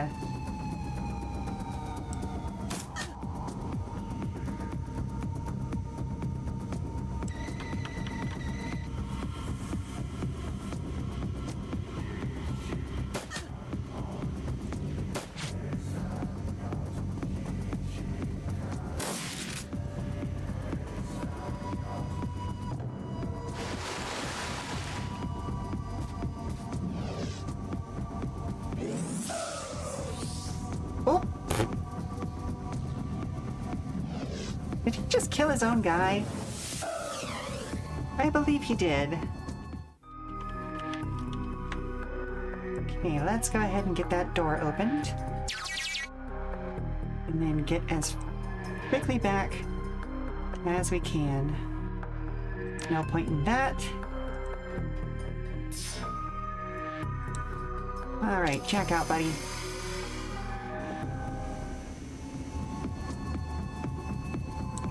Let's get the RoboDoc online.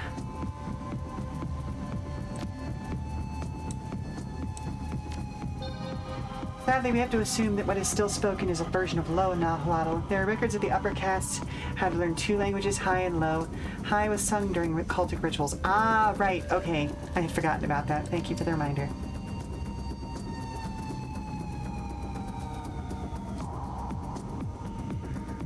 Oh, we can hit all of them, maybe. Nice.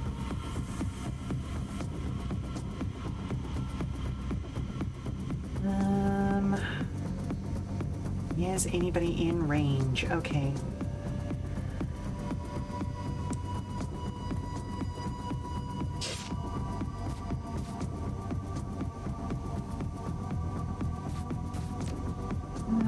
Let's take some shots.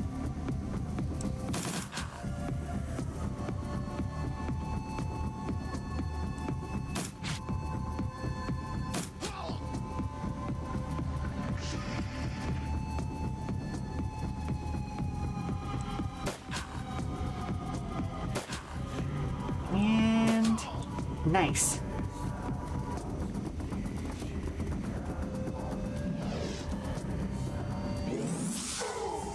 Ow! Okay, well, first things first, Glory. Second thing second. Third thing third. Let's strip some armor off of this fucker.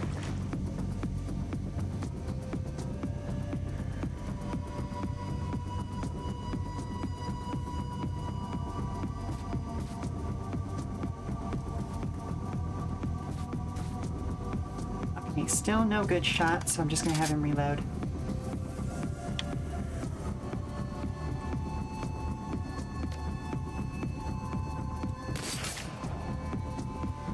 Oh, good shot. Nice.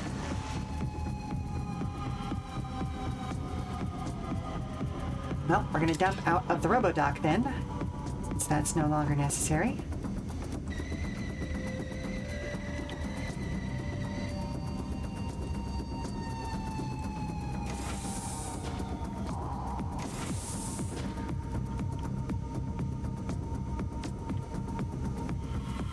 Move you up to right there.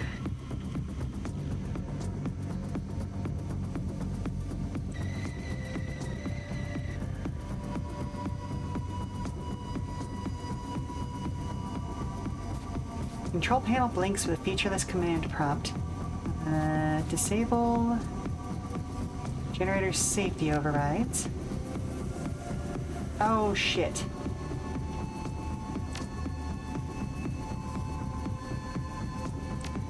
Oh, what was the password here?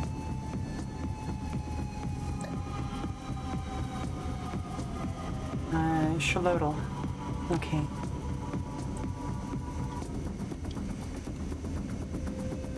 Warning, disengaging safety overrides while generators are in operation is not recommended. Do it.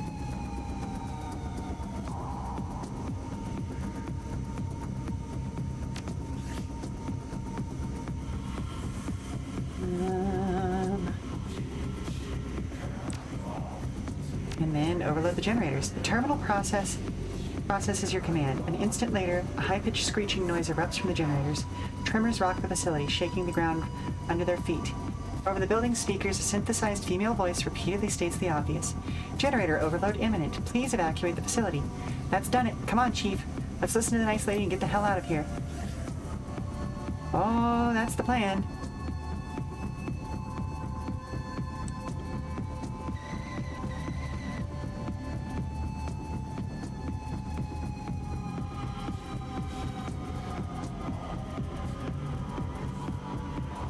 There still are living descendants of Moctezuma. They even were recognized as high nobility by Europeans and still are today, but since they were educated by Spaniards, they don't have any recollection of their high language.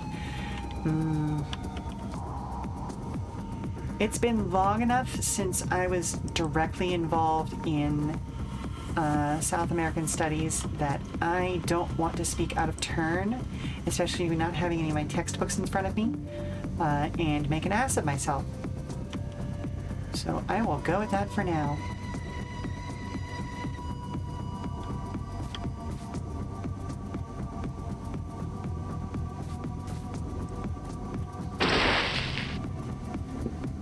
Thank you very much for the hydration, Yokas.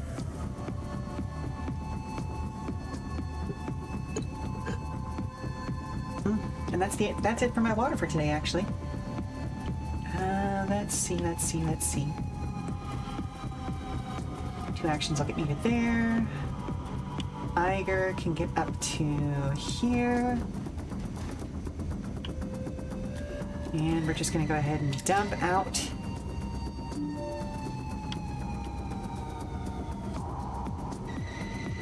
I think we got everything that we could possibly have gotten given the circumstances here. Oh shit! What do you mean we need to jack in?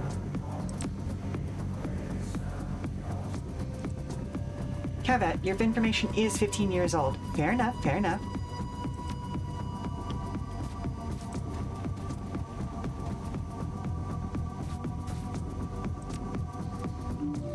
Oh, I don't like that.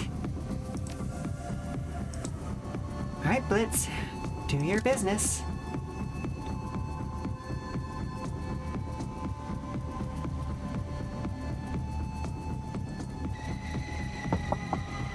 Oh, hello?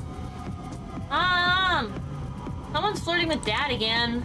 Oh, okay, so are we dealing with stage flirting, or is he, like, actually in trouble? Well, he sent me to get you. Oh, nerds. Okay, give me a second. Alright, folks, well, we've got another ad break coming up. I'm not in a huge rush today. Oh, yes, he is very popular all the time. But grr, bark, you know. So I guess we're gonna go ahead and do another commercial break, and I will be back for probably not another full-size segment. We're just gonna try and finish up this mission, but we'll be back in 5. All right. Okay. I swear that boy is prettier than he deserves. Well, no, he deserves to be as pretty as he can. I like him like that, but no, he is prettier than his That's the wording I was looking for.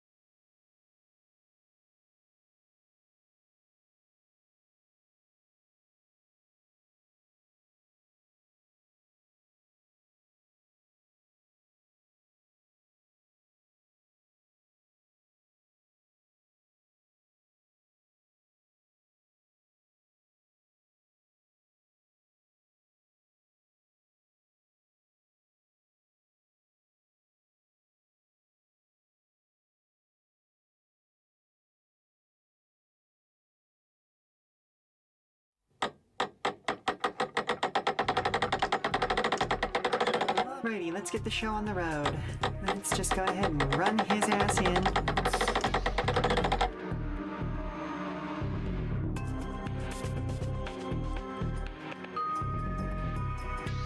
There we go. Oh, I don't like the fact that this is going to take at least 2 rounds. Well, okay. I've summoned the attacker back there.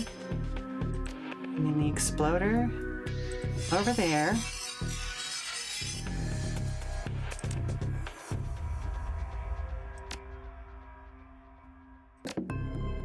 Have him set himself off. Ow. That hurt a little, but it's fine.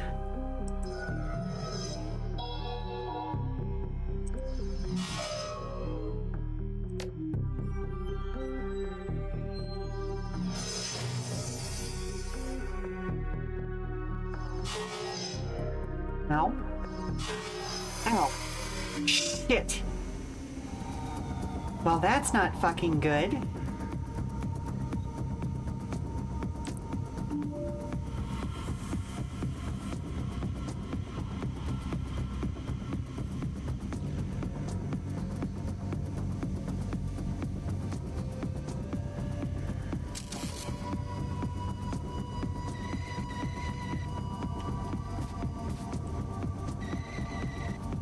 This is the opposite of good.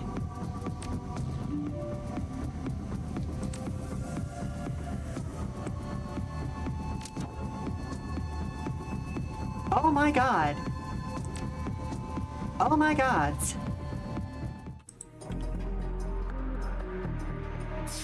Fucking hell.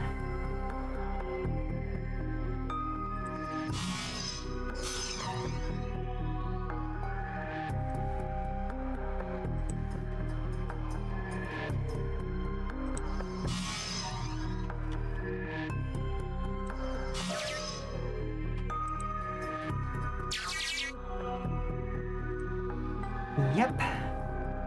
Oh my god. Stunned for 5 fucking AP, huh? I might be able to wipe because I ran out of fucking time.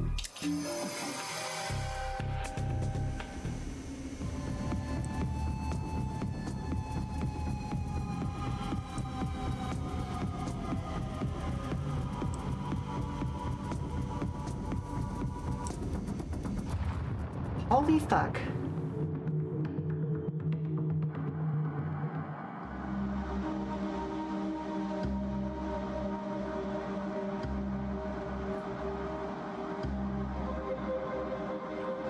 Literally, the timer hit 0.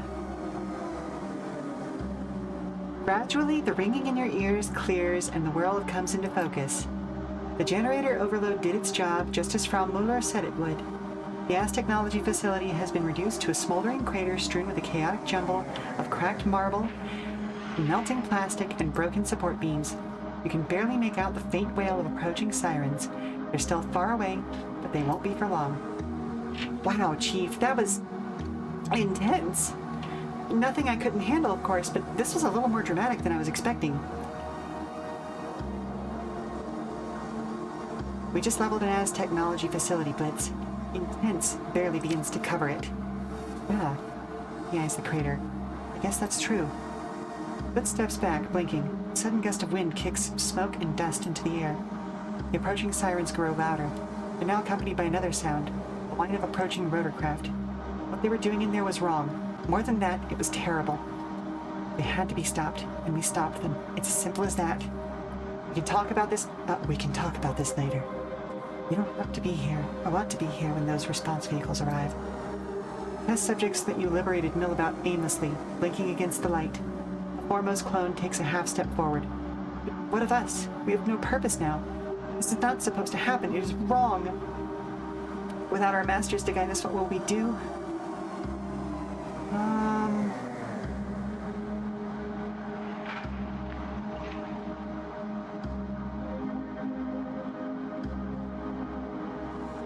Whatever you want to. You're free now. You're not supposed to be anything. Find yourselves a new purpose and make it a good one.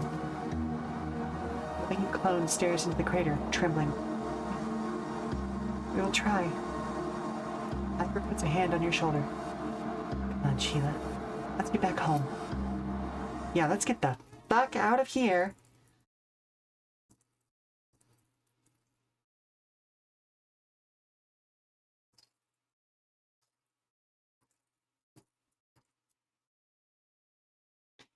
Memories of the explosion that toppled the Technology facility keep you company on your ride back to the Kreuzbazaar. You barely managed to outrun the blast. Now the facility lies buried under thousands of kilograms of twisted rebar and reinforced concrete. No doubt a considerable blow to Technology's activities here in Berlin. Mission successful. It's time to get paid. Yeah, that did not go how I wanted it to go, but... Woo! Oh shit, we gained 12 karma from that?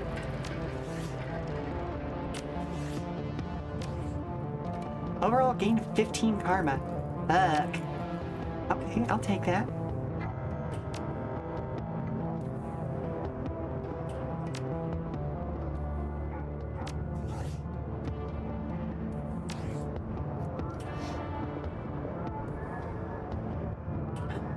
Okay. Well, first things first. We are absolutely taking that to the Schockwellenreiter.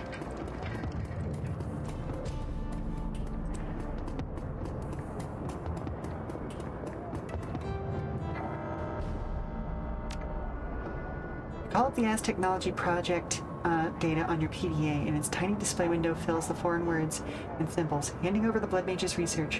Whatever it is, be as easy as initiating a data upload. The machine accepts your data upload, and only a few moments later, a certified cred stick is spat out of the coin slot. John's old LCD readout displays the text, Freedom, Equality, Information, Schockwellenreiter. And would you look at that? We now have enough to bump our drone combat up even further.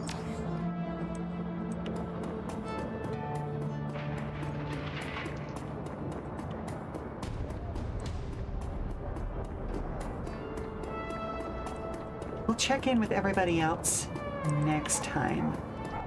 We want to go ahead and finish up what we got here. Although, maybe we talk with Malit real quick. They did just get access to some new drone stuff.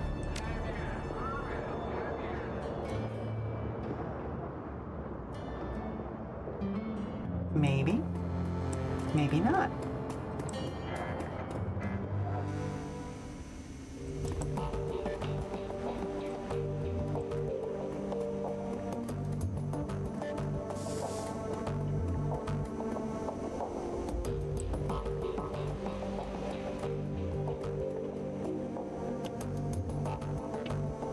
One new message. For continued assistance. Schockwellenreiter, to Sheela. Thank you for your service. As a sign of our appreciation, we have decided to reward you with a piece of biotech that one of your operatives acquired on a recent job, or one of our operatives, even. If you wish to take advantage of this, go to see Dr. Esquivel. The implantation surgery has already been paid for, so there will be no cost to you. Thanks again for your help, and enjoy your new toy. Freedom, equality, information. Schockwellenreiter.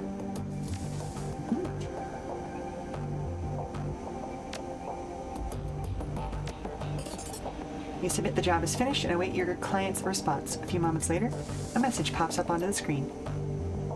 From Muller to Sheela. You are receiving this message. I have fled the country or am otherwise unavailable. Don't worry, you'll still be getting paid. I've made the appropriate preparations. In any case, Sheela, thank you for helping me. Please do not attempt to contact me again. As far as the world and my former employers are concerned, I am buried under a ton of rubble. It's best that I remain that way. Goodbye. Yvonne Jimenez, aka Muller. Oh, why did you put your name in that email? A moment later, a second message pops in your inbox. Payment details. Payment from the client, $36,000. Deductions for crew salary, $9,600. Ammunition resupply costs, $2,400. Automatic deduction for Alice funds, $18,000. Remainder sent to Sheila's account, $6,000.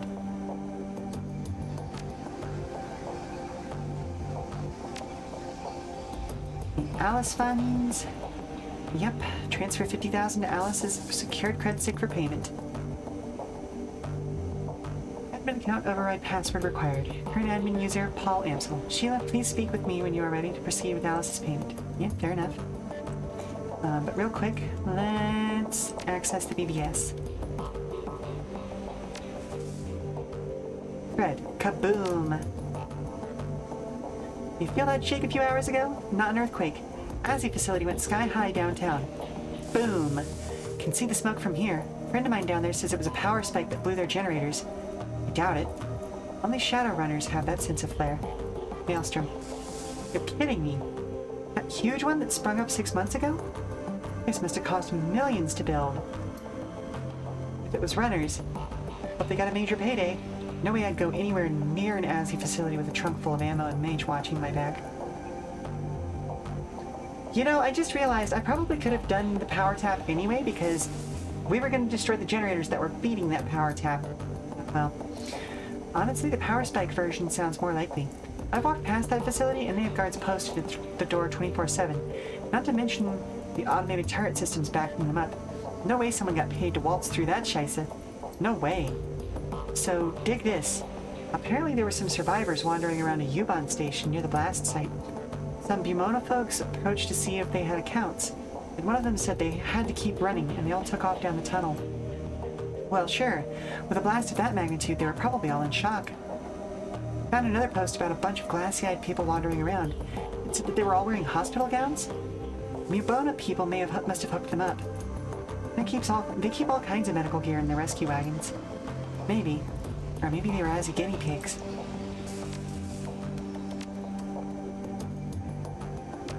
Yep, Aztec donor list. Right on the pay data. Hell, I'll get that shit away for free.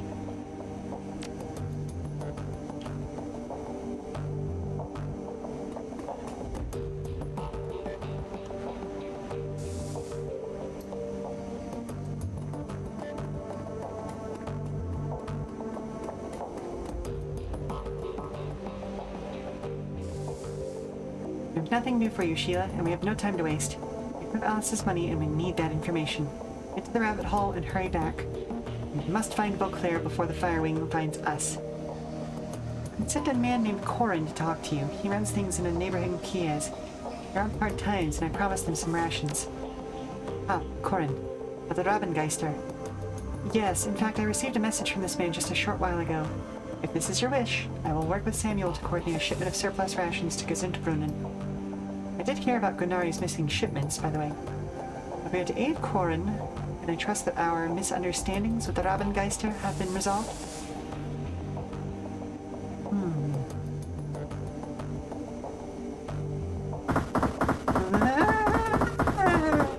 Whoa.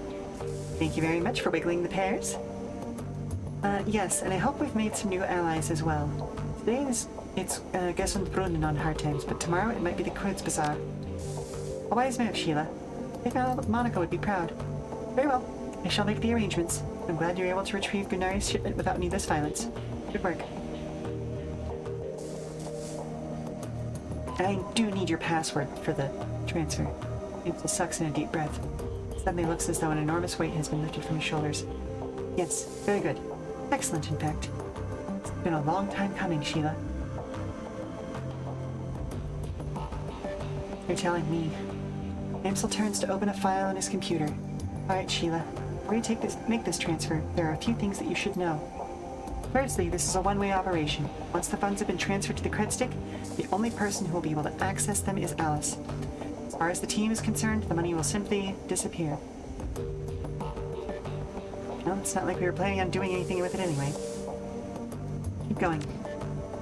Secondly, once you make your way to the rabbit hole with funds, it's go time.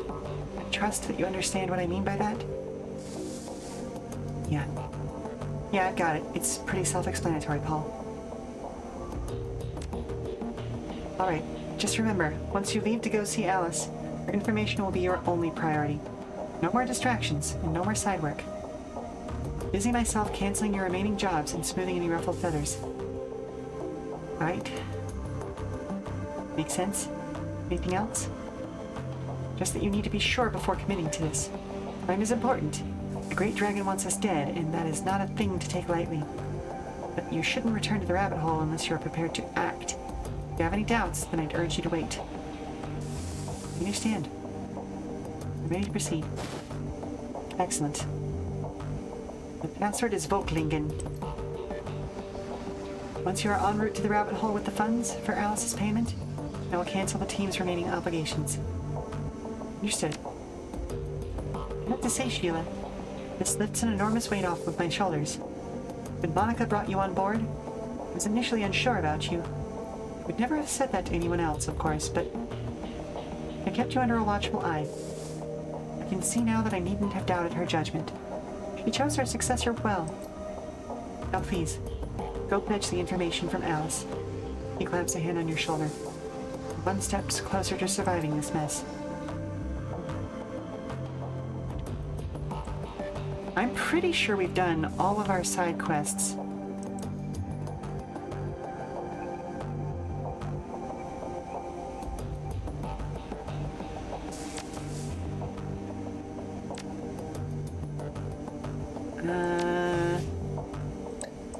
Was it Volklingen?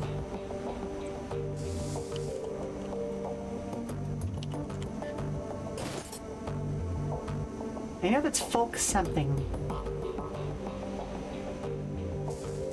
Maybe folklore? Folk stories? Folk tales? The funds disappear from your account. Moments later, a message pops up on the screen. Transfer complete. Sitting in its dock on the keyboard, green LED blooms to life on Alice's cred stick. The trigger has been pulled. The rabbit hole awaits.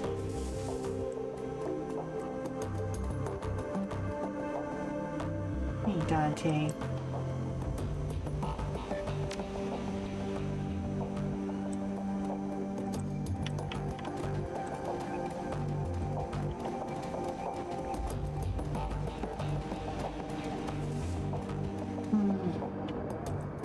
Alright, let's see if we can trigger Elite to open up shop again.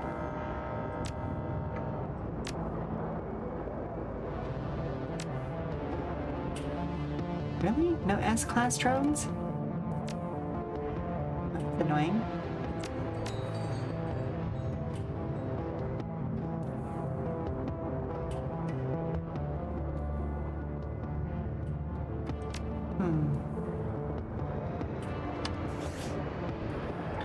Well, we're gonna save the game here and return to it. Actually, hang on a second. I don't.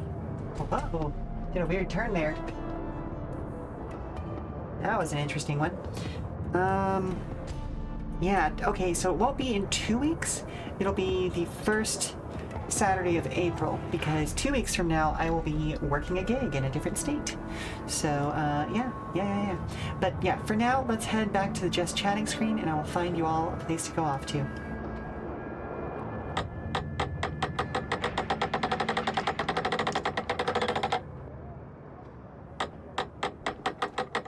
Alrighty folks, so as was just intimated by what I just said, essentially, I've got 3 more streams, so next Tuesday, next Friday, and next Saturday, until I'm off for a week, because I will be out of state. So we've got a Hightail stream coming up on Tuesday, we've got a Final Fantasy stream coming up next Friday, and a Demon School stream on Saturday. That's between here and there, and then I'll be back on the 24th. But I'll be doing reminders about that in the coming week. So in either case, thank you very much for stopping by, Weary Travelers. I hope you've enjoyed today's stream. We went way over time, but that seems to be a running theme with Shadowrun. It's just like, it's almost like I like the game or something. As I mentioned before, I will be back on Tuesday, March 10th with a Hightail stream. For more information about future streams, keep an eye on our Blue Sky at Come and Go Tavern for announcements and daily check-ins from the Come and Go. I've been your hostess, Sheela Ornthalis, and if you need to prop your feet up for a little while longer, we've got some more entertainment coming up soon via a raid. So let's take a look at the menu and see who's online right now. And of course, I love streaming, and I'm so thankful to have people like you here with me, Ogre Daddy. It's lovely to have conversations with people, but I do also love all of my lurkers out there. But yeah, let's see. Oh, thank you very much for the coin toss, Osiris. We've got Gwendolf, who's doing co-working and studying. What are you working on? Doing writing for a Pathfinder campaign. So, yeah, let's go ahead and raid Gwendolf, because that'll be a nice, relaxing way to kind of cool down from this, you know? All right, folks, ta-ta for now. Bye. Bye, bye, bye, bye, bye, bye, bye, bye.